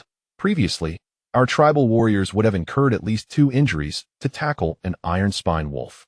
Once our tribal children graduate, they too shall learn this formation. The subsequent displays by the Medicine Rune class and the Craft Rune class were equally astonishing. The Medicine Rune students instantaneously healed simulated knife wounds using rune potions, while the Craft Rune students forged rune daggers easily sliced through the scales of a toxic lizard. As the trial concluded, Yifeng rose and proclaimed loudly, "All students of the first session have graduated." A thunderous cheer erupted across the square. As the students embraced one another, their eyes brimming with tears of joy. No longer were they inconspicuous figures within the tribe. They had become formidable wielders of rune power. At that moment, a watchful warrior hurried towards them, his expression grave. "Chief Yifeng," he announced, "envoys from the Rift tribe and the Sand Scorpion tribe have arrived, claiming they wish to attend the graduation ceremony.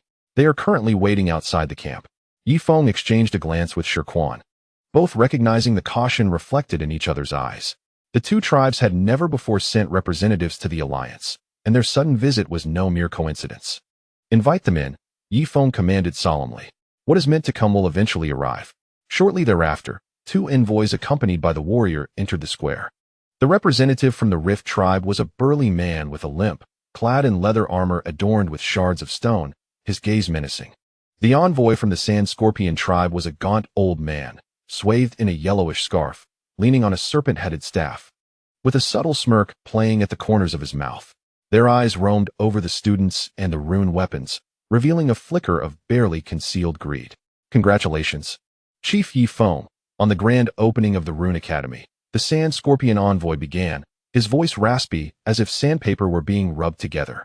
Our leader has stated that such a formidable alliance should not exist in the Eastern Wastelands. It would be wise for you to submit to the Sand Scorpion tribe, ensuring your everlasting peace.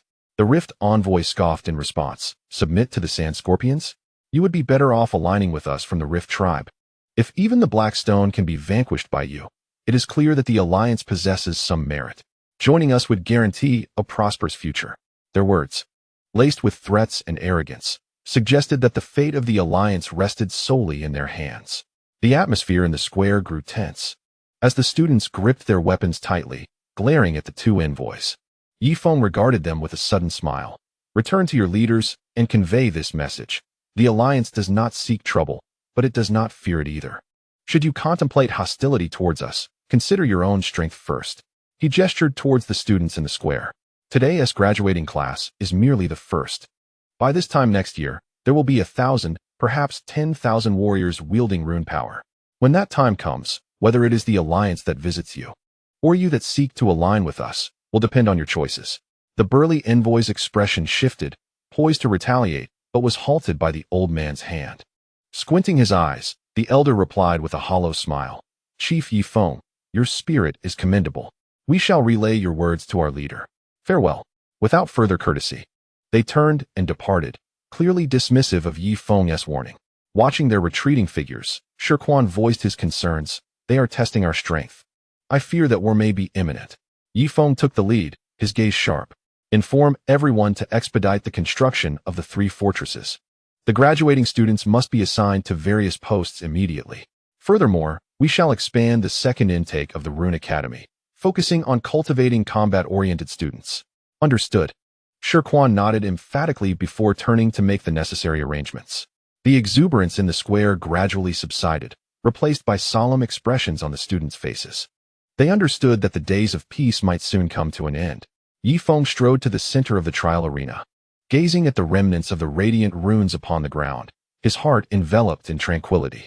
He understood that the arrival of the Rift Valley and the Scorpion tribe was merely a harbinger of the tempest to come. The calm of the eastern wasteland was but fleeting, a greater storm was brewing. Yet, he remained undaunted. The first cohort of students was merely the beginning. The Rune Academy would cultivate even more formidable warriors. The 3 fortresses were nearing completion, and the Alliance's defenses stood as impregnable as a fortress. Within him, the energy of the battle runes had been absorbed to a significant extent, leaving him but a step away from becoming a level 4 warrior. Yifeng lifted his gaze towards the direction of the Rift Valley and the Scorpion tribe, his expression resolute. Come forth. Whether it be the mountainous warfare of the Rift Valley or the venomous formations of the Scorpion, he was ready to confront them. The bell of the Rune Academy tolled once more, its sound distant yet steadfast, resonating above the valleys of the eastern wasteland, as if heralding the dawn of a new era and summoning the troops for the impending battle. The fight belonging to the Alliance was only just commencing. Chapter 18.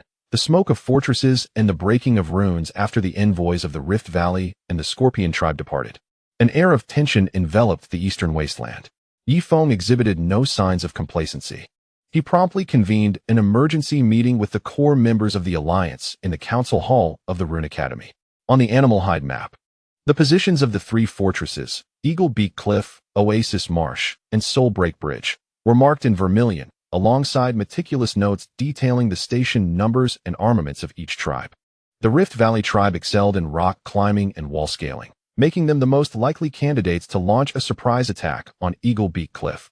The Scorpion tribe, fearing water, considered Oasis Marsh their Achilles heel, and Soul Break Bridge, with its treacherous terrain, served as the final bastion. Yifeng's finger pressed heavily on the map as he declared, I shall personally defend Soul Break Bridge, while Chief Shirquan will guard Oasis Marsh, and Shirtu will oversee Eagle Beak Cliff. Are there any objections?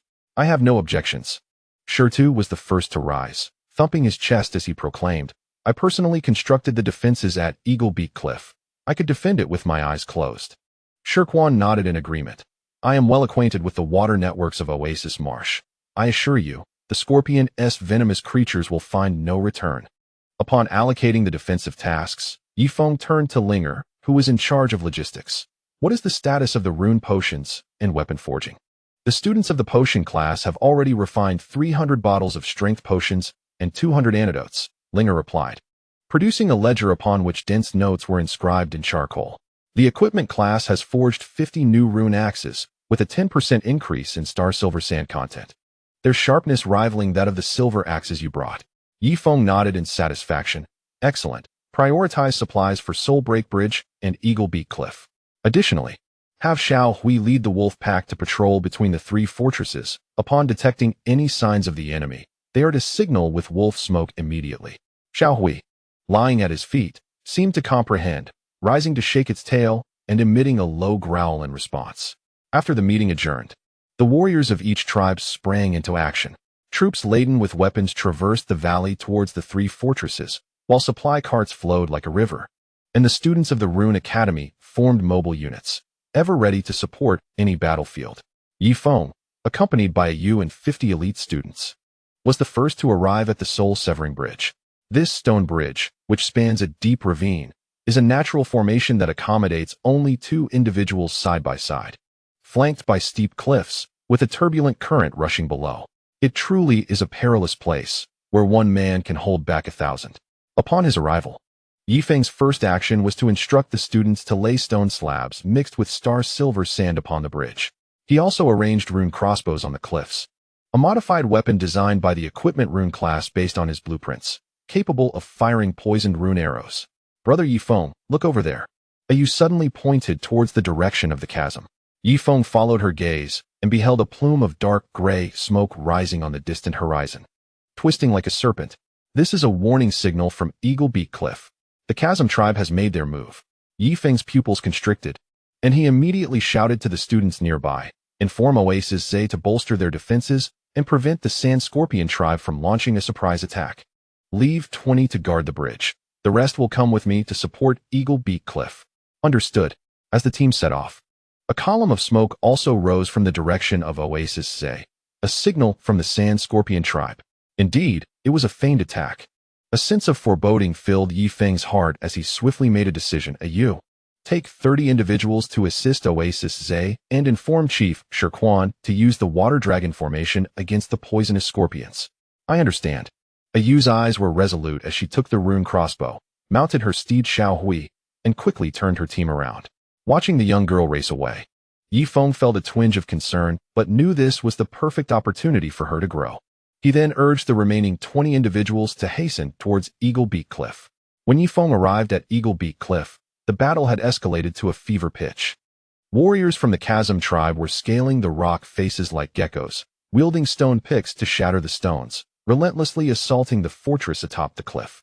The students, alongside Shirtu, fought valiantly to resist, the sharp clangs of rune axes echoing amidst the cries of warriors and the sounds of falling bodies. As dozens of corpses lay strewn below the cliff, the leader Yifeng has arrived.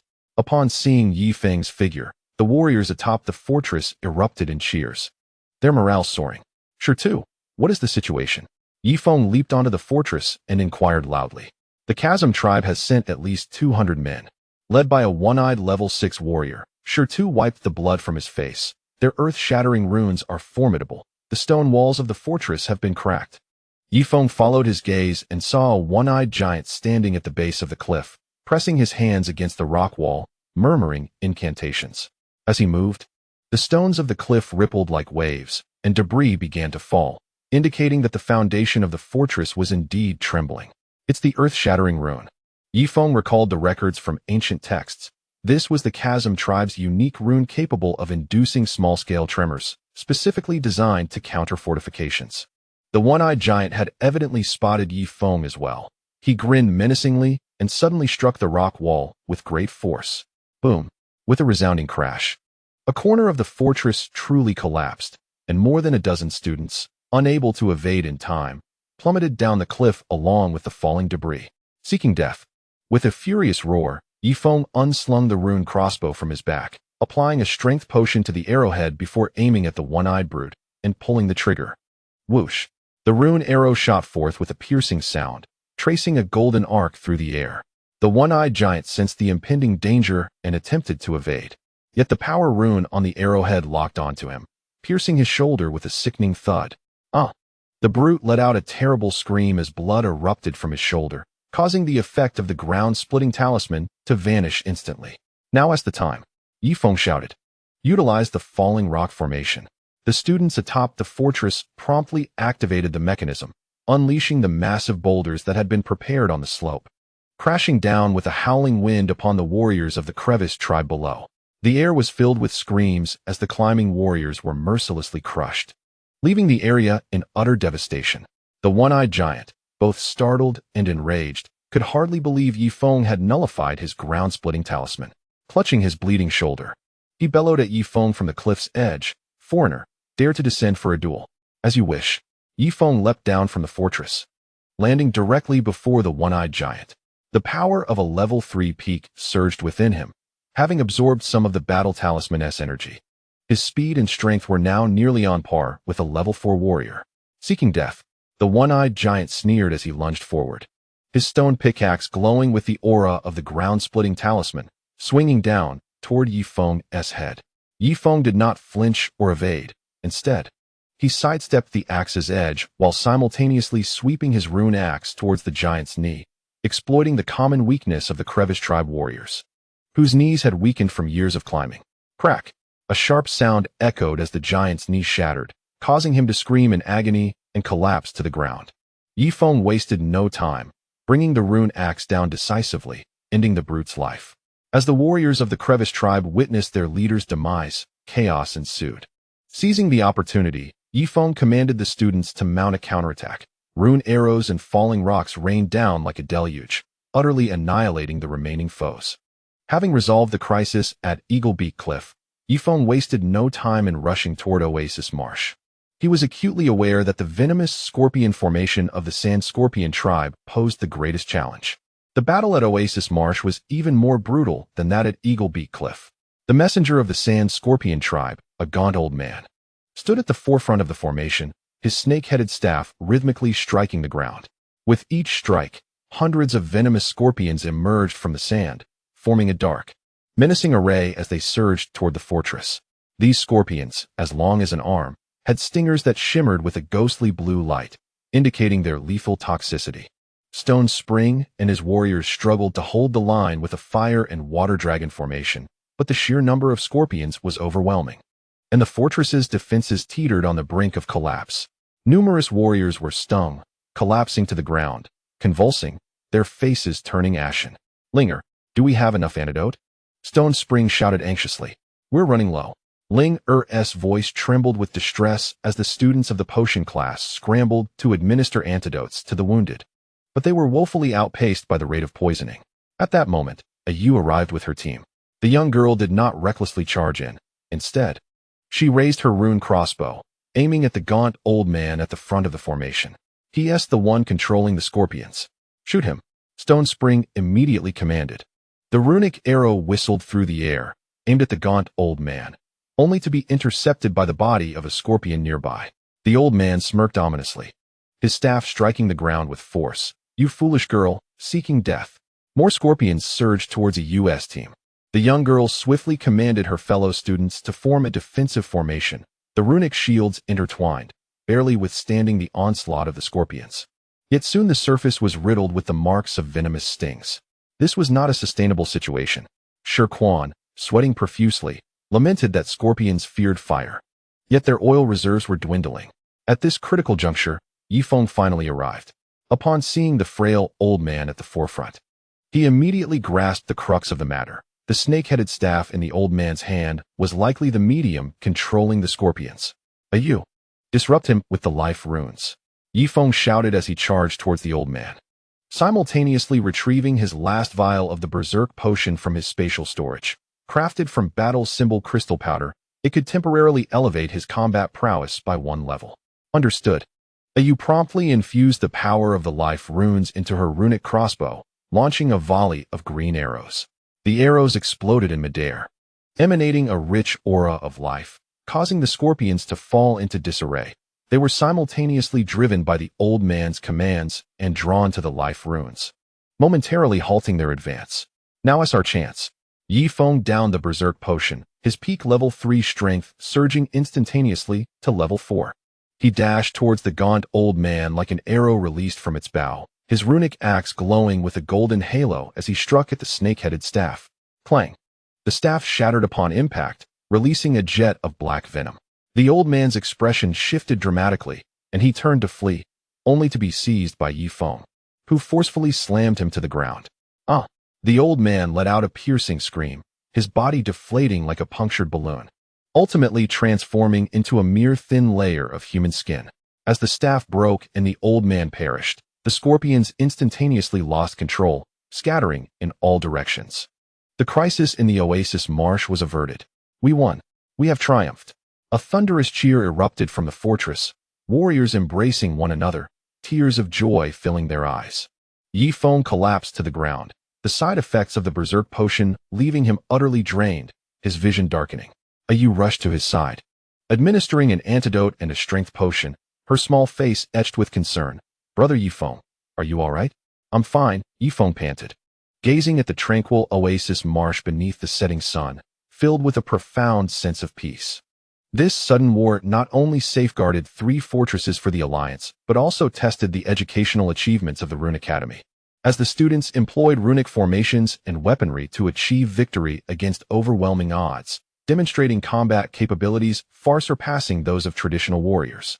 As night fell, the warriors from the 3 fortresses gradually returned to the River Valley camp. Despite the considerable casualties, the joy of victory dulled the sorrow. By the campfire, the students gathered around Yi Feng, eagerly listening to his tales of battle techniques and rune applications, their eyes filled with admiration. Yi Feng looked upon these youthful faces, his heart swelling with emotion. They were no longer the naive tribal youths, but had transformed into true warriors forged by the baptism of war. The Rift and Scorpion tribes, having suffered this defeat, will likely refrain from making further incursions in the near future. Shirkwan approached with a goblet of fruit wine, extending it to Yefeng. However, we must remain vigilant, for there may be greater forces lurking behind them. Yefeng accepted the cup with a nod, acknowledging, I understand. This battle has enlightened me. Mere defense is insufficient. We must take the initiative and decisively eliminate the threats in the eastern wasteland. His gaze drifted towards the distant west, the heart of the untamed world, rumored to be home to mightier tribes and enigmatic rune civilizations. Once the fortress is fully restored, I intend to embark on a journey to the west, Yefeng declared with resolute determination, eager to explore the outer realms and seek out more potent rune knowledge. Shirkwan did not object, merely placing a reassuring hand on his shoulder. Speak freely about your needs. The Alliance will always stand as your steadfast support. As night deepened and the campfire dwindled, Yefeng reclined on the grass, gazing at the vast expanse of stars. The space ring on his left hand emanated a gentle warmth. Having absorbed the Rift tribe's earth-splitting rune and the Scorpion tribe's poison rune, the absorption progress of the battle rune crystal energy had reached 70, drawing him ever closer to becoming a level 4 warrior. He sensed a new realm beckoning him, and the space ring was on the verge of unlocking new capabilities. Clenching his fists, he felt the surging power within. Whether it be the remnants of the eastern wasteland or the unknowns of the west, he felt confident in facing them. For he was no longer alone. He had allies to fight alongside him, promising students, the ever-growing AU, and an increasingly potent rune power. His wild legend was poised to pen a new chapter, and this time, the stage would be far grander. Chapter 19. Western Exploration and the Secrets of the Ancient Ruins. The spring breeze of the eastern wasteland dissipated the remnants of the fortress's smoke. As the River Valley camp welcomed its first planting season post-battle, the sounds of the Rune Academy's students training in the trial grounds, the clang of weapons being forged in the equipment class, and the fragrant herbs cultivated in the herb garden intertwined to create a vibrant symphony. The 3 fortresses had been fully restored, and the stationed warriors had been replaced by a new cohort of graduates, their youthful innocence supplanted by resolve. They were the new guardians of the Alliance. Yefeng stood atop the soul-breaking bridge, gazing at the horizon to the west. The skyline there was starkly different from that of the eastern wasteland, with the faint outline of sprawling black mountains resembling slumbering behemoths sprawled across the land. "Are you truly going?" Linger's voice called from behind, cradling a bundle containing a hastily crafted beast skin map and enough rune potions to last 3 months. "Yes," Yefeng replied, turning to accept the package and securing it at his waist. The Rift and Scorpion tribes were but minor nuisances. It was the Black Rock Alliance that posed the true threat. I must assess their strength and discover methods to counter them. The Black Rock Alliance, the most formidable force west of the eastern wasteland, comprised 7 major tribes, reportedly boasting 3 level 8 warriors and rune masters capable of wielding lightning. The audacity of the Rift and Scorpion tribes to provoke was likely a reflection of their shadows looming behind them. "Take this," he added. Linger retrieved a jade pendant from her bosom, its texture warm and smooth, intricately engraved with complex protective runes.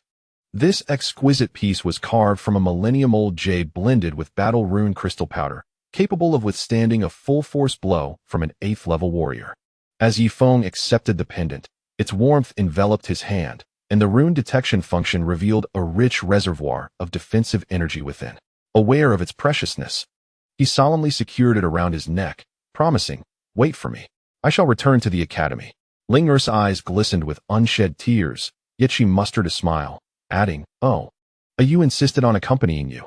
I couldn't dissuade her. Before she could finish, the sound of light footsteps approached. Ayu, riding her steed Xiao Hui and carrying a petite rune bow on her back, was followed by 5 elite iron spine wolves, clearly well prepared for the journey. "Brother Yifeng, take me with you," the young girl implored, her face alight with anticipation. "I can now adeptly wield life runes and communicate with Xiao Hui. I will surely be of assistance." Observing the 5 wolves behind her, Yifeng noted that after 6 months of nurturing, Xiao Hui's pack had grown to over 30. With these 5 being the most formidable, nearly the size of adult warhorses, their fur gleaming with a metallic sheen. "Very well. But you must obey my commands and not wander off," he relented, unable to turn her down. After the battle at Oasis Marsh, Ayu had matured into a capable warrior, and her presence would indeed bolster their efforts. When Shirquan and Shirtu arrived to bid farewell, they exchanged knowing smiles upon witnessing the scene. Shirquan handed Yifeng a beastbone whistle. "This is the Alliance signal whistle. If you encounter members of other tribes, blow it 3 times, and they will offer their assistance. Take care." Shirtu clapped Yifeng on the shoulder with a firm grip, his eyes conveying a weighty trust without the need for further words. As dawn broke, Yifeng, accompanied by Ayu and the pack of wolves, embarked on their journey westward. The silhouette of the River Valley camp gradually faded behind them, leading into the unfamiliar expanse of the wilderness, filled with unknown tribes and lurking dangers. The path westward proved more treacherous than anticipated. Upon exiting the eastern wasteland, the terrain grew rugged, shifting from river valleys to deserts and then dense forests. The tribes they encountered along the way often harbored hostility towards outsiders, and several times they narrowly averted conflict, thanks to the deterrent of the Alliance whistle and Xiao Hui's presence. As twilight descended, they entered an ancient forest known as the Silent Woods. The towering trees loomed with an eerie gray-black hue, their leaves withered, and not a trace of birds or beasts could be found. The air thick with a scent of decay. "This place is strange," Ayu remarked, tightening the reins as Xiao Hui growled uneasily, its fur bristling. Yifeng activated the rune detection, his brow furrowing instantly. The rune energy within the forest was chaotically intertwined, with green life runes and black death runes spiraling together, forming distorted vortices, as if something malevolent was gestating within. "Be cautious, and do not touch any plants," Yifeng advised, channeling the life runes to shield his body. He sensed the black death runes attempting to erode his very being. After venturing 10 miles into the forest, they came upon an expansive ruin ahead. The remnants of crumbling walls are adorned with weathered runes, faintly revealing that this was once a magnificent city, far surpassing any tribe within the Alliance. "Is this the ancient ruins?" Yifeng's heart quakes with awe. Ancient texts recount a highly advanced rune civilization that once thrived in the wild world, only to be obliterated in a cataclysm. He never expected to witness its remnants here. At the heart of the ruins stands a dilapidated stone tower, its surface etched with runes that resonate subtly with the patterns on Yifeng's spatial ring, emanating a faint glow. "Brother Yifeng, look at the top of the tower." Yu pointed at the pinnacle of the stone structure. Yi Feng gazed upward, and there, nestled within a stone box, lay a scroll shimmering with golden light. Its rune energy more potent than that of the black stone battle talismans. Just as they prepared to approach, a rustling sound suddenly echoed around the ruins. Dozens of massive corpse beasts emerged from the ground, their bodies cloaked in decaying flesh, with hollow black eyes and corrosive slime dripping from their mouths. Clearly, they were creatures tainted by death runes. Protect Brother Yi Feng. Yu immediately commanded the Iron Spine Wolves to form a defensive formation, drawing their rune bows to unleash arrows infused with life runes. The arrows struck the corpse beasts, igniting green flames that crackled and hissed as the creatures howled in agony. Yet they did not perish. The death runes endowed them with formidable regenerative abilities. They fear the light. Yi Feng observed that the corpse beasts moved sluggishly in the sunlight. He swiftly channeled the life rune energy within him into his entrenching shovel, its blade glowing with a brilliant green light as he swung it toward the nearest corpse beast. With a swift motion, the green blade effortlessly cleaved through the beast's body, forcibly stifling its regeneration as black slime splattered onto the ground, corroding it into hissing pits. Combine the life runes with sunlight, Yi Feng shouted, wielding the entrenching shovel with fervor, the green light tracing arcs amidst the ruins, each strike slaying a corpse beast. Yu promptly followed suit, focusing the life runes and sunlight into her arrows, their green radiance intensifying as they incinerated the targeted corpse beasts to ashes.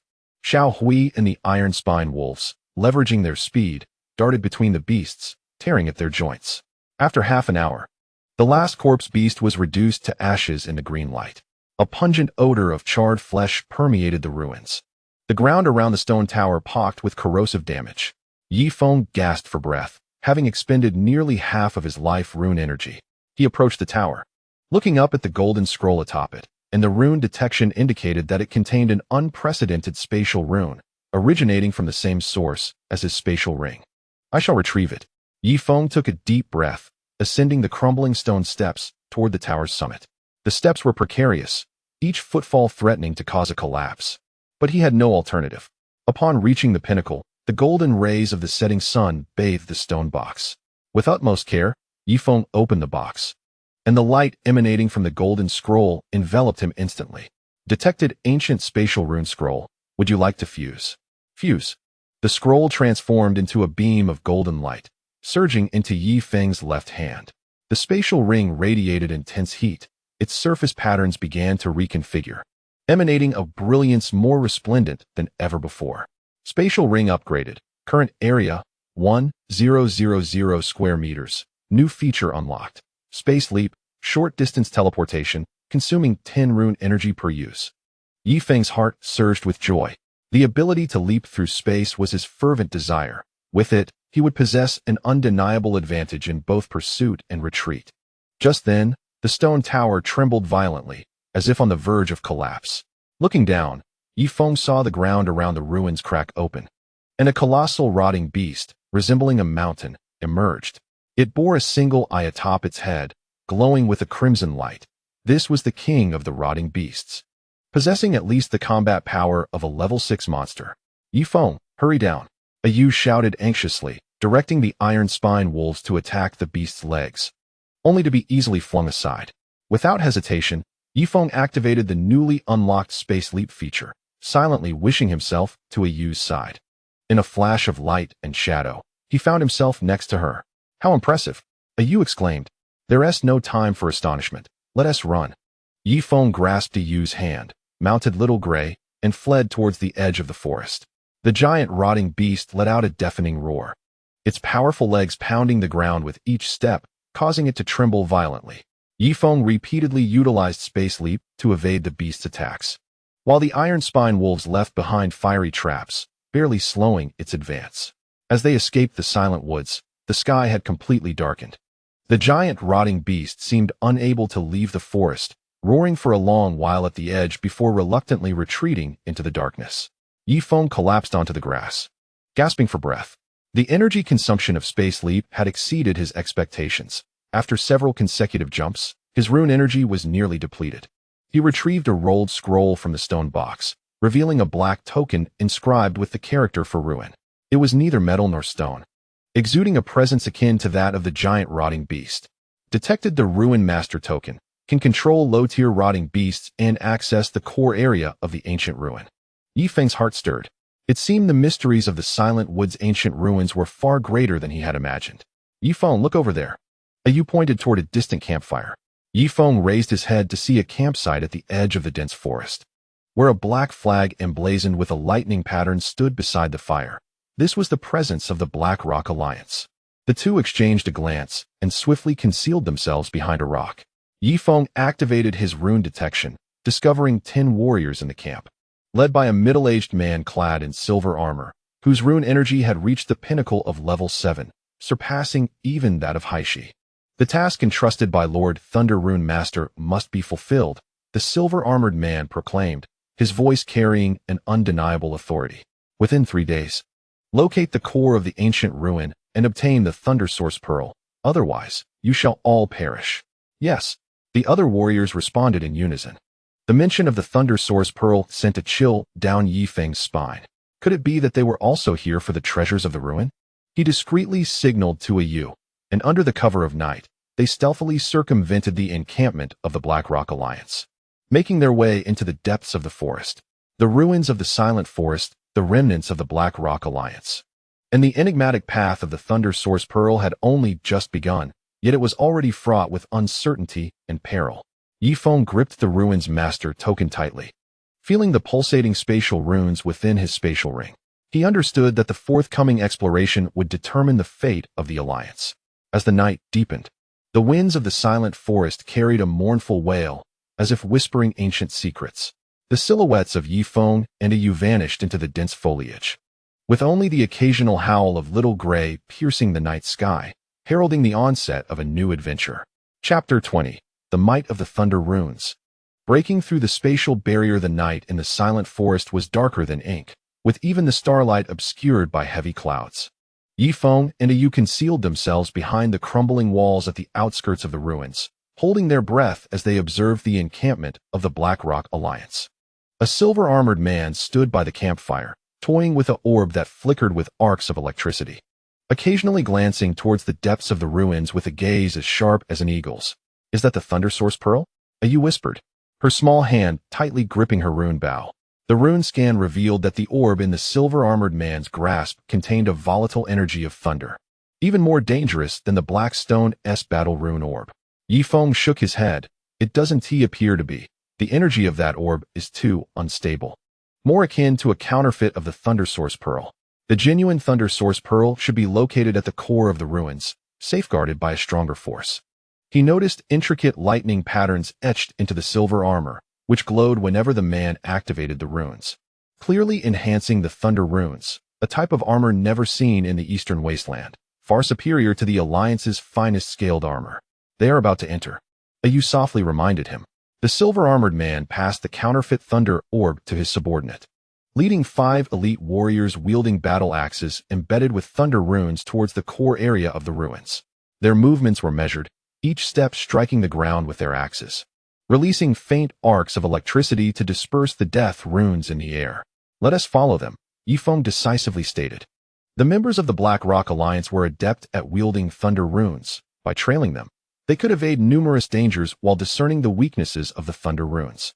The duo and Little Gray, under the cover of the crumbling wall, maintained a safe distance behind. Little Gray's wolf pack spread out to remain vigilant, ensuring no other members of the Black Rock Alliance would launch a surprise attack. The core area of the ruins was more dilapidated than the outskirts, with the ground riddled with fathomless fissures, and the air thick with coalescing death runes forming a black mist, even interfering with rune scans. The arcs of electricity released by the silver-armored man detonated in the black mist, illuminating brief patches of light, revealing a half-buried palace ahead. The stone door of the palace was inscribed with runes akin to those on the stone tower, albeit in a somber purple hue, emanating a disquieting energy. The silver-armored man was evidently familiar with this stone door, directing the warriors to embed the counterfeit Thunder Orb into the crevice of the door. With a crack, the Thunder Pearl resonated with the runes on the stone gate, causing the violet symbols to illuminate as the gate slowly swung inward, revealing a pitch-black passage. A mingling of electric and decayed aromas surged forth from the corridor, causing Yi Feng's skin to tingle. Enter. The man in silver armor was the first to step into the passage, followed closely by the warriors. Their battle axes adorned with flickering thunder runes that illuminated the murals flanking the corridor. Once they had ventured far, Yi Feng stealthily followed with Yu and Xiao Hui into the passage. The murals depicted scenes from the zenith of the ancient ruins, showcasing warriors clad in rune-imbued armor commanding the elements of wind, fire, thunder, and lightning in fierce battles against colossal beasts. Towering stone spires pierced the clouds, their apex shimmering with spatial runes. At the innermost recess of the murals, an elder holding a scroll meticulously inscribed runes, surrounded by the 4 elemental runes of space, thunder, life, and death. Yi Feng was struck with awe. Indeed, the master of the ancient ruins was a 4-element rune master. To wield all 4 core runes simultaneously suggested a legendary rank of at least level 10 rune master. Such an existence had fallen. How terrifying must that calamity have been? At the passage's end lay a circular hall, where a stone pedestal bore a fist-sized, transparent orb, entwined with golden lightning. Emanating a wild yet pure energy, the Thunder Source Pearl. The man in silver armor stood before the pedestal, a fervent expression gracing his face. At last, I found it. With the Thunder Source Pearl, I shall break through to level 8 and become the 4th elder of the Black Rock Alliance. He extended his hand to seize the Thunder Source Pearl, but suddenly, purple runes flared around the pedestal, enveloping him within. Countless bolts of lightning surged from the rune array, resonating with the pearl's energy, forming a web of electricity that ensnared the man in silver armor at its center. Damn it!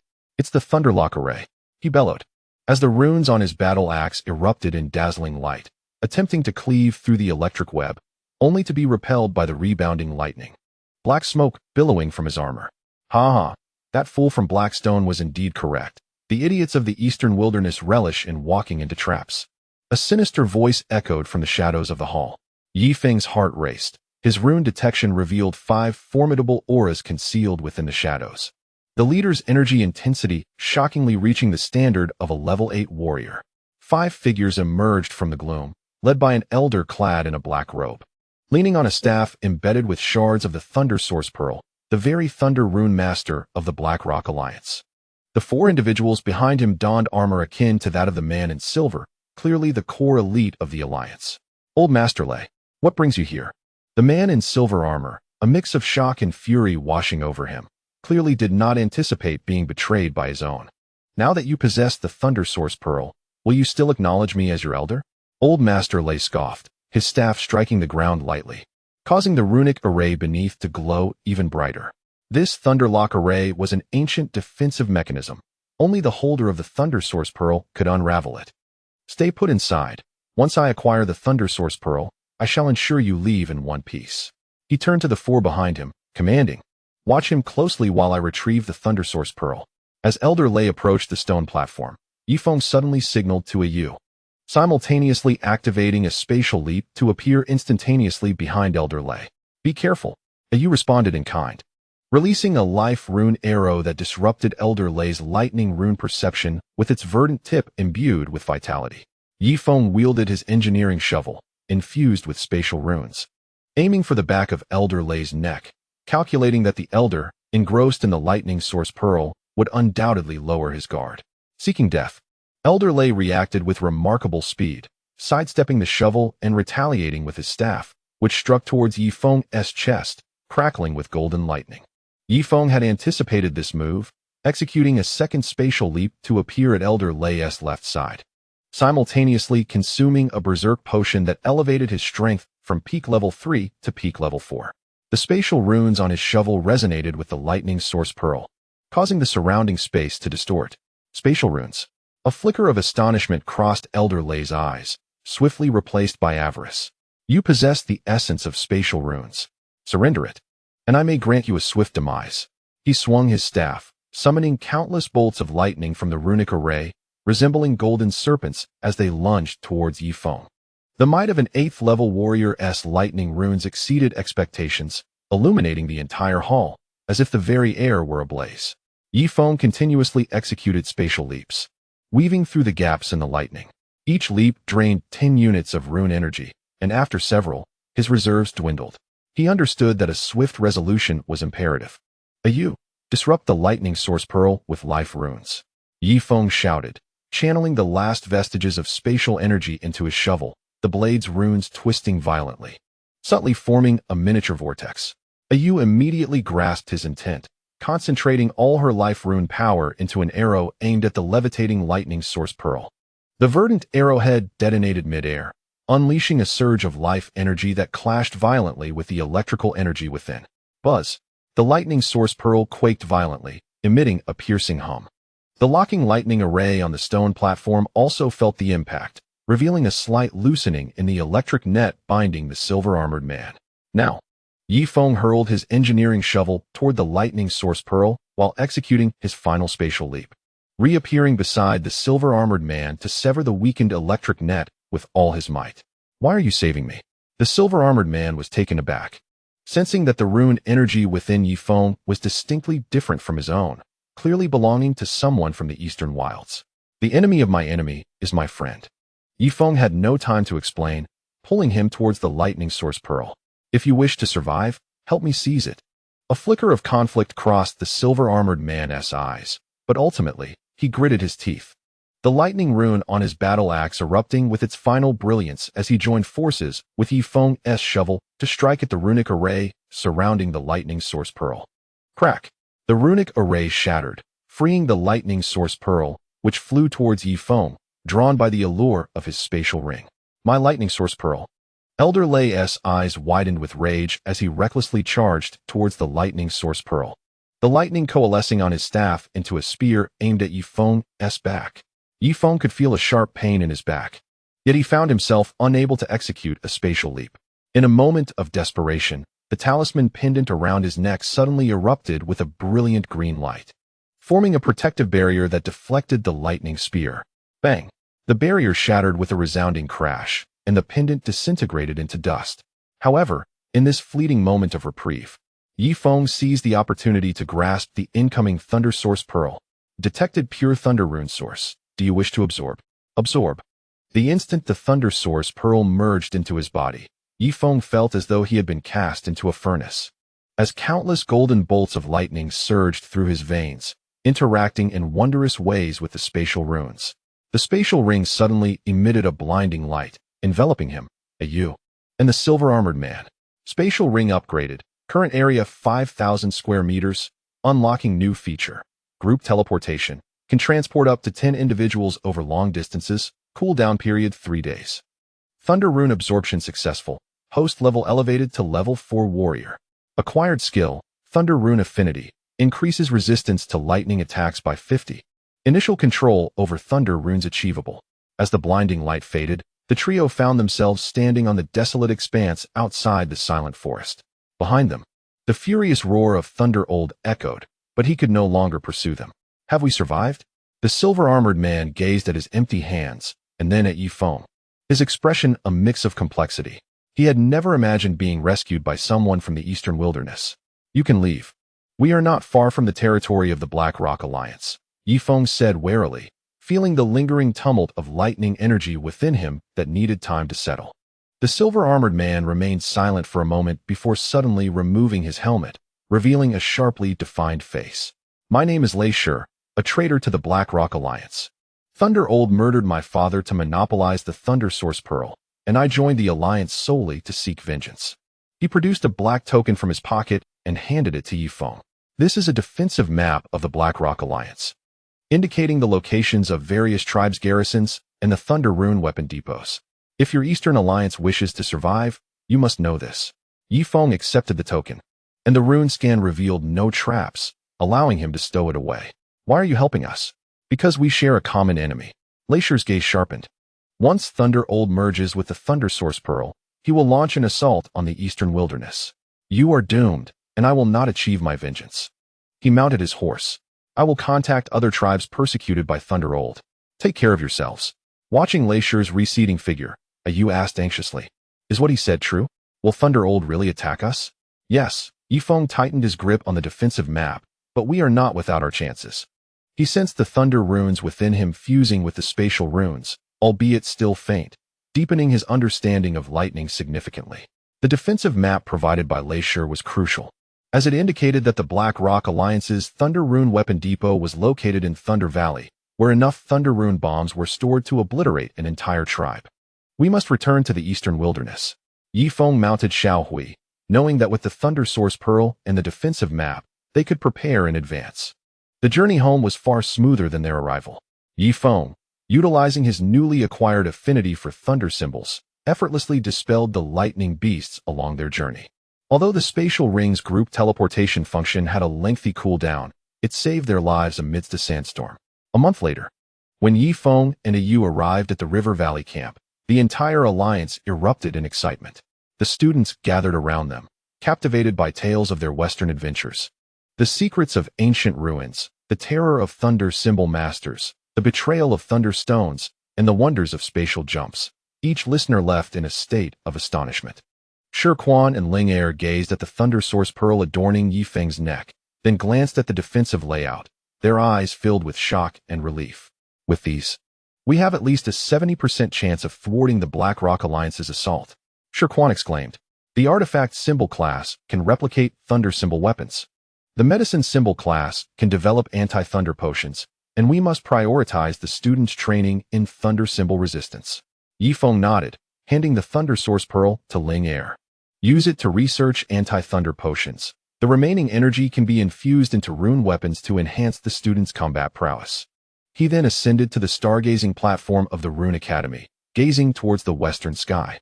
The old Thunder Master required time to merge with the Thunder Source Pearl, and the Alliance still had a 6-month preparation period. The thunder symbols within him began to gradually merge with the spatial runes, forming a new energy known as Thunder Void Power. Yifeng could sense that he was but a step away from becoming a level 5 warrior, and the next upgrade of the spatial ring might unlock even more formidable capabilities. As the night breeze swept through the valley, carrying the fragrance of the medicinal herb garden and the tinkling sounds from the artifact symbol class, Yifeng understood that the war with the Black Rock Alliance would be unprecedentedly arduous. Yet, his heart brimmed with confidence. He was no longer fighting alone. Behind him stood an increasingly formidable alliance, students who wielded the power of runes, and allies ready to fight alongside him. Within him resided the ever-evolving rune energy and spatial ring. In his hands lay the defensive layout and Thunder Source Pearl, potent enough to alter the course of battle. The counteroffensive belonging to the Eastern Alliance was about to commence. This time, they would no longer adopt a passive defense. Yifeng's gaze turned once more towards the west, a resolute smile gracing his lips. Old Thunder, Black Rock Alliance, we await you. Witness the rise of the Eastern Wilderness through your defeat. Chapter 21. Preparations amidst the storm. The initial fusion of Thunder Void in the scorching summer of the Eastern Wilderness, the crops along the riverbanks flourished, and the heavy wheat ears swayed in the wind, creating waves of golden hues. In the trial grounds of the Rune Academy, 300 students were undergoing training to resist thunder symbols. Bare-chested, they stood within a specially designed rune formation, enduring the sting of faint electric arcs. Their skin reddened from the burns, yet none faltered. Yifeng stood on the observation platform, watching the students below grit their teeth in determination. The spatial ring on his left hand radiated a slight warmth. The energy from the Thunder Source Pearl had been largely refined by Ling Er, infused into the students' weapons and armor. While they could not manipulate lightning as the Black Rock Alliance did, it significantly enhanced their resistance to thunder symbols. Leader Yifeng, news has arrived from Leisure that Old Lei has successfully fused with the Thunder Source Pearl, elevating his strength to a level 9 warrior. The 7 tribes of the Black Rock Alliance are gathering and are expected to reach the eastern wasteland border in 3 months. Shirquan approached briskly, holding a letter made of beast hide, the handwriting hasty and evidently written in a rush. Upon taking the letter, Yifeng found it contained not only Leisure's warning, but also a more detailed defensive map. The vanguard of the Black Rock Alliance will be led by Old Lei's direct disciple, Leia. Although he possesses only level 7 strength, he is well-versed in the thunderstorm formation and has previously defeated a coalition of 5,000 with a mere 300 men. Yifeng's fingers tapped on the defensive map. Linger, how is the progress on the anti-thunder potions from the alchemy division? We have refined 500 bottles of thunder resistance potions, which can render immunity to level 7 and below lightning attacks for half an hour, Linger replied, her voice tinged with fatigue, yet sparkling with excitement. Additionally, I have devised the Thunder Fusion Potion using the remnants of the Thunder Source Pearl mixed with Blood Spirit Grass, allowing warriors to temporarily fuse with Thunder Runes, enhancing their power by 1 level. The Thunder Fusion Potion? Yi Feng inquired, intrigued.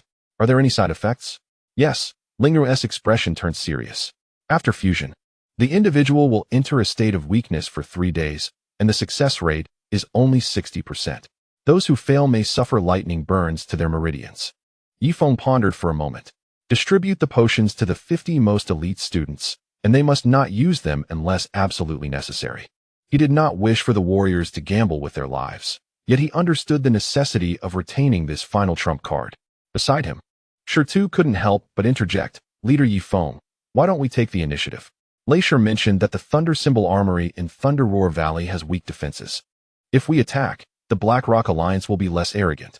No, Yi Feng shook his head. Lei Shi's intelligence may not be reliable.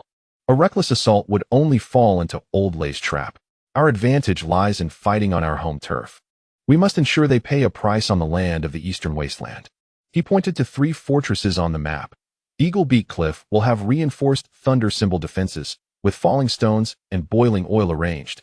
Oasis Marsh will widen the river, introducing flowing water to create a conductive network that reflects the Thunder Symbol attacks. The Soul-Severing Bridge will be the main battlefield, where we must establish the Thunder Void Formation. The Thunder Void Formation? Curious expressions spread among the crowd. It is a formation I have created by combining spatial runes with Thunder Runes, Yi Feng explained. By drawing spatial runes on the bridge surface with star silver sand and infusing it with the energy of the Thunder Source Pearl, once the enemy steps in, they will be besieged by the dual assaults of spatial distortion and lightning. Even a level 8 warrior would find it challenging. Shi Quan stroked his beard, his eyes filled with admiration. If this formation is successful, the Soul-Severing Bridge will become the graveyard of the Black Rock Alliance.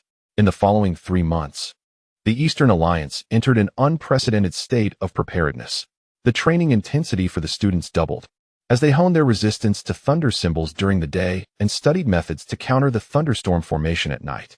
The craftsmen of the Artifact Division worked tirelessly, forging 300 Thunder Rune axes embedded with fragments of the Thunder Source Pearl, capable of invoking faint lightning with each swing. In the tents of the Alchemy Division, Linger led the students in concocting potions that piled high, filling the air with the pungent scent of herbs and a faint hint of electric arcs. Yi Feng devoted most of his time to the arrangement of the Thunder Void Array. He personally guided his students in inscribing runes upon the surface of the Soul-Severing Bridge, activating them with the energy of Thunder Source Pearls. As he observed the intertwining silver spatial runes and golden lightning runes forming an invisible web of energy, his heart brimmed with anticipation. During this period, Lei Shi delivered 2 messages. First, that the vanguard of Leia had departed from the Black Rock Alliance, advancing towards the eastern wilderness along the rift. Second, that Lei Lao was consolidating internal forces, seemingly aware of Lei Shi's defection, and had fortified the defenses of Thunder Valley. It appeared that Lei Lao was quite cautious. Yi Feng gazed at the latest deployment map, noting that the vanguard consisted of only 500 men, indicating that the main force was likely still observing. Should we eliminate these 500 first? Shi asked, eager for action. After 3 months of training, he had advanced to a level 5 warrior, wielding the Thunder Rune axe with extraordinary prowess. Yi Feng shook his head. No, we shall let them in. He pointed to the foggy marsh on the map, suggesting that the forces of Leia traverse this area, as the marsh's miasma would weaken their lightning runes, leaving them at a disadvantage by the time they reached the Soul-Severing Bridge. With all arrangements in place, they awaited the enemy's arrival. On a crisp autumn morning, the sentinels at Eagle Beak Cliff signaled an alert. The vanguard of Leia had crossed the rift and was advancing towards the foggy marsh, their ranks bearing the lightning banner of the Black Rock Alliance, moving with remarkable speed. "They've come," Yi Feng proclaimed from the command platform of the Soul-Severing Bridge, gazing towards the direction of the foggy marsh. He ordered all fortresses to enter a state of readiness and to act according to plan. Yes. The messenger rode swiftly along the valley towards Eagle Beak Cliff and Oasis Marsh. 3 days later, the vanguard of Leia appeared at the edge of the foggy marsh. Leia, a young man in his 20s clad in a black robe reminiscent of Lei Lao's, yet adorned with a denser pattern of lightning runes, brandished a spear crackling with visible arcs of electricity his demeanor as arrogant as that of a victorious rooster. Is this the land of the eastern wilderness? More barren than I imagined, he scoffed, using his spear to impale a venomous lizard that dared to approach, carelessly tossing it to the soldiers behind him. Prepare the thunderstorm array, cross the marsh, and seize the soul-severing bridge before nightfall. 500 warriors of the Black Rock Alliance swiftly formed ranks, their weapons simultaneously channeling lightning, as golden arcs converged above them to form a storm cloud, dispelling the miasma of the marsh. This was the might of the thunderstorm array, capable of condensing lightning energy into a formidable storm cloud for both offense and defense. Mere trifles, Leia sneered, spurring his horse into the marsh. However, he failed to notice the countless specks of silver star powder floating on the water's surface deep within the marsh. This was Yifeng's specially arranged thunder-attracting powder, designed to silently adhere to the enemy and enhance the conductivity of their lightning. As they traversed the marsh, the warriors of the Black Rock Alliance indeed felt the effects of the miasma. The brilliance of their storm cloud dimmed significantly, and several weaker soldiers exhibited symptoms of dizziness. Useless fools, Leia berated them, yet did not pay much heed. In his eyes, the indigenous forces of the Eastern Alliance were utterly inconsequential, even in poor condition. Victory was assured. As the sun dipped below the horizon, the vanguard of Leia finally arrived at the Soul Bridge. Gazing at the stone structure spanning the deep chasm, a flicker of disdain crossed Leia's eyes. Can such a dilapidated bridge possibly thwart me? Thunderstorm formation, unleash a full-scale assault. 500 warriors simultaneously channeled lightning into the storm clouds. Golden pillars of thunder roared like wild dragons, crashing down upon the Soul Bridge. Now is the moment. Yifeng stood atop the fortress on the opposite side of the bridge, raising his thunder-patterned axe to activate the Thunder Void formation. 50 elite students, long prepared, infused the runic array on the bridge surface with their thunderous energy. Silver spatial runes exploded in tandem with golden lightning runes, creating a colossal vortex of energy. Leia's thunderous columns struck the vortex, failing to shatter the stone bridge. Instead, they were rebuffed by the spatial distortion, arcing back towards the ranks of the Black Rock Alliance. Cries of agony echoed, as dozens of warriors, unable to evade, were struck down by their own thunder, charred and lifeless upon the ground. How is this possible? Leia was struck with panic. He had never encountered a formation capable of rebounding thunder rune attacks. Retreat. Quickly retreat. But it was too late. Yifeng leaped from the fortress, his thunder-patterned axe harnessing the energy of the Thunder Void formation, intertwining golden lightning with silver spatial distortions to form a massive axe blade, cleaving towards Leia. Leia, your opponent is me. Leia's pupils constricted in alarm as he hastily raised his spear to defend. Clash. The thunder-patterned axe collided with the spear, and Leia felt a surge of violent power coursing through him, his arm throbbing with pain as the spear nearly slipped from his grasp. He stared in horror at Yifeng, the native of the Eastern Wilderness, who could simultaneously wield the powers of both space and thunder runes. Who are you truly? The Eastern Alliance, Yifeng. Yifeng's voice was icy as he swung the thunder-patterned axe once more, concentrating the power of the Thunder Void into the axe blade, weaving a massive net of thunder and spatial distortion that ensnared Leia completely. On the fortress across the bridge, with a command from Shirquan, 300 students surged forth, their thunder-patterned axes unleashing a tempest of lightning that harmonized with the energy of the Thunder Void, engulfing the warriors of the Black Rock Alliance in a sea of electricity. No, Leia let out a desperate roar. His thunderstorm formation was utterly ineffective against the Thunder Void, and the 500-strong vanguard disintegrated into chaos in an instant. Yifeng offered no respite. The thunder-patterned axe sliced through the air towards Leia's chest. Thud! Leia's protective thunder runes were cleaved apart, blood gushing forth. He gazed at Yifeng in disbelief, his eyes filled with fear and resentment, before finally collapsing to the ground, powerless. The golden rays of the setting sun bathed the Soul Bridge, illuminating the fallen bodies and shattered weapons strewn about. The vanguard of the Black Rock Alliance lay annihilated. Yifeng stood at the center of the bridge, casting a glance at Leia's lifeless form before turning his sharp gaze towards the direction of the Black Rock Alliance. This is merely the beginning. Old Lei, your vanguard has fallen. Now, it is your turn. He raised the thunder-patterned axe, shouting with fervor, the Eastern Alliance shall prevail. Victory! Victory! Victory! The collective roar of 300 trainees surged into a powerful torrent, echoing across the depths of the valley, heralding the might of the Eastern Alliance and foreshadowing the arrival of an even greater storm. As night descended, the battle at the Soul Bridge came to a close.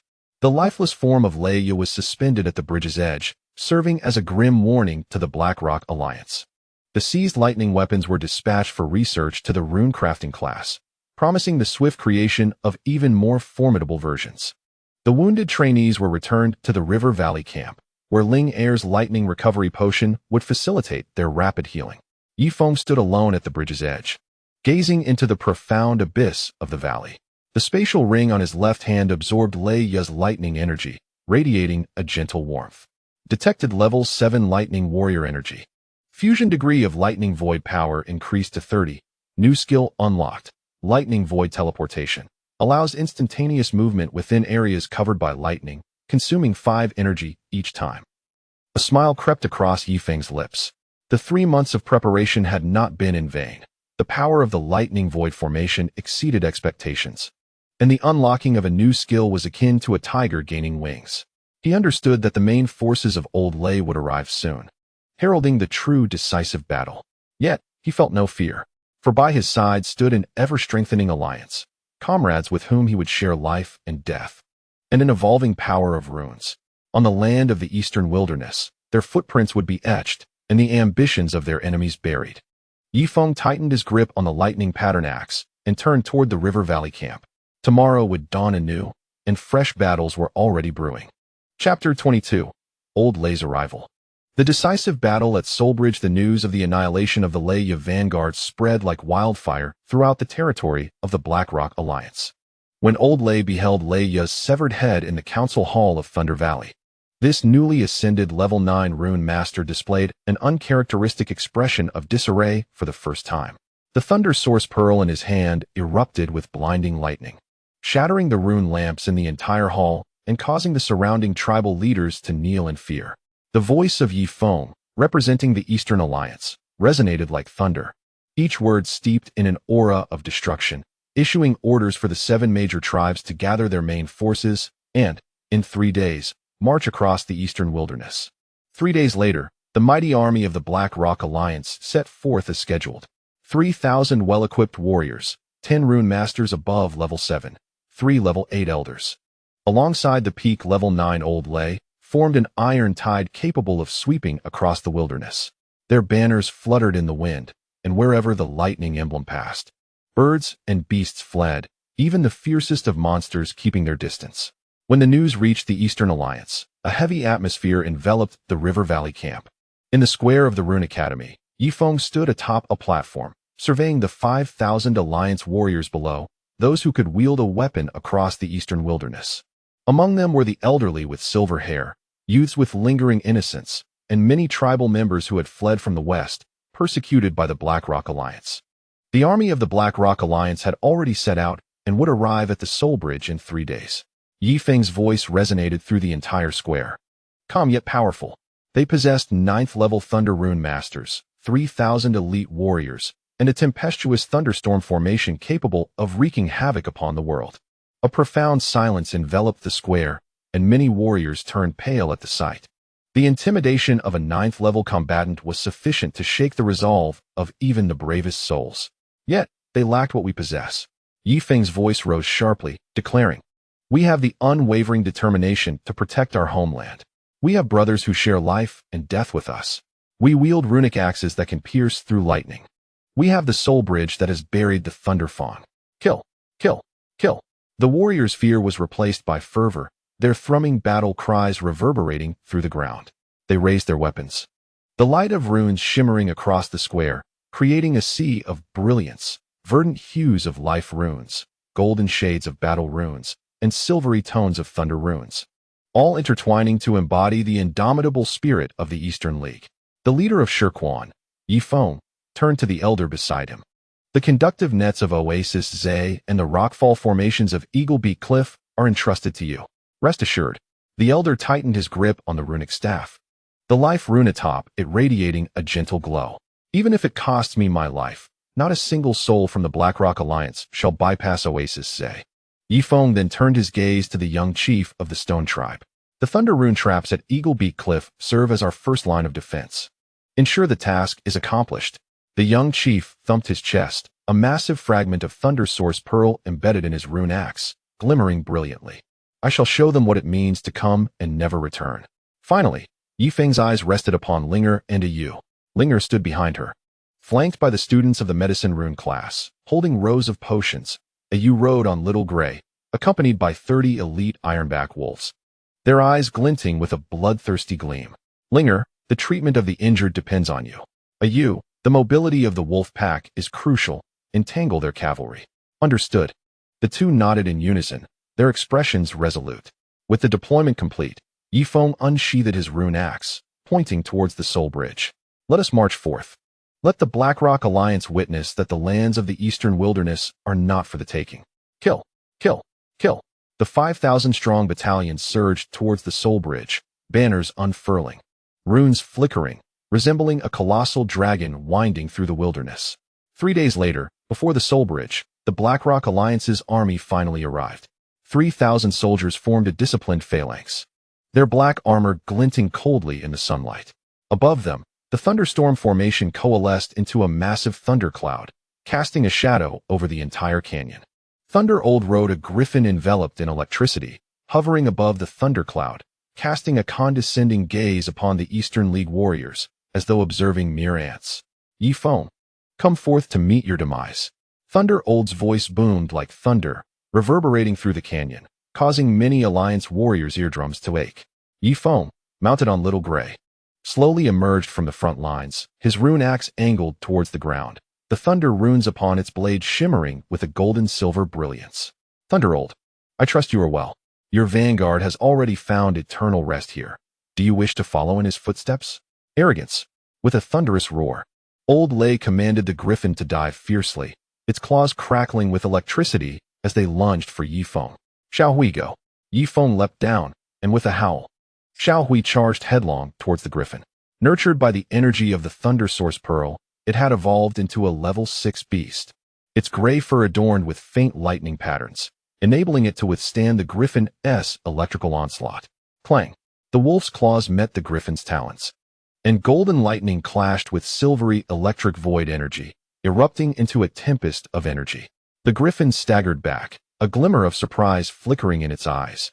This iron-spined wolf could withstand its strike. Interesting, Old Lay sneered as he leapt off the griffin's back. As his feet touched the ground, the entire canyon trembled.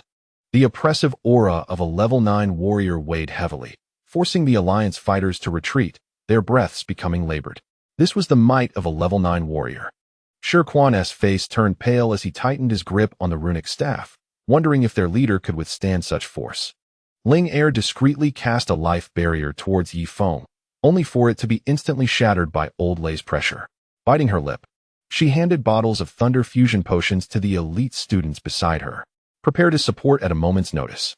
Facing Old Lay's overwhelming aura, Yifeng felt the thunder void energy within him surge, causing the light on his thunder pattern axe to brighten. He sensed that the opponent's power exceeded Leia's by more than tenfold, and the purity of the lightning runes reached a terrifying level. Each breath carrying an aura of destruction. Embrace death. Old Lay ceased his banter, his right hand forming a fist as electricity gathered above into a spear, cutting through the air with a piercing shriek as it hurtled towards Yifeng. Thunder void teleportation. Yifeng vanished from his spot, reappearing behind Old Lay, the thunder pattern axe glowing with intertwined gold and silver light as it swung towards his neck. Trivial skills. Old Lay scoffed, his runic armor bursting forth with brilliant light, forming an electric barrier. Clang! The thunder pattern axe struck the barrier, only to be rebounded forcefully. Yifeng felt a tremendous force surge back, his arm going numb as the thunder void energy inside him became chaotic. The protective lightning rune of a level 9 warrior was indeed formidable. Yifeng was alarmed, not daring to underestimate his opponent, and activated the teleportation again to create distance. Is that all you can do is evade? Old Lay advanced towards Yifeng, leaving charred footprints with each step. Is this the extent of the Eastern Alliance's hope? Suddenly, he slammed his hands to the ground, unleashing torrents of electricity that surged from beneath, forming a net of lightning that ensnared Yifeng's teleportation range. This was Old Lei's unique skill, the Earth Vein Lightning Net, capable of sealing space and nullifying teleportation. Yi Feng's expression turned grave as his mobility was severely restricted. Now, where will you hide? Old Lei grinned wickedly, and the lightning spear above him coalesced once more, thicker and infused with a sense of annihilation, aimed at Yi Feng, trapped within the electric net. Now's the time, Yi Feng shouted, channeling all his Thunder Void energy into the Thunder Pattern Axe, while calling out to the Alliance warriors behind him, activate the Thunder Void Array. 50 elite students, long prepared, simultaneously channeled their strength, and the runic array upon the soul-severing bridge erupted with an unprecedented brilliance. The swirling vortex of intertwined golden and silver energies expanded instantaneously, not only breaking free from the constraints of the Earth's ley-line thunder web, but also ensnaring Elder Lei's lightning spear within its grasp. What? Elder Lei was taken aback, acutely aware that his lightning was being devoured and transformed by the vortex. In that fleeting moment of distraction, Yi Feng's figure surged forth from the maelstrom, forcefully breaking through the blockade of the ley-line thunder web by harnessing the energy of the Thunder Void Array. Death! Yi Feng's lightning-patterned axe, now infused with the absorbed lightning energy, surged with formidable power, cleaving through Elder Lei's protective thunder talisman and striking towards his chest. With a sickening squelch, a gash opened on Elder Lei's chest, blood gushing forth. He gazed at Yi Feng in disbelief, his eyes brimming with shock and fury. You can actually merge with my lightning talisman energy. An eye for an eye. Yi Feng's voice was frigid, devoid of hesitation as the lightning-patterned axe descended once more. Elder Lei let out a deafening roar, unleashing a furious explosion of lightning energy from within, forming a colossal lightning pillar that sent Yi Feng hurtling away. Yi Feng was thrown back against the cliff, spitting out blood, the energy of the thunder void nearly depleted, and the lightning-patterned axe slipped from his grasp. Brother Yi Feng, a Yu rode in on Little Gray, positioning herself protectively in front of him. Drawing her runic bow to its full stretch, she shot an arrow imbued with life and lightning talisman energies. Get lost. In a fit of rage, Elder Lei dismissed the young girl with a mere wave, intending to swat the arrow away. However, as the arrow approached, the life talisman suddenly erupted, forming a verdant barrier that briefly thwarted the lightning attack. This momentary pause granted Yi Feng the opportunity he desperately needed. Struggling to rise, he retrieved his final vial of Thunder Fusion elixir from his spatial ring and unhesitatingly consumed it. Boom! As the elixir coursed through his body, Yi Feng's power surged dramatically, the Thunder Void energy breaking through its limits to reach the level of a 5th-tier warrior.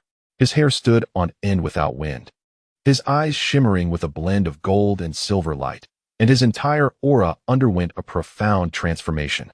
Is this the Thunder Void body? For the first time, fear flickered in Elder Lei's eyes as he beheld Yi Feng's transformation. The fabled physique that perfectly harmonizes lightning talismans with spatial runes is the bane of Thunder Talisman Masters. It is over. Yi Feng's voice resonated as if echoing from the heavens. He extended his right hand, and the energy of the Thunder Void Array upon the soul-severing bridge coalesced into his palm, forming a colossal axe of intertwined gold and silver. Thunder Void Judgment. Yi Feng's figure morphed into a streak of light, wielding the enormous axe as he charged towards Elder Lei. The fabric of space twisted before him, and the lightning roared behind him, creating a torrent of destruction. Elder Lei attempted to evade, only to find his body firmly ensnared by space, rendering him helpless to witness the impending strike of the giant axe. He gathered all the lightning talisman energy within him, forming an unprecedented lightning barrier at his chest. Bang! The axe collided with the barrier, producing a sound that reverberated through the heavens and earth. The entire canyon trembled as thunderclouds dispersed, the Earth's ley lines and thunder networks fracturing inch by inch. Even the sky was suffused with hues of gold and silver. Following the resounding blast, tranquility enveloped the surroundings. Yi Feng stood steadfast, the colossal axe in his grip gradually dissipating, the side effects of the Thunder Fusion elixir rendering his complexion pale, teetering on the brink of collapse. Opposite him, Old Lei stood in a daze, the electric barrier across his chest shattered, his lightning armor marred with cracks, blood seeping continuously from the corner of his mouth. I have lost, Old Lei murmured, his eyes brimming with disbelief and reluctance. You have lost, Yi Feng's voice was hoarse yet imbued with an undeniable authority. Lowering his head, Old Lei gazed at the wound on his chest, where no blood flowed, instead revealing a charred void, the energy of the lightning sigil rapidly dissipating. He understood that his core sigil of lightning had been obliterated by the power of Thunder Void, rendering him incapable of conjuring any more lightning. The Eastern Alliance has triumphed. Old Lei's body swayed, then crashed to the ground with a thunderous thud, raising a cloud of dust. A level 9 sigil master, the leader of the Black Rock Alliance, had fallen. His demise extinguished the morale of the Black Rock Alliance like a bucket of cold water. The 3,000 warriors were plunged into chaos, the thunderclouds completely dissipating. Many casting down their weapons and kneeling in surrender. The Black Rock Alliance has been defeated. We have won. We have triumphed. The warriors of the Eastern Alliance erupted in jubilant cheers, their voices merging into a resounding torrent that echoed through the canyon, enduring and unyielding. Shirtu led the warriors forward to collect weapons and tally prisoners. Ling Er and the students of the alchemical division hurried to Yi Feng's side, administering the life elixir. Yu, cradling Xiao Hui, was overwhelmed with emotion, tears glistening in her eyes. Shirquan stood upon the Bridge of Souls, gazing at Old Lei's lifeless body. Then at the jubilant crowd, tears streaming down his face.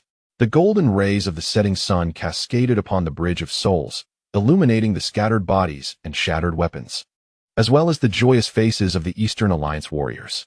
Leaning against the cliff, Yi Feng beheld the scene, a weary yet contented smile gracing his lips. From his journey into this world, through the crises of the Stone Tribe, the alliance with the Stream Tribe, the establishment of the Federation, the founding of the Rune Academy, to today's decisive battle, he had endured countless sacrifices, faced innumerable hardships, and experienced profound growth. He lifted his gaze to the heavens, as if he could perceive the spirits of fallen comrades, the one-eyed warrior, Yu's parents, the valiant of the Stone Tribe, realizing that their sacrifices had ultimately paved the way for the victory of this day. Leader Yi Feng, Shirtu dashed over, clutching Old Lei's core of lightning. This is his source sigil of lightning. It will surely be of use to you. Yi Feng accepted the core, its heat radiating in his palm. The rune scan revealed it to contain an exceptionally pure essence of lightning energy. Detected level 9 lightning core. Would you like to absorb it? Absorb. The lightning core transformed into a beam of golden light, merging into Yi Feng's being. The power of Thunder Void surged within him, counteracting the side effects of the Thunder Fusion Elixir, his internal injuries visibly healing at an accelerated pace. Level 9 lightning core absorption successful, Thunder Void power fully integrated, host level elevated to level 6 warrior. The news of the downfall of the Black Rock Alliance reverberated through the eastern lands of the wild world like the rumble of spring thunder. The shroud that once hung over the eastern wilderness has dissipated completely, and the valley camp has transformed into the very heart of the east. Envoys from various tribes arrived in a continuous stream, bearing their most cherished tributes, the Flame Rune or from the Fire Crow tribe, the millennia-old resilient vines from the Woodvine tribe, and the superior grains from the Rabbit tribe. They all shared a singular purpose, to join the Eastern Alliance and bask in the radiance of Rune civilization. Yi Feng stood atop the newly constructed stargazing platform of the Rune Academy, surveying the flourishing valley below. The battlefield that had been so devastating just 3 months prior had regained its vitality. The soul-severing bridge had been widened and reinforced, becoming a vital thoroughfare connecting the east and west. The Eagle Beak Cliff and the Oasis Ford had been repurposed into bustling trade stations, with caravans incessantly traversing, creating a scene of vibrant activity. Leader Yi Feng, the alliance ceremony for the tribes is prepared. Shirquan approached, leaning on his rune staff, the crystal atop it emanating a soft green glow. After 3 months of recuperation, the elder appeared significantly revitalized, though the strands of white in his hair had increased. Yi Feng nodded, turning toward the square where a throng of people had already gathered. Today marked the official establishment of the Eastern Alliance, where the leaders of 37 tribes would convene to sign a covenant, collectively endorsing Yi Feng as their sovereign. The square was teeming with a sea of humanity. The warriors of the Alliance donned uniform runic armor, wielding thunder-patterned axes, standing in formation on either side, their armor glimmering under the sun, radiating an imposing aura. The tribespeople, adorned in festive attire, wore expressions of sheer joy, while children frolicked around the tamed runic beasts, the air filled with laughter and cheer. As Yi Feng ascended the platform, an immediate hush fell over the crowd, all eyes fixated upon him. Today, we gather not to celebrate the triumph of war, but to embrace the hope of peace. Yi Feng's voice resonated through the runic amplifier, reaching every ear in the square. The laws of this untamed world should not be dictated solely by the survival of the fittest, but should encompass mutual assistance, inheritance, and civilization. He raised the covenant scroll in his hand, inscribed with the same oath in the languages of the various tribes. Eastern Alliance, sharing runes, defending against external foes, thriving in coexistence. I, Yi Feng, in the name of the leader of the Eastern Alliance, vow to uphold this covenant, allowing the light of the runes to illuminate every inch of our land, ensuring that each tribe can dwell in peace and prosperity. Leader, leader, leader. The crowd erupted in thunderous cheers as the 37 tribal chiefs ascended the platform one by one, pressing their handprints upon the covenant. When the final handprint was made, the scroll suddenly burst forth with dazzling light, and the totemic runes of the 37 tribes converged in the air, ultimately forming a grand character composed of countless small runes, hovering above the square, enduring and undissipated. This was a resonance of heaven and earth. Shi Quan trembled with excitement. The prophecy of our ancestors has come to fruition. The Eastern Wilderness is finally on the brink of a golden age. Yi Feng too felt a sense of astonishment.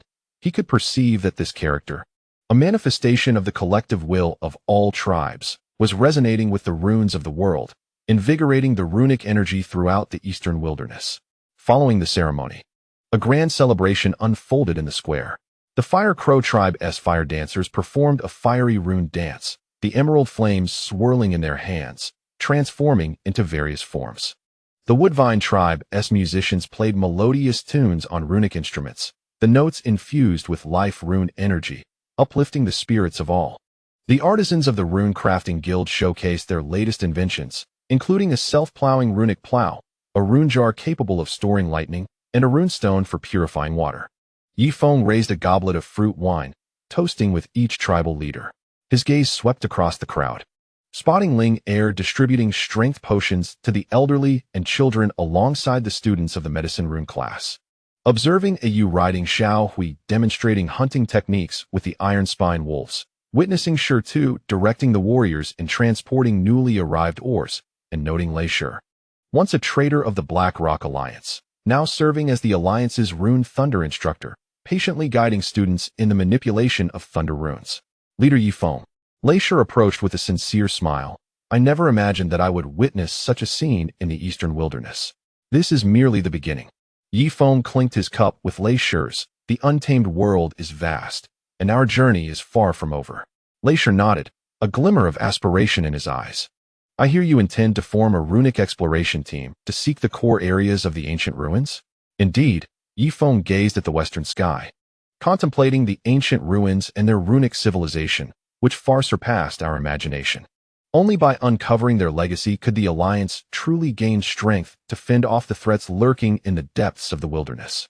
The menace he spoke of referred to the outsiders mentioned in ancient texts, those who fled the ruins during the cataclysm, only to become a mutated tribe tainted by malevolent runes, said to possess the terrifying ability to devour runes. Count me in, Lei Shi proclaimed without hesitation. The scars left by Lei Lao would be healed through the courage of exploration. Yi Feng smiled. Welcome aboard. The celebration continued until deep into the night. Yi Feng returned alone to the stargazing platform, overlooking the slumbering valley below. His left hand's spatial ring radiated warmth, containing the Ruin Master's decree and fragments of the Thunder Source Pearl brought back from the ruins, as well as Lei Lao's core of the Thunder Rune, each a crucial element for the exploration of the ancient site. The spatial ring has detected the host's intent and unlocked a new function. Rune Teleportation Array, capable of establishing a stable spatial passage connecting explored areas. Yi Feng's heart stirred. With the Rune Teleportation Array, the expedition team's mobility would be vastly enhanced, even in the face of danger. They could swiftly return to the Alliance. He extended his hand, and the Thunder Sky rune materialized in his palm. After 3 months of integration, the power of Thunder Sky was now at his command, and the scope of the Thunder Sky domain had expanded to 200 meters, sufficient to counter most threats. Yi Feng, Ling Er's voice came from behind him. holding a newly crafted cloak adorned with silver-threaded patterns of the Thunder Sky rune. It's chilly at night. Put this on. Yifeng accepted the cloak and draped it over himself, warmth enveloping him instantly. He clasped Ling Er's hand and spoke softly, once the expedition departs, the alliance will be in your and Chief Shirquan's capable hands. Rest assured, Ling Er replied, her eyes sparkling with wisdom.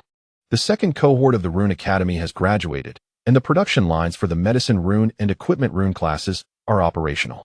Even in your absence, the alliance will function smoothly. She paused, a hint of concern flashing in her eyes. But the ruins are exceedingly perilous. You must exercise caution. I will. Yifeng reassured her, ruffling her hair. A Yu wishes to accompany us. Please persuade her to remain with the alliance. I've tried, Ling Er said with a resigned smile. She insists on witnessing the marvels of the ruins alongside you, and no one can dissuade her. Yifeng shook his head, yet his eyes brimmed with affection. The girl who once needed his protection had now matured into a capable rune archer. Perhaps it was time for her to explore a broader world. As the night deepened, the two on the stargazing platform nestled together, gazing at the myriad stars, savoring the rare tranquility.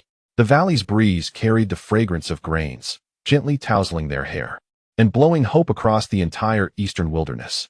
Yifeng understood that the path to exploring the ruins would undoubtedly be fraught with uncertainty and danger.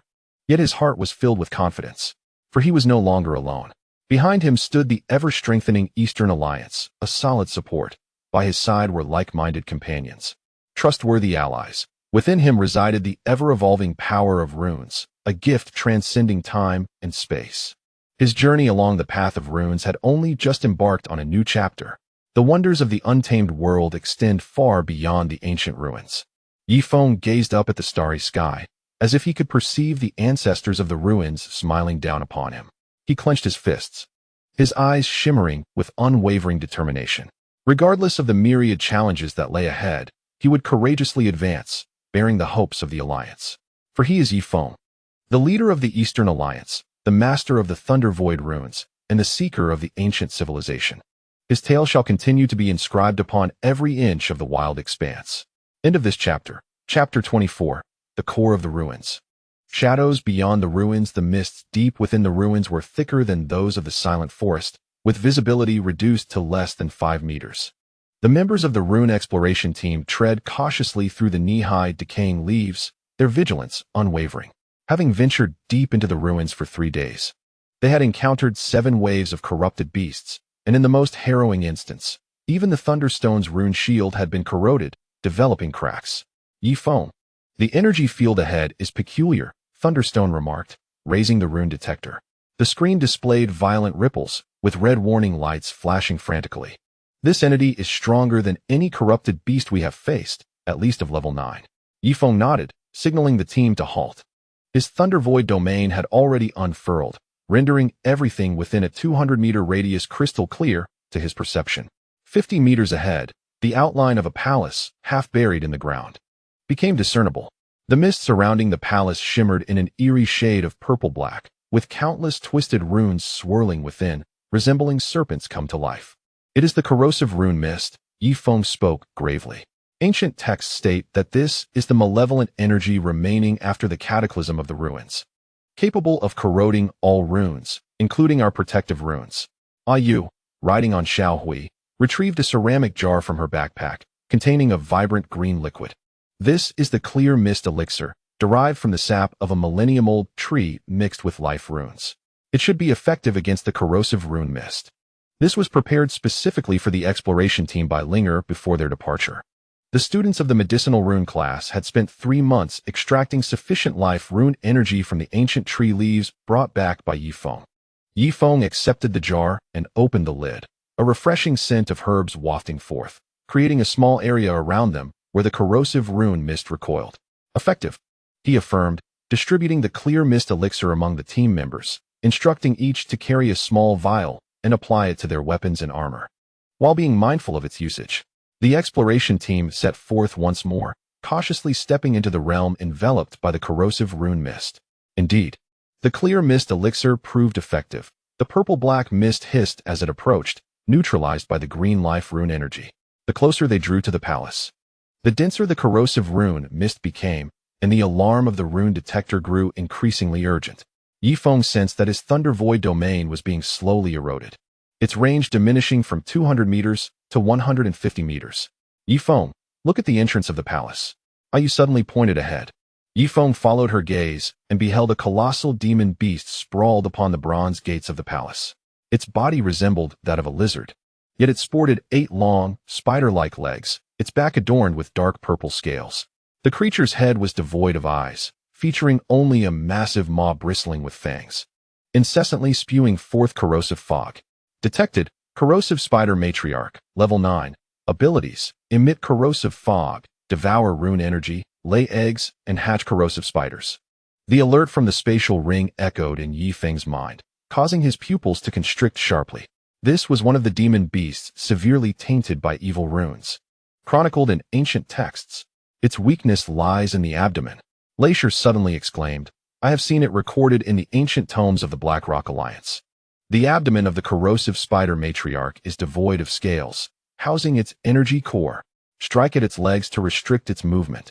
Without hesitation, Yifeng grasped the Lei Wen axe, which shimmered with intertwining gold and silver light. Ayu, use the life rune arrows to disrupt its corrosive fog. Glacier, prepare the thunderstorm formation. Wait for my signal to breach its defenses. Understood. Ayu's rune bow was drawn to its fullest, releasing 3 arrows imbued with life rune energy that soared through the air, accurately targeting the matriarch's mandibles. A vibrant green explosion erupted within its maw, momentarily halting the creature's fog-spewing motions, and the purple-black mist thinned slightly. Now, Yifeng activated the Thunder Void instantaneous movement, instantly appearing at the left side of the corrosive spider matriarch. The Lei Wen axe, imbued with the power of the Thunder Void, cleaved fiercely towards its long leg. Clang! The axe blade struck the scales, leaving only a faint white mark. The matriarch screeched in pain, its remaining 7 legs sweeping simultaneously, the ensuing corrosive fog rendering the air thick and viscous. Yifeng swiftly retreated using instantaneous movement, narrowly evading the assault. That previous strike had absorbed a significant portion of the Thunder Void's power. Its scales can absorb rune energy. Yifeng shouted, alerting his comrades. Glacier's expression hardened, his hands swiftly forming seals. Thunder Rune Manifestation. The 10 Thunder Rune students behind him simultaneously channeled their energy into the ground, golden lightning coalescing beneath the corrosive spider matriarch, forming a vast thunder net that ensnared its 8 long legs. Now, Glacier bellowed, the Thunder Rune spear in his hand erupting with dazzling brilliance.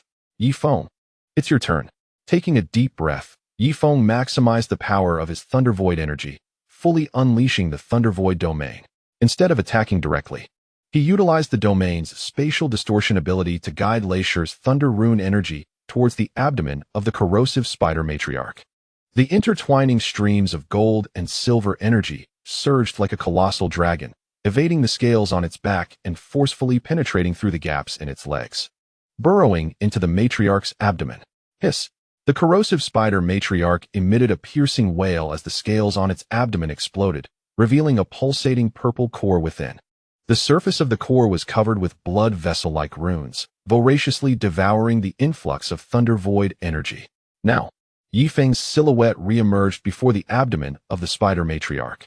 The thunder pattern axe, embodying the combined might of both him and Glacier, surged forth with an unstoppable momentum, cleaving fiercely towards the violet core. With a resounding thud, the axe blade embedded itself deep within the core, unleashing a torrent of purplish-black liquid. The spider matriarch's body convulsed violently, her 8 long legs thrashing in a desperate struggle, yet they were ensnared tightly by the thunder net. Ultimately succumbing to gravity, her massive form crashing to the ground and stirring up a flurry of decayed leaves. The members of the expedition team collapsed onto the ground, gasping for breath. The fierce battle had nearly drained everyone's runic energy. Yifeng withdrew the thunder pattern axe, droplets of violet liquid falling to the earth and corroding small pits into the ground. Approaching the carcass of the spider matriarch, he pried open her abdomen with the axe blade, revealing not only the shattered core, but also a fist-sized black crystal, pulsating with energy akin to the corrosive fog. Detected corrosive crystal core, imbued with dense evil runic energy, can be purified and transformed into Thunder Void power. This is a valuable find. Yi Feng carefully stowed the core, sufficient to elevate our Thunder Void power to a new level. Lei Shi approached, wiping the sweat from his brow. I never anticipated the Spider Matriarch to be such a formidable foe, even more challenging than old Lei. The true test lies ahead. Yi Feng turned his gaze towards the bronze door of the palace. The Spider Matriarch was the final line of defense guarding the palace, and within it lay the core of the ancient ruins. He stood before the bronze door, which bore runes akin to those on the stone towers surrounding the ruins, albeit more intricate. The central recess was perfectly shaped to accommodate the ruins' master token. Yi Feng produced the token and embedded it into the recess. With a click, the token and stone door aligned flawlessly, causing the purple runes to illuminate instantaneously, as if animated, flowing across the door.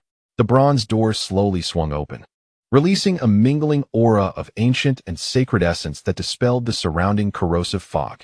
Beyond the door lay a long passage, its walls adorned with luminous runestone, illuminating the circular hall at the passage's end. At the center of the hall, upon a raised platform, hovered a translucent sphere of light, within which countless runes could be seen swirling.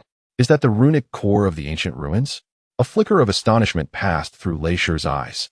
Yet, Yi Feng furrowed his brow.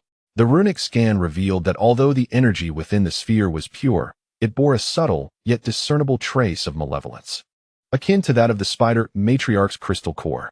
Be cautious, there may be traps. He gestured for the team to remain at the entrance of the passage while he, along with Lei Shi and Ayu, cautiously ventured into the hall. The ground surrounding the platform was inscribed with runes identical to those within the sphere, forming a colossal formation.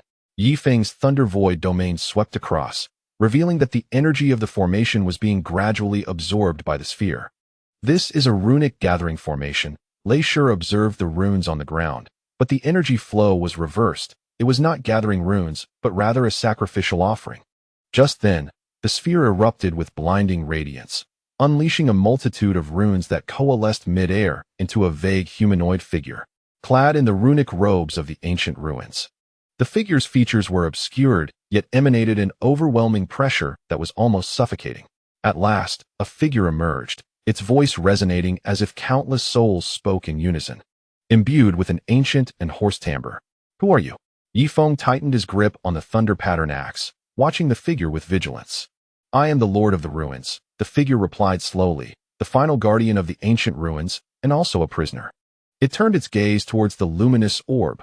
This is not a rune core. It is the ruin prison, a dungeon designed to confine the denizens of the outside world. Yet, amidst the cataclysm, the prison has fractured, and malevolent runes have tainted the inmates, thus corrupting me as well. Yi Feng felt a stir within him. Are you suggesting that the corroding Spider Matriarch and these monstrous beasts are mutations of the prisoners? Yes, and yet no, the Lord of the Ruins responded, a note of anguish in its voice. They are abominations birthed from the fusion of the prisoner's essence and the runes of the ruins. To subdue them, I was compelled to bind myself to the ruined prison, becoming a half-prisoner myself. Ayu suddenly pointed at the orb. It appears there is someone inside. Yi Feng and Lei Shi immediately turned their gaze, and indeed, at the core of the orb, a curled figure was faintly discernible, ensnared by a multitude of malevolent runes. That is the leader of the outside denizens, the corroding lord. The tone of the Lord of the Ruins grew grave. His power is awakening. Should he break free from his prison, the entire savage world will succumb to the taint of evil runes. What can we do to assist you? Yi Feng inquired, sensing the sincerity in the Lord's words, as the malevolent energy within the orb steadily intensified. Destroy the ruined prison, the Lord declared resolutely. Only then can the corroding Lord be utterly vanquished. However, since I am bound to the prison, its destruction will also lead to my dissolution. Yi Feng fell into silence. To obliterate the ruined prison would mean the potential eradication of the ancient rune's legacy, yet to spare it would invite catastrophic consequences should the corroding Lord escape. The legacy of the ancient ruins should not vanish with the prison. He turned to the Lord of the Ruins. Do you know where the tomes of the ancient runes are located? The Lord seemed taken aback for a moment before responding with a smile. I never anticipated that the final bearer of the legacy would be an outsider. Follow me.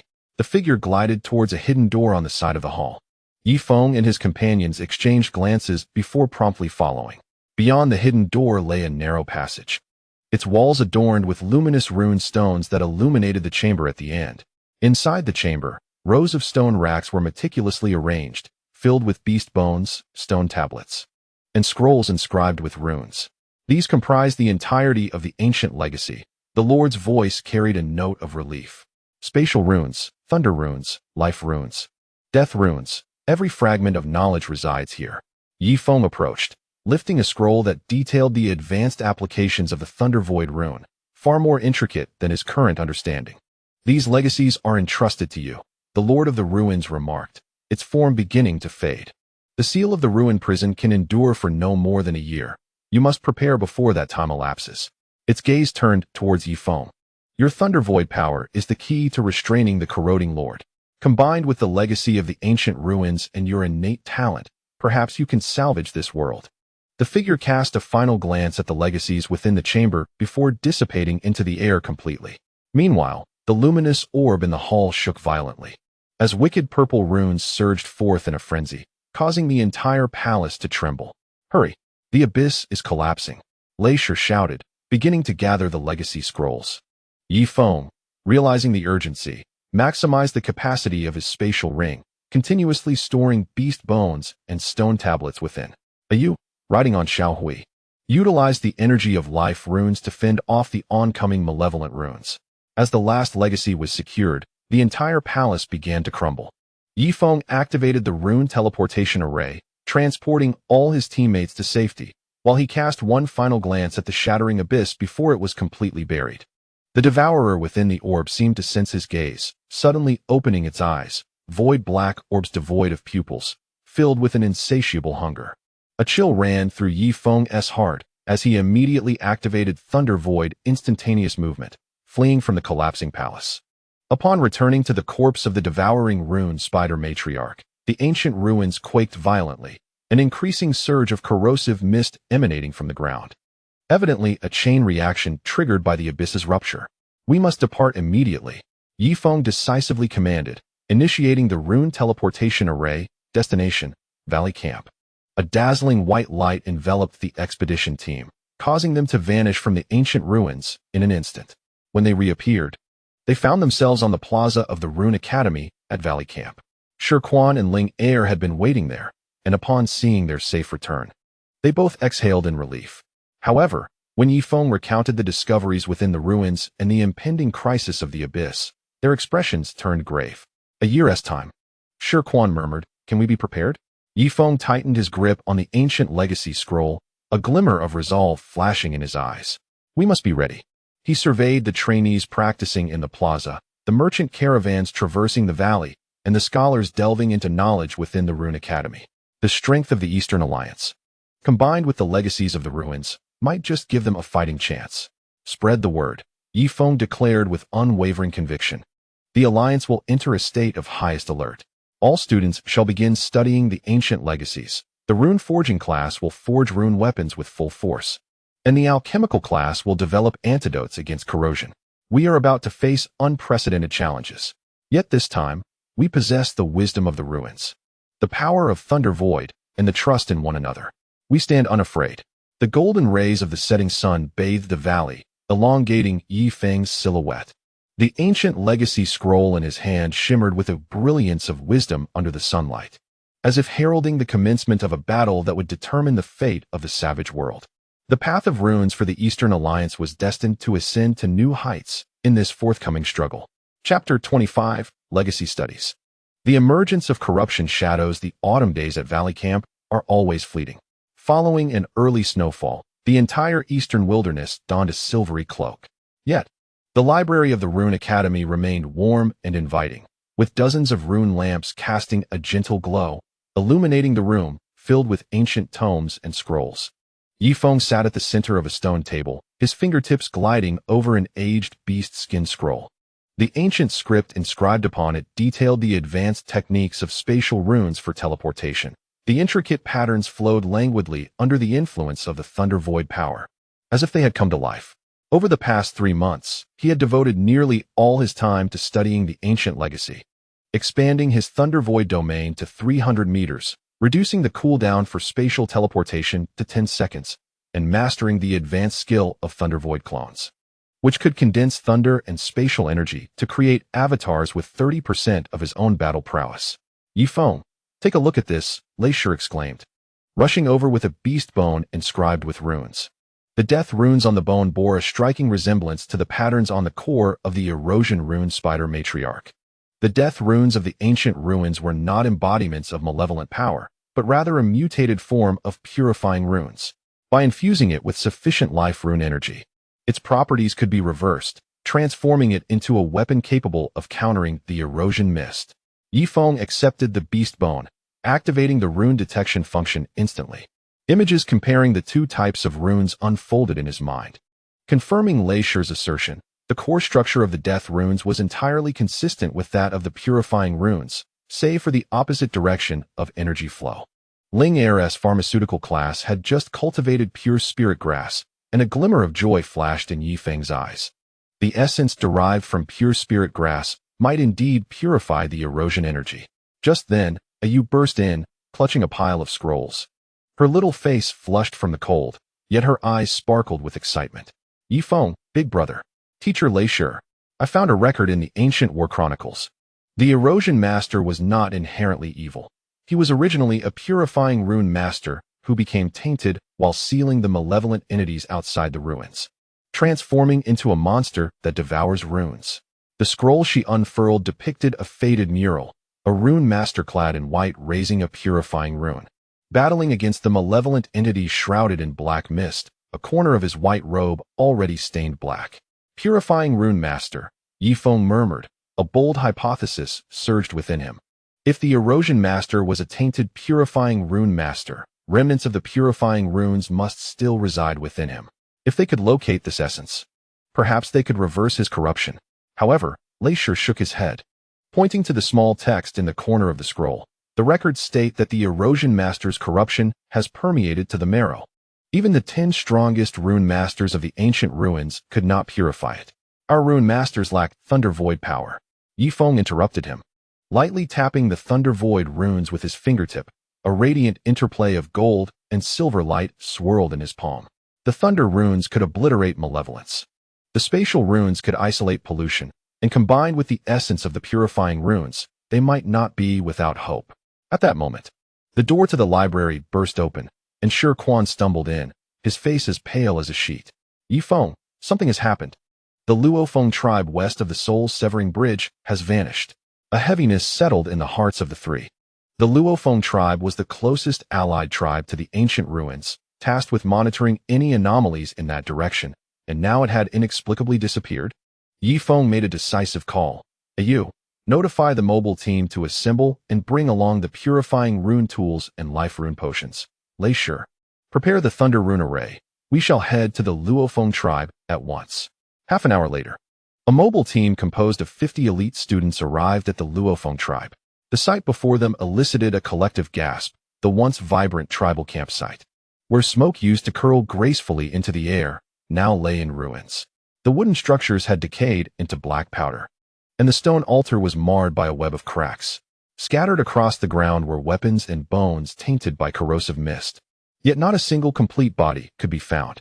It was indeed the corrosive mist, its concentration tenfold greater than that at the outskirts of the ancient ruins. Lei Shi raised the rune detector, and the needle on the screen had surpassed the red warning line. It was likely that the tribespeople had been vaporized instantly. Yu covered her mouth, her eyes welling up with tears. The chieftain of the Falling Wind tribe had once gifted her a dagger embedded with wind runes, now rendered a mere relic of a bygone era. Yifeng's expression was grave. The Falling Wind tribe boasted 3 level 5 warriors and 20 trainees stationed there. Even facing a level 9 beast, they could have held out for help. Yet, their silent obliteration suggested an adversary of unimaginable strength. He expanded the realm of Thunder Void, capturing every detail within 300 meters. Beneath the altar at the heart of the tribe, a faint yet pure malevolent energy pulsed slowly, resonating with the essence of the corrosive lord.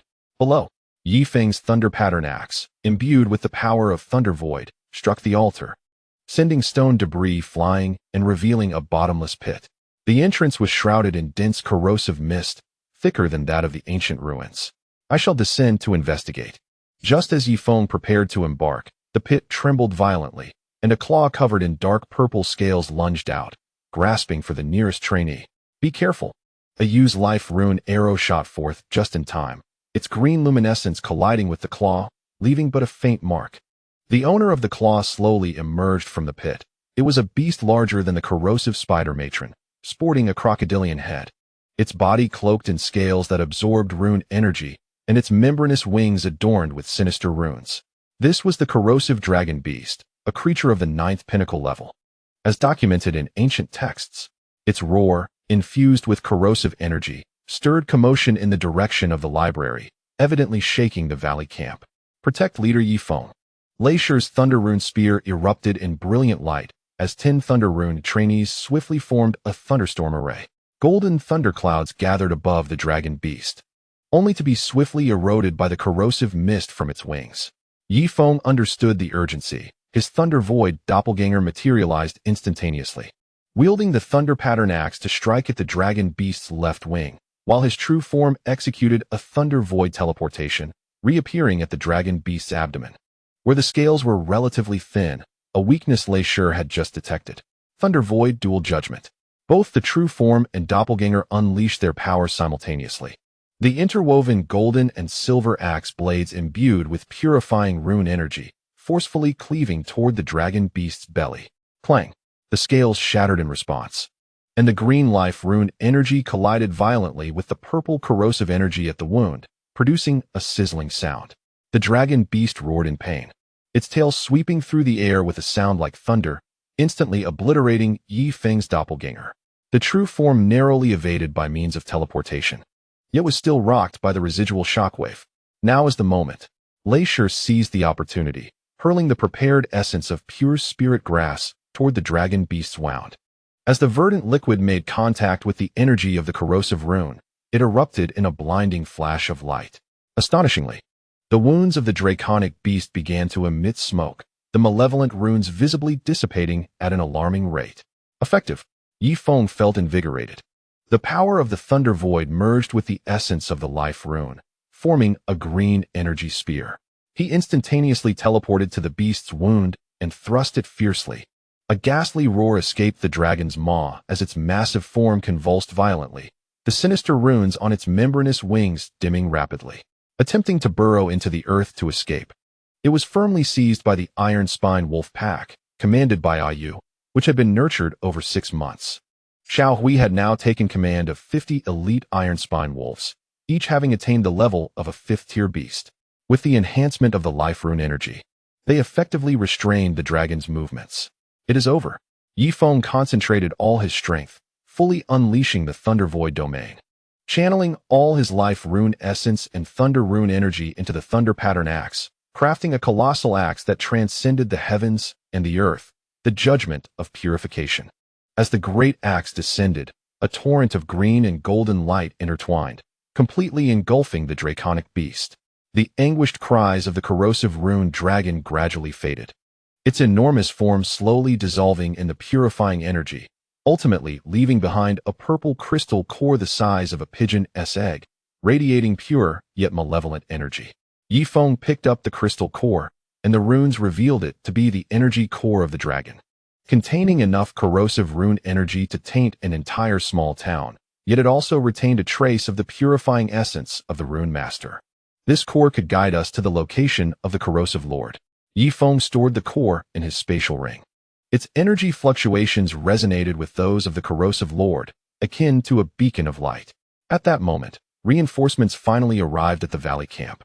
Ling Er led the medicinal rune class students to tend to the wounded, while Shi Tu directed the warriors to seal the cave. The air was filled with the fragrant aroma of the purifying grass and a faint metallic scent of blood. The devastation of the Falling Wind tribe made everyone acutely aware that the threat of the corrosive lord was no longer a distant prophecy. That evening, the core members of the Eastern Alliance convened an emergency meeting at the Rune Academy. On the hide map, the location of the Falling Wind tribe was circled in crimson vermilion, surrounded by annotations of unusual reports from various regions over the past month. The concentration of corrosive rune mist at Eaglebeak Cliff had increased. The water sources in the Oasis Marsh had shown traces of pollution, and even the most remote rabbit tribe had discovered beasts slain by corrosive rune energy. The corrosive lord was awakening. Yifeng placed the crystal core of the corrosive rune dragon at the center of the map, and it immediately emitted a beam of purple light, pointing towards the direction of the ancient ruins. It was releasing corrosive rune energy, tainting the entire eastern wasteland and weakening our combat capabilities. Our production of purification runes is woefully insufficient, Ling Er's voice tinged with concern. The growth cycle of the purifying grass takes 3 months, even with the medicinal rune class working at full capacity. They could only produce 200 vials of purification potion each month, utterly inadequate to equip all the warriors. The equipment rune class could forge purification rune shields using the dragon's crystal core, Shirtu declared confidently. Although it would not grant complete immunity to corrosive rune energy, it could mitigate 70% of the damage, albeit with an extended forging period of at least 1 month.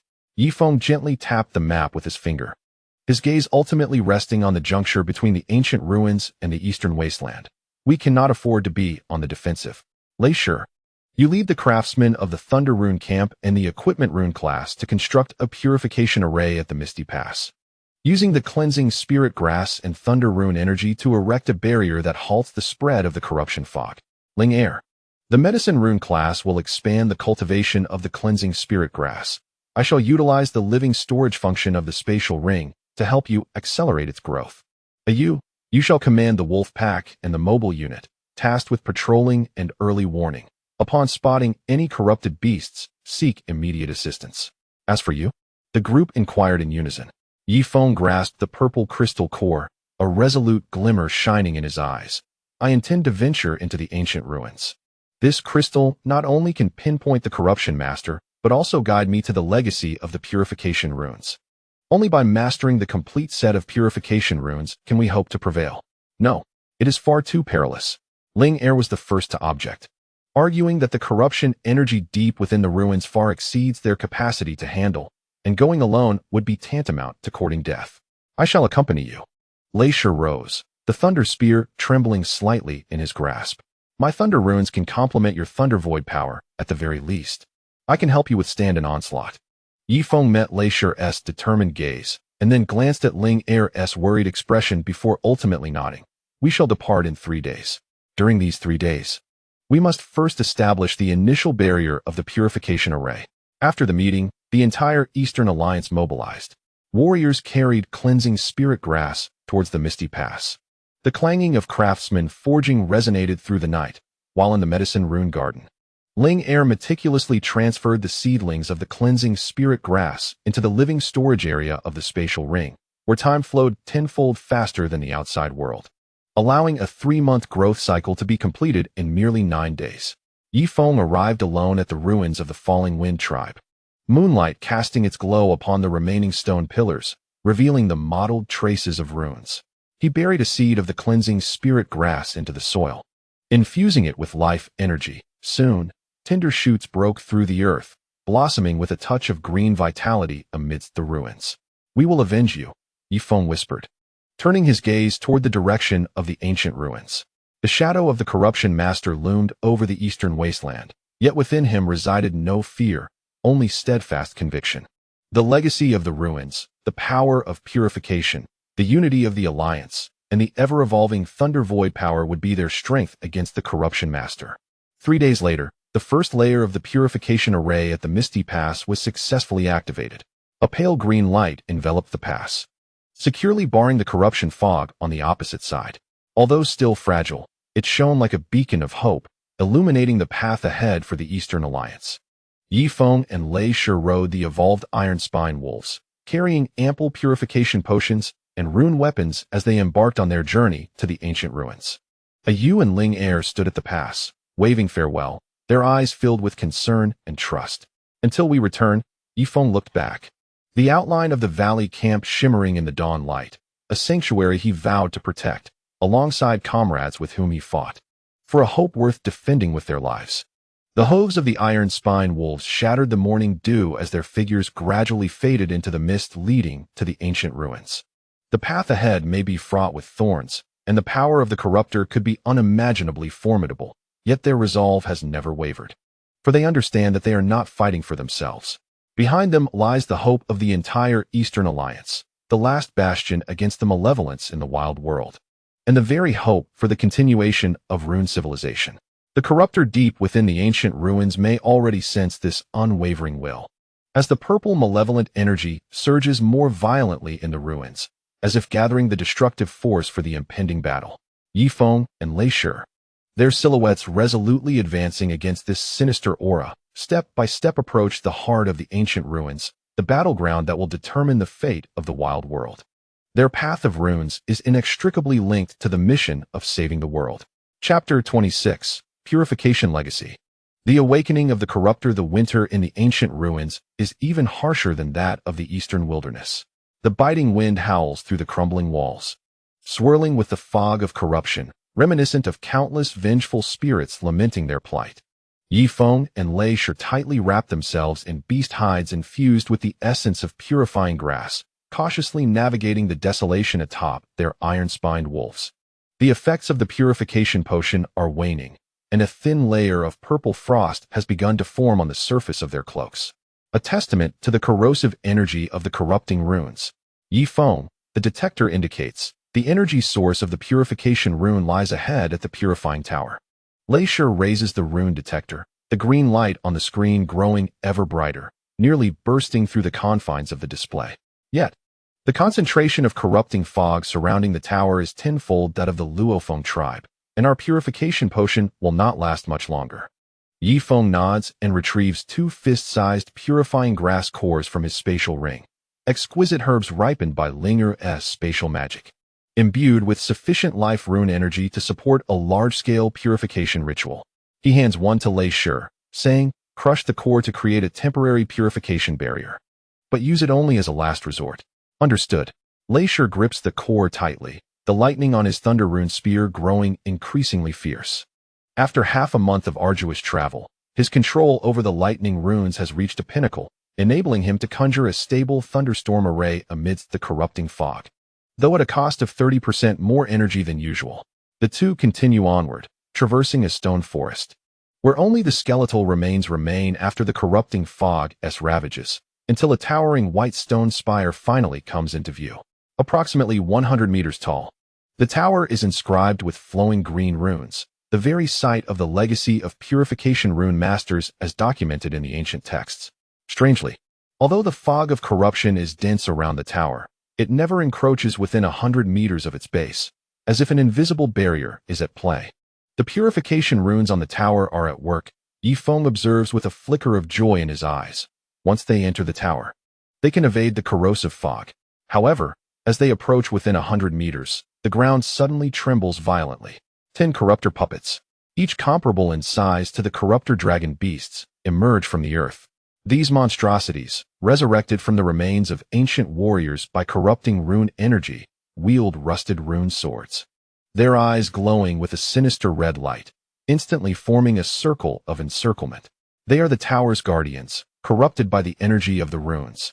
The thunderous spear of Lei Shi pointed directly at the puppets, which possessed no consciousness of their own and recognized only the aura of unpurified rune masters. In an instant, Yifeng's realm of thunder void unfolded, revealing the vulnerabilities of the puppets within a 300-meter radius. Their chests were embedded with purple crystal cores, the very essence of the corrosion rune energy. Swift resolution was imperative.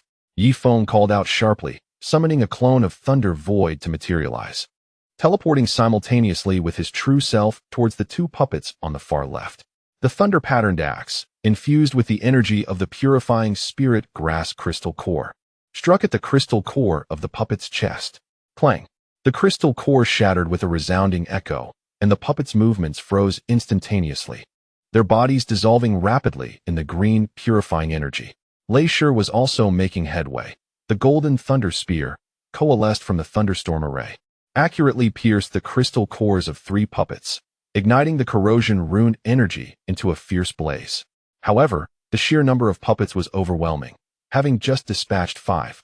Another 5 surged forth from the mist, their rune swords emanating corrosive purple energy, compelling the 2 to momentarily retreat. This approach was untenable. Lei Shi gasped for breath, the cracks on his thunder shield multiplying. Our purifying energy was depleting too swiftly. Yifeng glanced towards the entrance of the purifying spirit tower and suddenly conceived an idea: the tower door. The puppets dared not approach the tower's body. We would rush there. He raised the purifying spirit grass crystal core high, conjuring a torrent of green energy that temporarily repelled the puppets ahead. Leisure immediately grasped the intent. He swept his thunder spear to fend off the enemies flanking them, creating a passage for Yifeng. Follow me. Yifeng mounted the iron spine wolf, a flash of green lightning breaking through the encirclement of the puppets, making a beeline for the entrance of the purifying spirit tower. Leisure followed closely, the residual energy from the thunderstorm array exploding behind them to slow the puppets' pursuit. Just as they were about to breach the tower door, an exceptionally large puppet burst forth from the mist, wielding a colossal axe that seemed to tear through space, aimed menacingly at Yifeng's back. This puppet bore a rare black crystal core, evidently the leader among them, its level nearing 10. Be careful.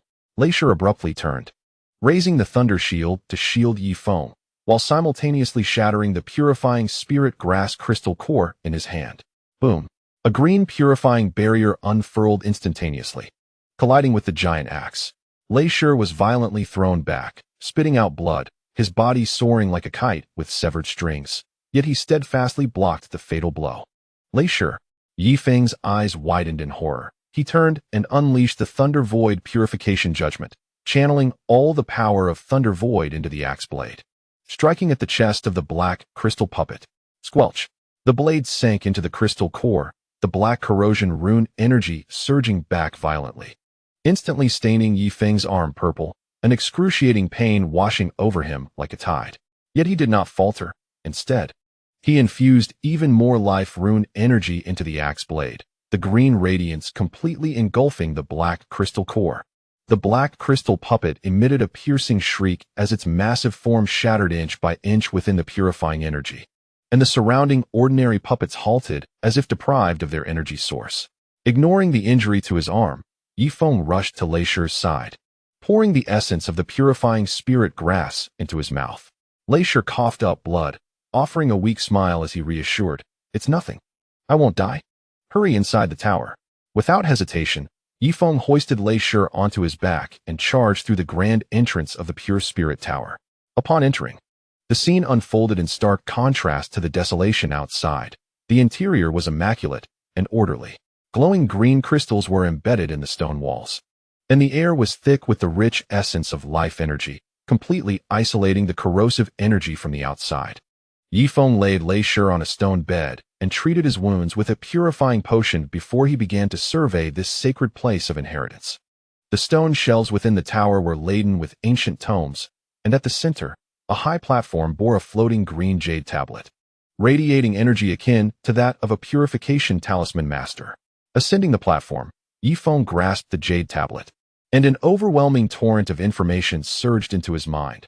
Knowledge accumulated over a lifetime by purification talisman masters, detailing everything from the fundamentals of life energy to advanced purification arrays. Even instructions on how to reverse corrosive energy, all recorded with utmost clarity. Detected complete purification talisman inheritance. The power of Lei Kong merges with the purification talismans, granting a new skill, Lei Kong Purification Domain, capable of purifying all malevolent talismans within the Lei Kong domain, with a 50 increase in consumption.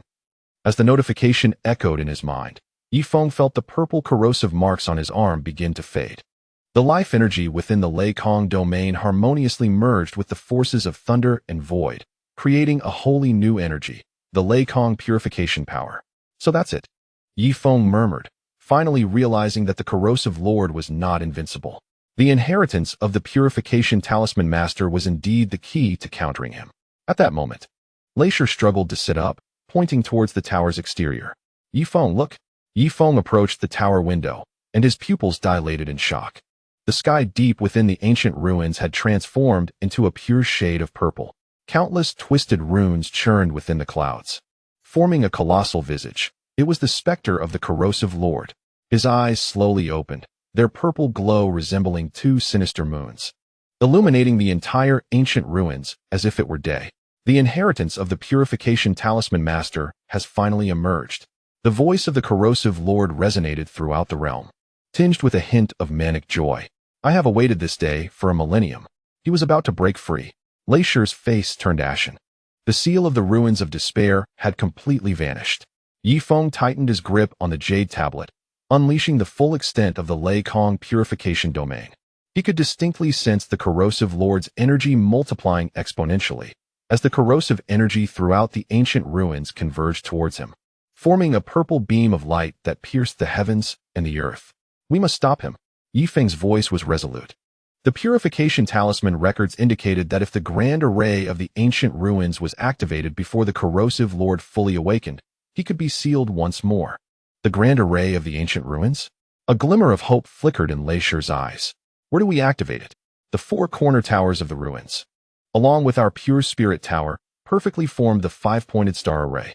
Yifeng unfurled the map obtained from the jade tablet, clearly marking the positions of the four corner towers. We must activate all the array points within 1 hour and infuse them with purifying energy. 1 hour? Lei Shi grimaced. The corner towers are at least 10 miles apart. Even riding an ironback wolf, we won't make it in time. Yifeng glanced towards his spatial ring. I have a plan. He extracted the core component of the rune teleportation array, a portable version newly developed by the rune symbol class, capable of establishing temporary spatial passages, albeit at a tremendous energy cost. I will activate the other four corner towers. You stay here and guard the focal point of the purification tower. Yifeng entrusted the purification jade slip to Lei Shi, as the final step of activating the grand formation required the energy contained within the slip. It's too dangerous for you to go alone, Lei Shi urged anxiously. The thunder purification field will protect me, Yifeng reassured, patting his shoulder. Trust me. He turned and activated the teleportation array, setting the coordinates to the nearest east corner tower. In a flash of brilliance, Yifeng's figure vanished within the array. Lei Shi tightened his grip on the jade slip, gazing out at the increasingly corporeal silhouette of the corruptor. Inhaling deeply as he began to activate the focal point of the purification tower according to the slip's instructions. Verdant energy surged from the tower's base, spreading along the runic patterns on the ground toward the other four corner towers. At that moment, the ancient ruins had irrevocably descended into hell. The awakening aura of the corruptor stirred all the corruptor beasts, which surged toward the five corner towers like a relentless tide, attempting to thwart the initiation of the grand formation. As Yifeng materialized at the east corner tower, he was immediately encircled by dozens of level 9 corruptor beasts. Thunder purification field, activate, Yifeng commanded, and within a 300-meter radius, the thunder field transformed into a verdant realm of purification. Upon entering the field, the corruptor beasts emitted piercing cries, their purple forms swiftly dissolving in the green light. Yifeng moved as if in a realm devoid of obstacles, wielding the thunder pattern axe to purify all beasts that dared to impede him. He charged into the east corner tower, infusing the power of thunder purification into the focal point, which instantly ignited in a radiant green glow, resonating with the energy of the purification tower. For the next half hour, Yifeng, utilizing the spatial teleportation array and the thunder purification field, activated the south, west, and north corner towers at an astonishing pace. When the focal point of the final corner tower illuminated, the entire ground of the ancient ruins erupted in a brilliant green pentagram formation, securely binding the purple beam of the corruptor. No, the corruptor's silhouette let out a deafening roar as the purple beam erupted violently, striving to break free from the formation's restraints. Lei Shi, act now, Yifeng commanded from atop the north corner tower, channeling all the power of thunder purification into the grand formation. Within the purification tower, Lei Shi raised the purification jade slip, pouring every ounce of his lifetime's thunder symbol energy along with the slip's inherent power into the focal point. Ancient ruins grand formation, activate. The brilliance of the five corner towers surged simultaneously, and the green pentagram formation tightened like a colossal net. The purple beam was firmly suppressed, with the corruptor's silhouette writhing in agony within the formation, emitting desperate howls. I will not vanish. I will return. The voice of the corruptor grew fainter, ultimately consumed entirely by the green light of purification. The sky above the ruins finally regained its clarity. The corruptor mist receded like a receding tide, revealing a cerulean expanse overhead. The surviving corruptor beasts, having lost their energy source, collapsed to the ground, turning to ash. Yifeng stood atop the north corner tower, watching the fading glow of the grand formation, utterly drained, collapsing to the ground. The consumption of the Thunder Purification Field far exceeded expectations. He now lacked the strength even to raise his hand. The figure of Lei Shi emerged from the teleportation array. Equally exhausted yet adorned with a smile of survival. Did we succeed? Indeed, we have, Yifeng replied, a weary yet profoundly relieved smile gracing his face. From the exploration of the ancient ruins to the threat posed by the Devourer, culminating in today's decisive battle, they had finally persevered. The lineage of the purification sorcerers remained intact, the homeland of the Eastern Alliance was preserved, and the crisis in the wild world had been temporarily averted. 3 days later, when Yifeng and Lei Shi appeared at the Misty Pass, the entire Eastern Alliance erupted in jubilation. Ling Er rushed forward with students from the medicinal talisman class to tend to their injuries. Yu, cradling little Gray, excitedly recounted the changes within the alliance over the past half-month. Shirquan and Shirtu stood at the forefront of the crowd, tears glistening in their eyes, yet smiles radiating immense satisfaction. The golden rays of the setting sun bathed the River Valley camp, enveloping Yifeng in its warmth. He gazed at the cheering crowd, the flickering lights of the Talisman Academy, and the distant reconstruction of the Luo Feng tribe, his heart swelling with tranquility. The crisis of the ancient ruins had subsided, yet he understood that challenges in the wild world still lay ahead. The source of the malevolence beyond the ruins had not been eradicated, and even more formidable forces might dwell in the distant west. The ultimate secret of the spatial ring remained unsolved. But he was unafraid, for he was no longer alone. Beside him stood comrades in arms, a progressively powerful alliance, and the combined forces of thunder, void, and purification embodied in the power of runes. Yifeng lifted his gaze towards the western sky, his eyes sparkling with anticipation. A new journey was about to commence. This time, he would carry the banner of the Eastern Alliance into a broader world, spreading the brilliance of rune civilization to every corner of the wild. His path of runes was boundless. Chapter 27, New Paths in the Wild. Light of Runes 3 springs had passed since the sealing of the Devourer, and the Eastern Wilderness was experiencing unprecedented prosperity. The River Valley camp had expanded into a city of runes, with cobbled streets crisscrossing, flanked by uniformly styled stone houses, the tinkling of talisman workshops, the fragrant herbs of medicinal shops, and the resonant voices from the Talisman Academy weaving a vibrant symphony. In the central square stood a 30-meter-tall rune monument, towering majestically, engraved with the names of all who had sacrificed for the Alliance. The runes of thunder, void, and purification at its apex shimmered in the sunlight, serving both as a commemoration and a safeguard. Yifeng stood before the rune monument, observing the newly added names, the chieftain of the Luo Feng tribe, students who had perished during the exploration, and warriors who fell in battle against the devouring dragon beast. Each name bore a poignant tale of heroism. What are you pondering? Ling Er's voice came from behind, dressed in an elegant green robe with intricately embroidered purification runes at the cuffs. Over the course of 3 years, she had matured from a novice medicinal talisman apprentice into the Alliance's revered master sorceress, her concocted potions capable of healing over 90% of rune-related injuries. I am contemplating that our efforts are still insufficient. Yifeng turned, his gaze directed westward. Though the Devourer had been sealed, the threat from the denizens beyond the ruins had not vanished. The ancient texts recount that at the edge of the wild world lies a boundary gate, the very source of malevolent forces. Linger grasped his hand, the warmth of her palm dispelling the shadows that loomed over his heart. We possess the Rune City, an ever-increasing number of rune masters, and the purifying power of thunder. Even if the boundary gate indeed stirs, we shall be prepared. She gestured towards the children frolicking in the square. Behold, they are the future of the Alliance. The Enlightenment class at the Rune Academy has already welcomed 200 children, the youngest merely 5 years old, yet capable of deftly sketching fundamental runes. Yifeng followed her gaze, observing a group of children clad in red Enlightenment robes, guided by their teacher as they utilized specially crafted rune pens to inscribe symbols upon stone tablets. Suddenly, a small boy with a cherubic face illuminated a strength rune, which sparked faint golden light, drawing cheers from his peers. That is little Lee from the rabbit tribe, Linger explained with a smile. He possesses an innate affinity for strength runes. Sure has decided to take him as his direct disciple. Yifeng chuckled. Over the past 3 years, the Eastern Alliance has undergone a remarkable transformation.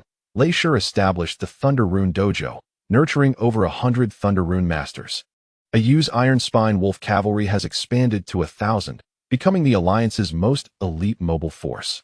Enshure's Rune Corps is now equipped with the latest purifying rune shields and Thunder War axes, far surpassing the combat prowess of the former Blackrock Alliance. By the way, Leisure asked me to inquire whether the site for the Interdomain rune teleportation array has been determined. Linger recalled the matter at hand. The Sand Tribe from the Western Desert and the Ice Tribe from the Northern Plains have both sent envoys, hoping to connect to our teleportation network. 3 years prior, Yifeng had improved the rune teleportation array based on ancient legacies, establishing a network linking the fortresses of the East. Now, with the Alliance's influence expanding, surrounding factions are eagerly seeking to ally with us, making the construction of the Interdomain teleportation array a priority. It shall be situated on the plains west of Eagle's Beak Cliff, Yifeng contemplated. The terrain is expansive, rune energy is stable, and the distance to both the Western Desert and Northern Plains is quite suitable. Let the Rune Workshop commence construction next month, aiming for completion before winter. Very well. Linger nodded, retrieving a scroll of beast hide from her bag. This is the Extreme Cold Rune map sent by the Ice Tribe of the Northern Plains. It is said to have the power to freeze space, which may assist you in perfecting the Thunder's Void. As Yifeng accepted the map, the rune detection function activated immediately. The intricate patterns of the extreme cold runes unfurled before his eyes, forming a comparative image with the Thunder Void runes in his mind. Though these two runes appeared to be antagonistic, their core structures resonated with a remarkable harmony. Indeed, this is invaluable. A glimmer of delight flashed in Yifeng's eyes. While the Thunder's Void is formidable, it lacks the ability to control expansive spaces. The extreme cold runes may indeed remedy this shortcoming. Just as he spoke, hurried footsteps approached. Ayu arrived, riding a magnificent iron spine wolf, dust swirling around her, with a parcel on the wolf's back revealing a crystalline shard of ice. Big brother Yifeng. Sisterling, we have found the ice spring rune crystal from the Northern Plains. Ayu dismounted, triumphantly raising the ice crystal as if presenting a treasure. The High Priest of the Ice Tribe says this crystal can triple the power of the extreme cold runes. The ice crystal refracted a kaleidoscope of colors in the sunlight. It contained frigid energy causing the surrounding air to chill perceptibly. Yifeng could perceive a powerful resonance between the runic energy within the ice crystal and the power of the Thunder Void. Splendid. With this ice crystal in his possession, the issue of spatial stability concerning the interdimensional teleportation array would be completely resolved. Ayu's cheeks flushed slightly as she retrieved a delicate wooden carving from her bosom, a vividly lifelike iron spine wolf, with 2 green runestone gems embedded in its eyes. I carved this for you, she said. Yifeng accepted the wooden sculpture, feeling its smooth warmth. The runestones in the wolf's eyes emitted a faint life energy, clearly reflecting considerable effort. It is beautiful. I truly adore it. Watching Ayu shyly retreat, Ling Er chuckled teasingly. Girls transform dramatically at 18. Our little Ayu has already become a capable cavalry commander. Yifeng smiled and carefully stored the wooden carving in his spatial ring. After 3 years of absorption and evolution, the ring's space had expanded to 50,000 square meters, unlocking the runic simulation feature, allowing the absorbed runic energy to be practiced within the ring, significantly reducing the risks associated with integrating new runes. That evening, the core members of the Rune City convened at the Lord's Mansion. On the animal skin map, the territory of the Eastern Alliance had extended to the edges of the Western Desert and the southern expanse of the Northern Plains, with the newly affiliated 12 tribes marked in green, seamlessly connecting with the Alliance's red regions, thereby forming a vast power that spanned the East, Western Desert, and Northern Plains.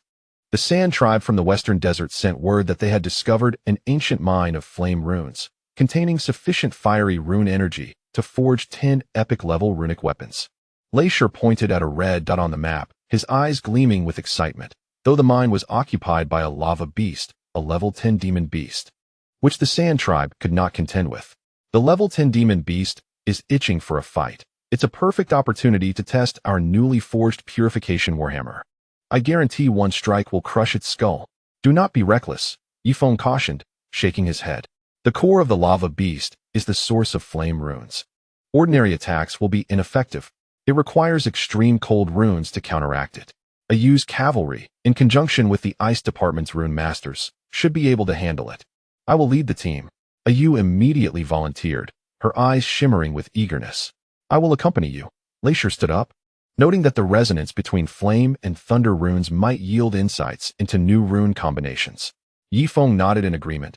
Be cautious. The effects of the purification rune on flame runes are limited. Employ tactical synergy. The meeting extended into the night, finalizing plans for the mining of the ancient flame mine.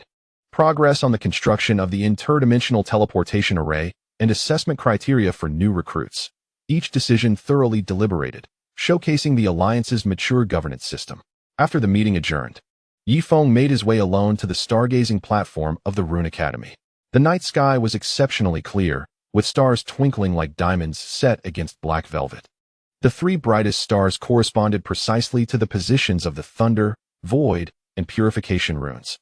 Detection of resonance between the extreme cold rune and the powers of Thunder and Purification. Would you like to attempt fusion? The prompt from the spatial ring echoed in his mind. Yifeng tightened his grip on the ice spring rune crystal. Feeling the flow of three energies within him, the fury of Thunder, the transformation of the Void, and the gentleness of Purification, all converging towards the extreme cold rune under the guidance of the ice crystal. Fusion. The ice crystals melted slowly in his palm. As the frigid energy coursed through his veins, colliding and intertwining with the purifying force of the Thunder Void, ultimately merging into one. The fusion of the Thunder Void's purifying power with the frigid runes bestowed upon him a new skill, the Thunder Void Icebound Domain. Capable of freezing space and energy within the Thunder Void for 30 seconds, with a cooldown of 1 hour. A brand new force awakened within him, and Yifeng's Thunder Void domain expanded instantaneously to 500 meters. The space within the domain was adorned with a delicate layer of ice crystals, reflecting the nightscape of Rune City into a dreamlike spectacle. This was the sensation of mastery, Yifeng murmured, his heart enlightened. The path of runes in the wilderness was not solely about battle and conquest. More crucially, it entailed understanding, integration, and the legacy of harmonizing diverse rune powers. Transmitting knowledge and hope to many, allowing the light of runes to illuminate every corner of the wild. He recalled the struggles of his initial arrival in the wilderness. The first lesson at the Rune Academy, the decisive battle with the Black Rock Alliance, and the life-and-death trials deep within the ancient ruins. It was not merely the resolve to grow stronger that sustained him, but the unwavering belief in protection. Yifeng, a voice called from the entrance of the stargazing platform. It was Lei Shi, holding a gilded invitation in hand. The envoy from the Sacred Rune Dynasty of the Southern Domain had arrived, inviting him to participate in the Grand Rune Conference 3 years hence, where the latest research findings on the dimensional gates would be revealed. The Sacred Rune Dynasty, the most ancient force in the wilderness, governed a significant portion of the ancient ruins in the Southern Domain and was the sole superpower capable of contending with the malevolence of the dimensional gates. Their invitation signified that the Eastern Alliance had finally gained recognition from the mainstream powers of the wilderness. Yifeng accepted the invitation. The golden cover adorned with a complex rune that slowly flowed, an emblem representing the Lord of all runes, symbolizing the pinnacle of rune civilization in the wilderness. We shall attend, Yifeng declared, his eyes shimmering with steadfast determination. Not only would he go, but he would also bring the rune masters of the Alliance along to demonstrate that the light of runes from the Eastern Plains was by no means inferior to any other force. Lei Shi chuckled, I knew you would agree. Chief Shirquan has already begun arranging candidates. Ling Air's medicinal runes, Shirtu's artifact runes, Ayu's beast runes. Let us show the Sacred Rune Dynasty the depth of the Eastern Alliance. The night breeze swept across the stargazing platform, bringing with it the vibrant hustle and bustle of Rune City. Yifeng gazed down upon the city, its lights twinkling like stars, stretching towards the distant horizon. He understood that the threat of the dimensional gates would inevitably return, and the peace of the wilderness was but a temporary respite. Yet, he no longer felt apprehensive. For every light in Rune City was a spark of hope. Each rune master in the Alliance was a guardian of civilization. And he himself would carry the power of the Thunder Void Icebound, continuing along this path of runes with his companions. Perhaps the future would still bring storms. Perhaps the challenges would grow more formidable, but as long as the light of runes endured, hope would forever remain. Yifeng tightened his grip on the invitation and lifted his gaze to the starry sky. The 3 brightest stars seemed to wink at him, as if bestowing blessings and harboring expectations. His story, a legend of the Eastern Alliance, and a chapter of runes from the untamed world has merely turned a new page. This page is destined to be filled with brilliance and glory. End of chapter. Chapter 28. The Grand Assembly of Runes. Shadows of the Gate. The sultry summer of the southern domain is more oppressive than the eastern wilderness. The capital of the sacred rune dynasty, Rundu, is enveloped in lush greenery, with countless eaves adorned with runes peeking through the canopy. The glazed tiles refract a kaleidoscope of colors under the sun, resembling a celestial realm suspended within a sea of trees. Yifeng stands before the towering bronze gate of Rundu, gazing up at its 100-meter height. The gate is intricately carved with all the fundamental runes known in the wild world. These runes do not remain static. They flow slowly like living creatures, forming an invisible barrier. It is said that only those who comprehend more than 3 core runes can pass freely. Indeed, this is the sacred rune dynasty. Just the rune array on this gate is 10 times more exquisite than our purification array, Leisure remarked, as the thunder runes on his armor resonated with the gate's electric runes, emitting a faint hum. Accompanying him were Ling Er, Ayu, and Shi Tu. The 5 of them donned specially crafted rune attire from the Eastern Alliance, their chests adorned with the emblem of the Thunder Sky Purification rune, standing out amidst the bustling crowd entering the city. Please present your invitation, commanded the guards at the gate, 2 level 6 rune masters with keen eyes like hawks. However, upon seeing the Thunder Sky Purification rune on Yifeng's emblem, a glimmer of surprise flickered in their eyes. Yifeng presented the gilded invitation, and after verification, the guards respectfully stepped aside. The Sacred Rune King is awaiting you in the Hall of 10,000 Runes. Please follow me. As they traversed the vibrant streets, the sights of Rundu left the group in awe.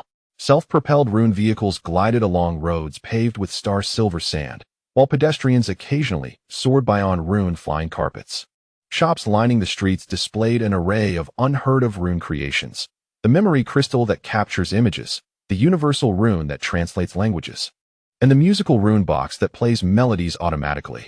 These inventions surpass even the records of the ancient ruins. Ling Er picked up a memory crystal, which displayed the scenic beauty of the southern domain, showcasing an extraordinary mastery of life rune energy. Ayu, on the other hand, was particularly drawn to a beast rune shop, where the rune spirit birds were raised to emit feathers imbued with various rune energies, causing her to linger for quite some time.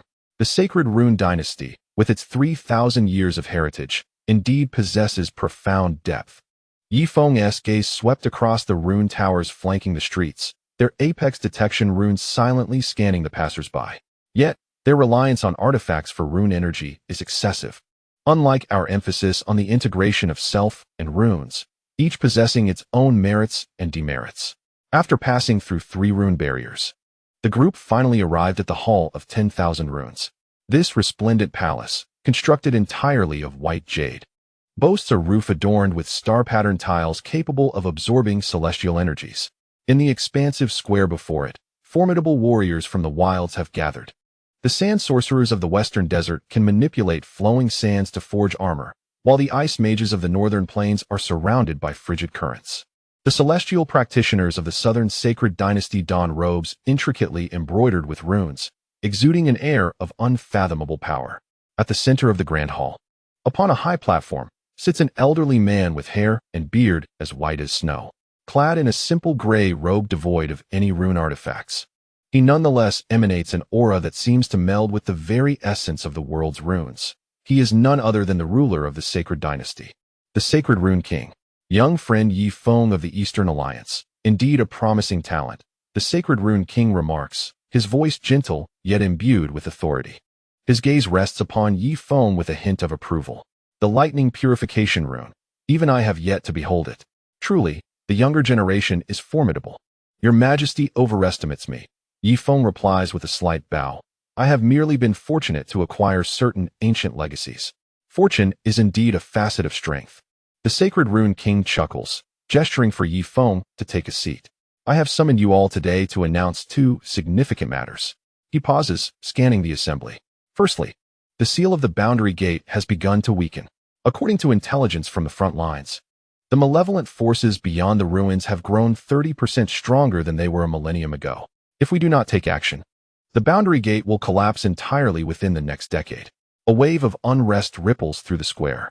The leader of the Sand tribe tightens his sand armor, while the high priest of the Ice clan finds his frigid aura thrown into disarray, clearly shaken by the news of the Boundary Gate.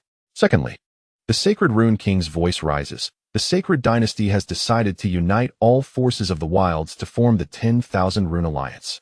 In order to jointly reinforce the Boundary Gate seal and resist the encroaching malevolence, I propose that young friend Yi Feng of the Eastern Alliance be appointed as the vice leader of the Alliance to assist me in overseeing this endeavor. An uproar ensues.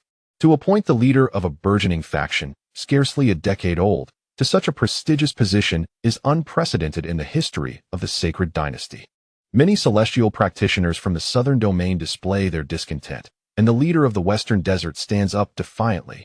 Your Majesty, while Yi Feng may have had extraordinary encounters, his qualifications are too shallow to command respect. Qualifications? The Sacred Rune King smiles faintly, raising his hand. The star-patterned tiles of the palace suddenly illuminate, projecting an image of Yi Feng activating the purification array in the ancient ruins, sealing the corruptor.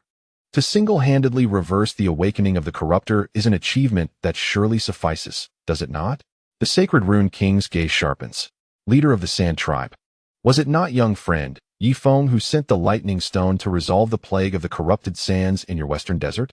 The leader of the Sand Tribe's expression stiffens, and he begrudgingly takes his seat. The other dissenting warriors fall silent.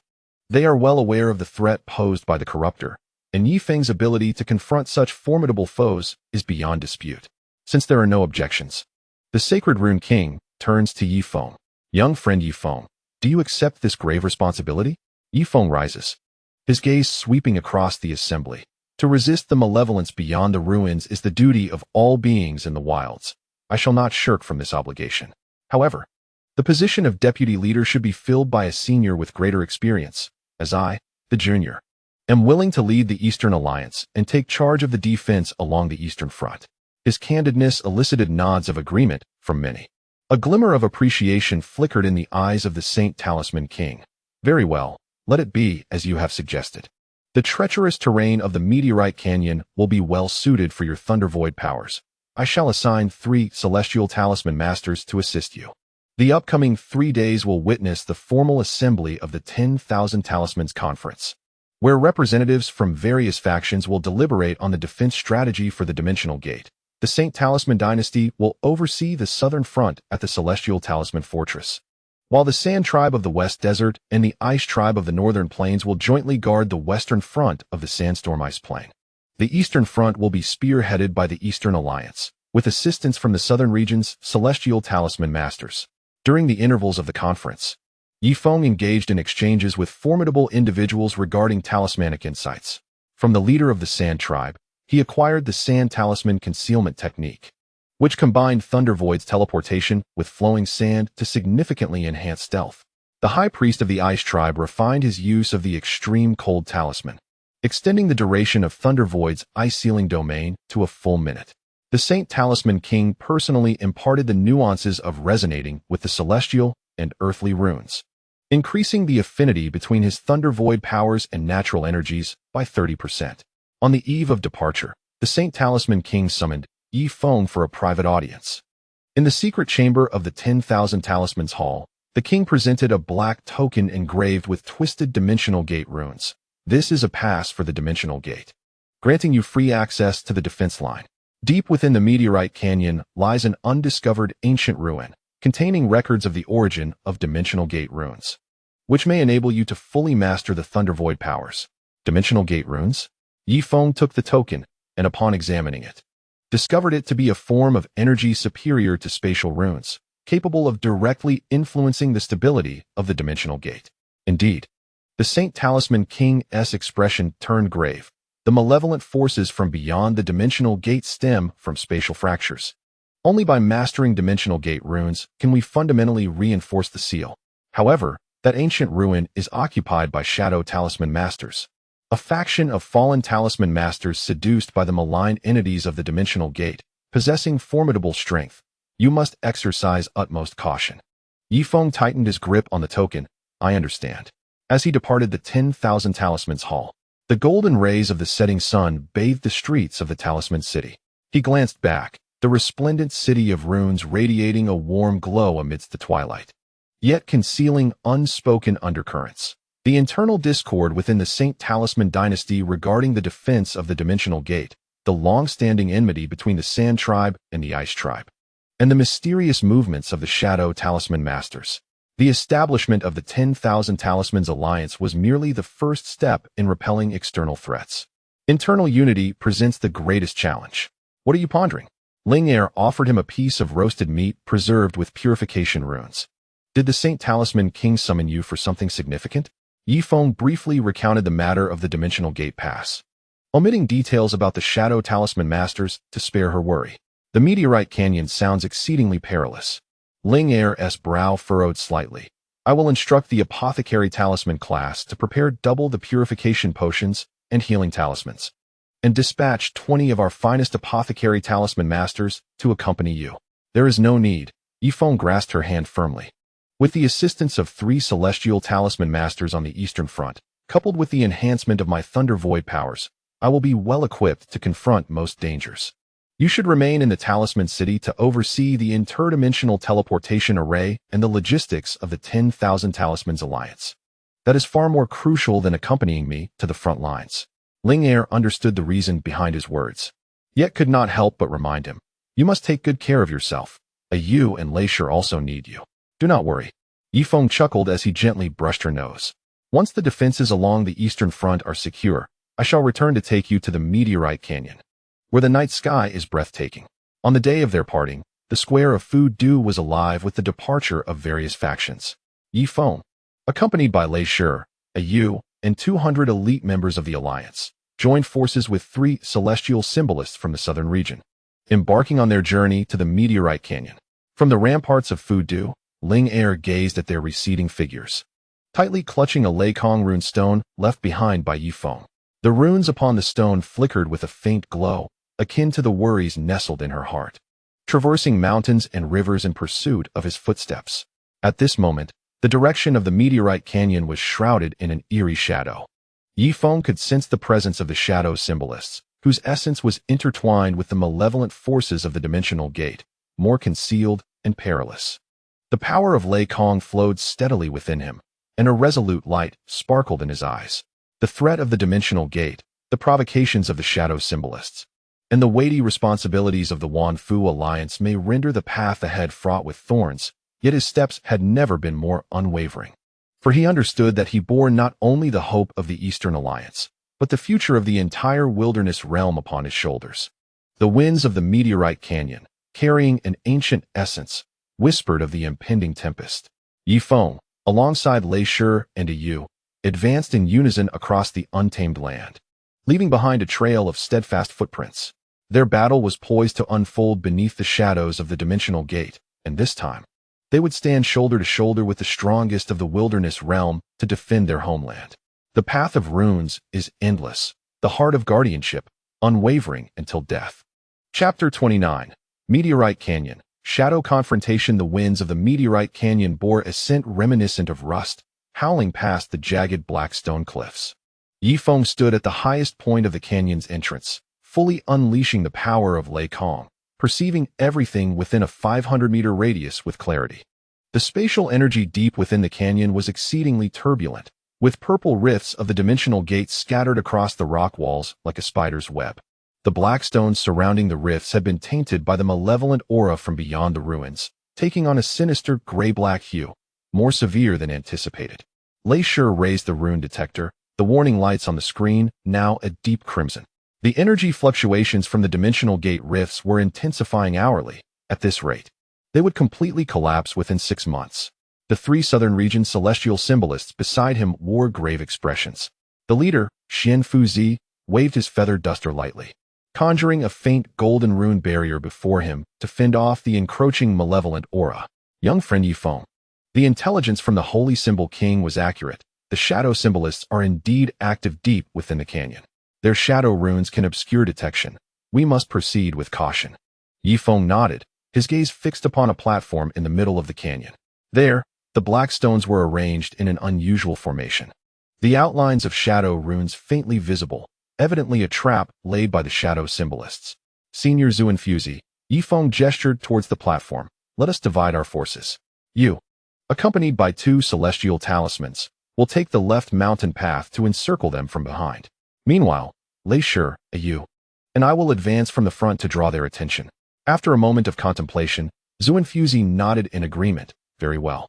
The runic energy along the left path is relatively stable, making it suitable for the celestial talisman formation. Remember, the shadow talismans excel in mental interference, should any anomalies arise. Immediately shield your mind with purification runes. Understood. Yifeng turned to Lei Shi and to Yu, exchanging a knowing glance. Lei Shi, your thunderstorm formation will be responsible for clearing the area. Yu, keep the wolf pack at the rear to prevent any surprise attacks. I will proceed to destroy the shadow rune formation. Not a problem. They replied in unison. Yu let out a sharp whistle, and the 200 elite members of the alliance immediately dispersed, with a vanguard team of 50 iron-spined wolves eager to engage, their eyes glimmering with vigilance. Yifeng took a deep breath, feeling the power of thunder coursing through him, ready to unleash the Thunder Void Ice Domain at a moment's notice. He understood that this was their first direct confrontation with the Shadow Talismans and a pivotal test of the Alliance's collaborative abilities. Action! Yifeng's figure transformed into a streak of light as he surged towards the canyon platform. Following closely was Lei Shi's thunderstorm formation. Golden storm clouds coalescing above the chasm, the crackling thunder illuminating the dark, craggy walls. The shadow rune formation on the platform was indeed disturbed. Countless gray-black shadows erupted from behind the black stones. These humanoid monsters, formed from shadow runes, brandishing shadow blades that absorbed light, silently lunging toward Yifeng. Activate the Thunder Void Purification Domain. Yifeng commanded, and the purification light surged within a 500-meter radius. As the shadow monsters entered the domain, they emitted blood-curdling shrieks, their gray-black forms swiftly dissolving in the purifying energy. Is this all they are capable of? Yifeng wielded his Thunder Rune Axe, empowered by the Thunder Void, effortlessly cleaving through the attacks of 3 shadow monsters, making a beeline for the core of the rune formation. A black crystal pulsating with an ominous aura. However, just as he was about to touch the crystal, a shadow suddenly materialized from the void. The shadow blade slicing through the air with a shriek that tore at the fabric of space, aimed directly at his neck. Watch out! A Yu's life symbol arrow was launched just in time, the green arrowhead colliding with the shadow, yet the shadow rune devoured it, leaving only a faint mark. It's a shadow talisman master. Lei Shi's thunder spear erupted with dazzling light, repelling other shadowy assailants attempting to strike. Their level was at least peak level 9. Yifeng initiated a Thunder Void teleportation, narrowly evading the shadow blade, turning to face his assailant. The attacker was a man clad in a black cloak, his face shrouded in shadows, with only a pair of glimmering red eyes visible. The shadow blade in his hand dripping with gray-black liquid, the remnants of space corroded by shadow energy. Yifeng of the Eastern Alliance? The shadow's voice was hoarse and icy, laced with a hint of mockery. The dog of the Saint Talisman, King dares to meddle in matters of the Realm Gate? Shadow Talisman Master. Those who assist the wicked shall ultimately face purification, Yifeng declared, pointing his Thunder Rune Axe at the figure. The energy of the Thunder Void Purification Domain surged once more. Surrender the Realm Gate rune willingly, or do not blame me for my lack of courtesy. Lack of courtesy? The shadow let out a disdainful laugh, its form suddenly transforming into countless dark figures, instantaneously appearing behind Yifeng, eager to savor the taste of shadow devouring the heart. A chilling energy surged into his mind, and before him, numerous illusory runes materialized. The city was laid waste by the malevolent forces from beyond. Linger and Yu lay in pools of blood, and the warriors of the Eastern Alliance were reduced to ashes. Is this your weakness?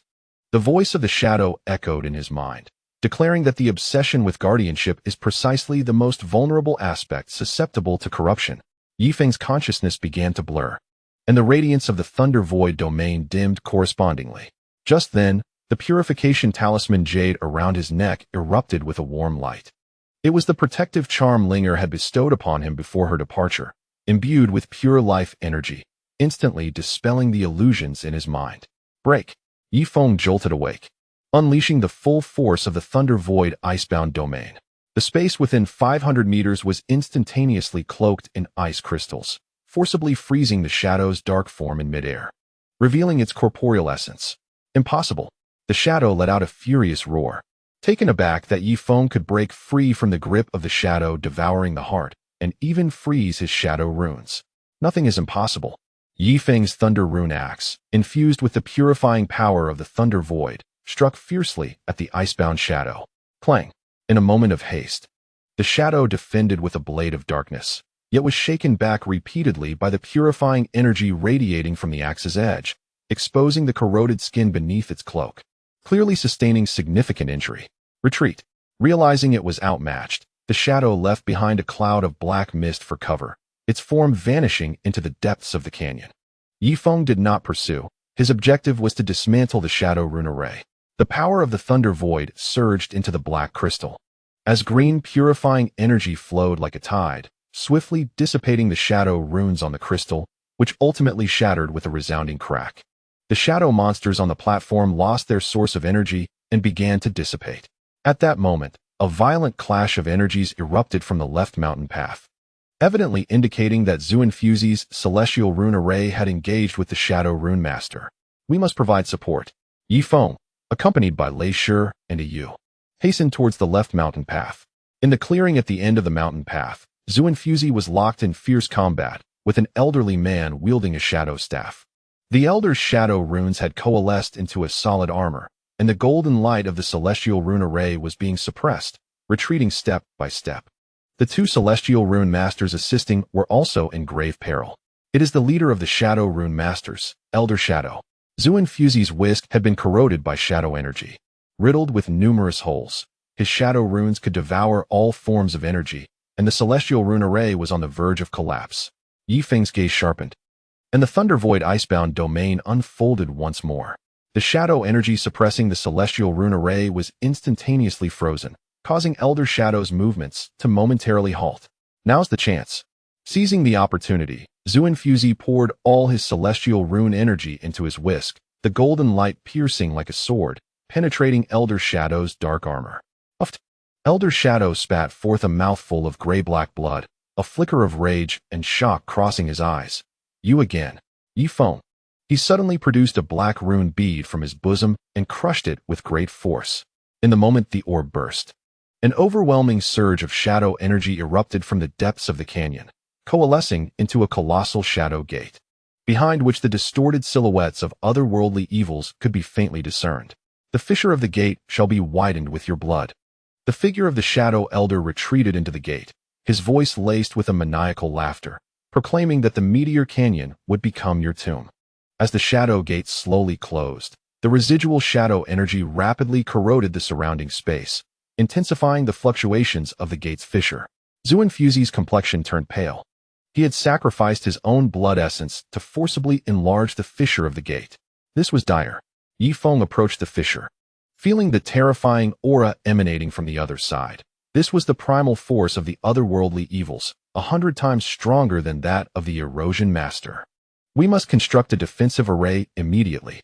Yi Feng spoke gravely. Lei Shi, take half the people to gather meteor iron from the canyon. It is the only or capable of resisting shadow energy. You and the Iron Spine Wolf guard the vicinity of the fissure to prevent any residual shadow sorcerers from launching sneak attacks. Senior Zhuan Fuzi, I would appreciate your guidance in drawing the foundational runes for the defensive array. I shall take responsibility for the core formation. Understood. The group immediately sprang into action. The collection of meteor iron proved exceptionally challenging, as the ore lay deeply embedded beneath the black stone and could only be mined using thunder runic energy. The drawing of the defensive array was even more mentally taxing. Yi Feng combined the powers of Thunder Void, Purification Runes, and Celestial Formations to create a brand new Thunder Void Celestial Array, whose energy fluctuations were thrice as potent as a standard defensive array. 3 days later, upon completing the last line of the rune, the Thunder Void Celestial Array finally activated. Golden Celestial Energy intertwined with green Purification Energy and silver Thunder Void Energy, forming a colossal barrier that securely sealed the fissure of the gate, momentarily staving off the encroachment of shadow energy. Yi Feng collapsed onto the ground. The relentless exertion of rune manipulation over the past 3 days had drained his Thunder Void power. Zhuan Fuzi offered him a vial of spiritual recovery liquid from the southern region. Expressing gratitude, were it not for you, young friend Yi Feng, we would likely have perished in the Shadow Gate. It was merely my duty. Yifeng drank the liquid, feeling his strength restore somewhat. Although the Shadow Gate opened by the Shadow Elder had widened the fissure, it also revealed their trump card. Their haste to allow the otherworldly evils to invade indicated that the seal of the gate was more robust than we had imagined. They lacked the time to erode it gradually. Lei Shi approached, holding a piece of meteor iron, its runes shimmering with a faint glow. This, or indeed, absorbs shadow energy. The artisans at the rune forge mentioned that weapons forged from it can inflict additional damage on the otherworldly evils. Ayu then returned with good news. The Iron Spine Wolf has discovered a vein of meteor iron deep within the canyon, sufficient to forge 5,000 sets of runic armor. A glimmer of hope flickered in Yifeng's eyes. Although the meteor canyon was fraught with peril, it also concealed treasures to combat the evils. If they could fully utilize the meteor iron and the Thundervoid celestial array, this place could very well become a formidable bulwark against the invading evils.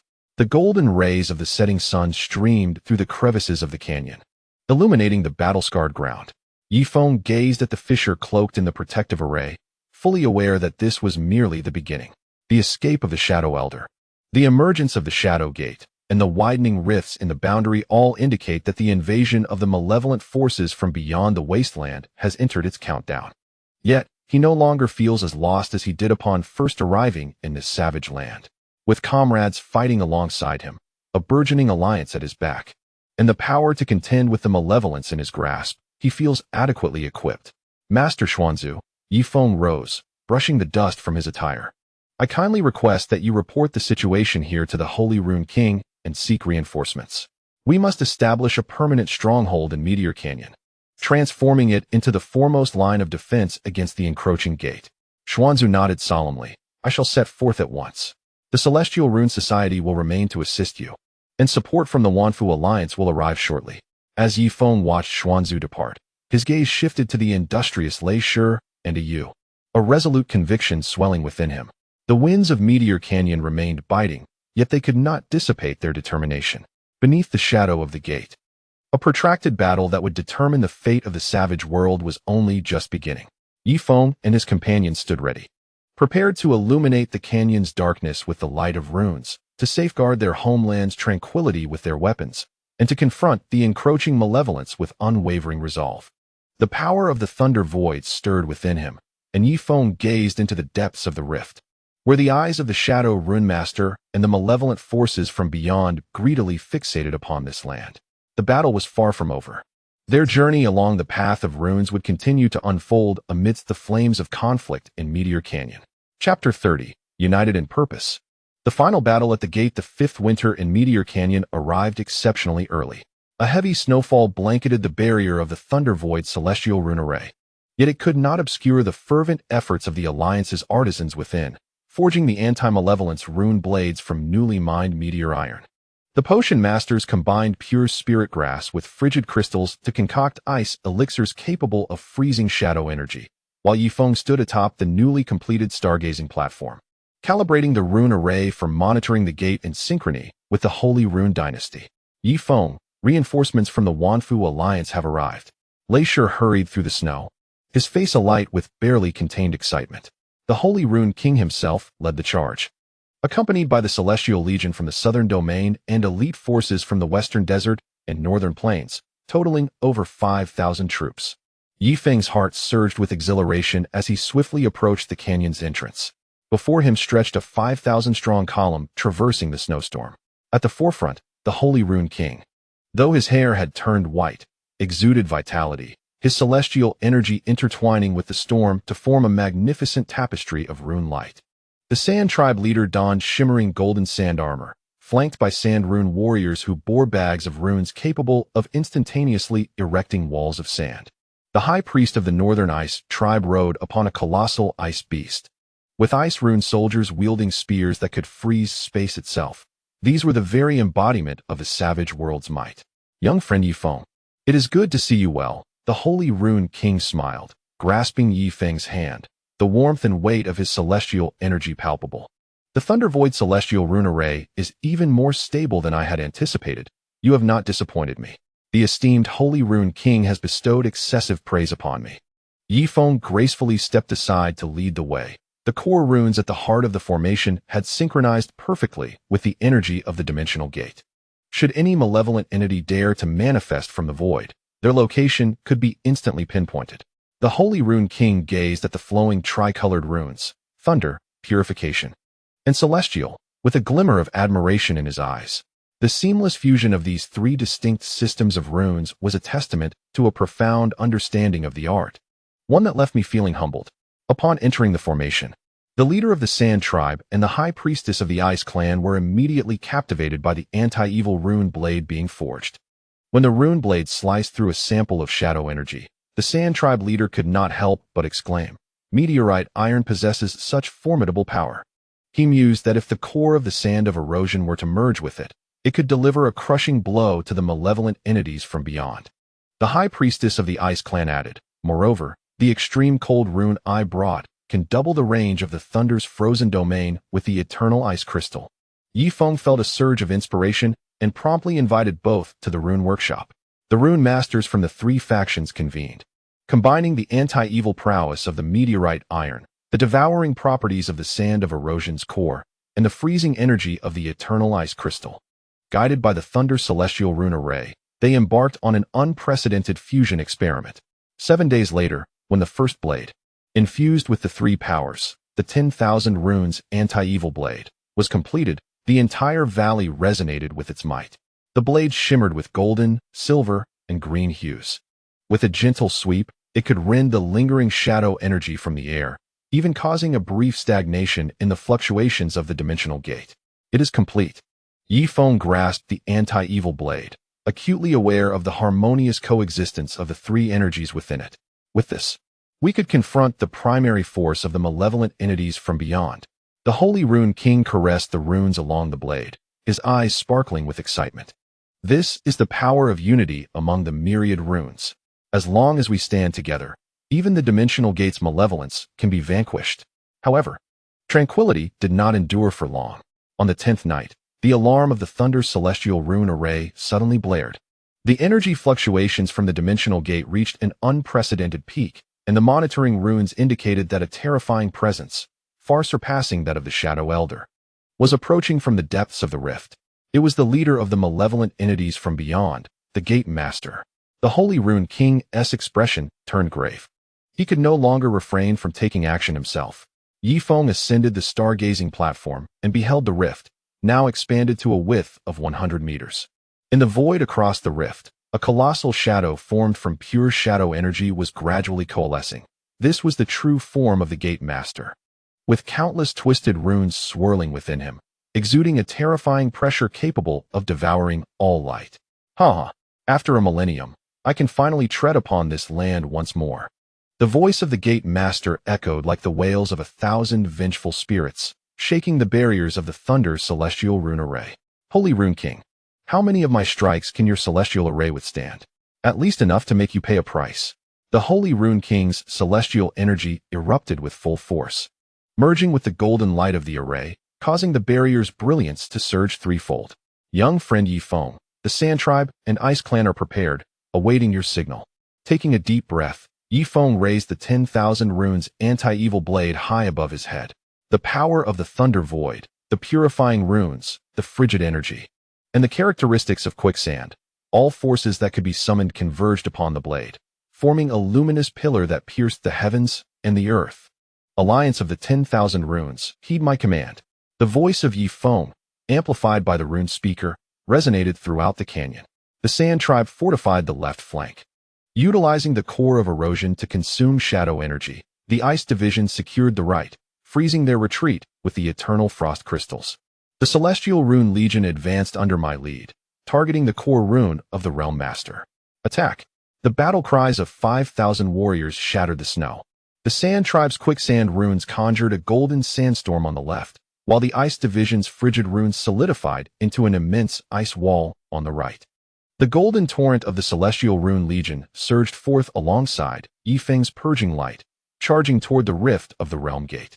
Overreaching, the colossal shadow of the Realm Master unleashed a wave of shadow energy, dissipating the sandstorm and melting the ice wall, instantly engulfing the vanguard of the Celestial Rune Legion. Now is the moment. Seizing the opportunity when the Realm Master was momentarily weakened, Yifeng activated Thunder Void's teleportation, arriving before the core rune of the Realm Master with the Purging Blade in an instant. Thunder Void Purification, Judgment of 10,000 Runes. Yifeng channeled all his power into the Purging Blade. A tricolored brilliance erupted with unprecedented intensity, striking down upon the most radiant core rune within the Realm Master. With a piercing sound, the Purging Blade embedded itself into the core rune, eliciting a deafening wail from the Realm Master as the colossal shadow convulsed violently, its inner shadow energy descending into chaos. Seeking death, the Realm Master's gigantic hand swatted at Yifeng with a speed that rendered teleportation sluggish. Yifeng, be cautious. The Holy Rune King's celestial energy transformed into a shield, interposing itself before Yifeng, only to be shattered instantly by the giant hand. The Holy Rune King spat out blood, evidently gravely injured. Holy Rune King. Yifeng's eyes widened in anguish. With renewed vigor, the Purging Blade struck once more, cleaving a fissure into the core rune. The Realm Master's wails grew even more agonizing as the shadow energy retaliated wildly, swiftly eroding Yifeng's Thunder Void domain. The armor on his left arm shattered piece by piece, blood staining the snow beneath him. Hold on. The thunderstorm array of thunderstone erupted behind him, golden lightning momentarily repelling the shadow energy. A Yu's life symbol arrows fell like raindrops, the verdant glow continually mending Yifeng's wounds. The leader of the Sand Tribe and the High Priestess of the Ice Division seized the moment to launch their most potent attacks. The sandstorm and ice wall simultaneously contracting to ensnare the Realm Master's colossal shadow. Now is the time. Enduring excruciating pain, Yifeng infused the last vestige of Thunder Void power into the Purging Blade. Unity of 10,000 runes, break. The tricolored radiance of the Purging Blade resonated with the energies of the Sand Tribe, Ice Division, and Celestial Rune Legion, forming a vast pentagram that enveloped the Realm Master's core rune entirely. No, the Realm Master's core rune shattered inch by inch within the pentagram. The colossal shadow began to collapse, and countless shadows of energy retreated like a receding tide back into the rift of the Realm Gate. I shall return. The Realm Master's roar grew fainter as the rift slowly began to close under the influence of the Thunder Void celestial array. As the last remnants of shadow energy retreated into the fissure, Yifeng could no longer withstand the strain. The Purging Blade slipped from his grasp, and his body fell heavily into the snow. Yifeng. Linger's voice trembled with emotion as she unexpectedly arrived on the battlefield, rushing to Yifeng's side to heal his wounds with purification runes. Gazing at her tear-streaked face, he managed a faint smile. Did we win? Yes, we won, she replied, tears falling onto his face, infused with warm life energy. The Realm Lord had been repelled, and the rift in the realm was beginning to heal. Yifeng turned his gaze to the rift, now diminished to less than 10 meters. The protective barrier of the Thunder Sky rune array glimmered anew, while warriors from the Sand Clan and Ice Tribe embraced each other in jubilant celebration. Though heavily injured, the Rune King wore a contented smile. Snowflakes fell gently upon his face, bringing a refreshing chill. Yifeng closed his eyes, feeling the gradual restoration of the Thunder Sky power within him, and a wave of tranquility enveloped his heart. From the stone tribes of the Eastern Wasteland to the establishment of Rune City, from the decisive battle against the Black Rock Alliance to the purification legacy deep within the ancient ruins, from the recognition at the Grand Rune Assembly to the camaraderie forged in Meteorite Gorge, he had journeyed from a solitary traveler to the core of the Rune Alliance, transforming from a struggling warrior into a beacon of hope for the wilds. All of this stemmed from the unwavering belief in unity among the runes. Disparate runes can merge, diverse factions can unite, and differing dreams can coexist. When I recover, let us venture to the southern domain. Yifeng grasped Linger's hand, his voice faint yet resolute. I have heard that the Sea of Rune blossoms there blooms with flowers that radiate the brilliance of all runes. All right. Linger nodded through her tears. I will accompany you. We must also visit the West Desert to see the shifting sands, the northern plains to witness the icy springs, and all the places where you have fought, leaving our footprints behind. In the snow, the broken evil blade lay quietly, its tricolored runes swirling slowly in the sunlight, as if recounting the epic battle of unified runes. In the distance, the light of the rift grew fainter, and peace in the wild world, at last. returned under the vigilant guardianship of countless souls. Yi Feng understood that the threat of the Realm Lord had not been entirely eradicated. The seal of the realm still required fortification, and the path of runes in the wild world remained long. Yet, he no longer felt anxious, for he was not alone. With Ling Er's protection by his side, the support of Lei Shi and Yu behind him, and the collective effort of the entire Rune Alliance, he felt an unwavering strength. As long as the runes remain united in purpose, their faith unyielding, the light of the runes shall forever illuminate the wild lands. His story, the legend of the Rune Alliance, and the rebirth of the wild world had only just begun. The end.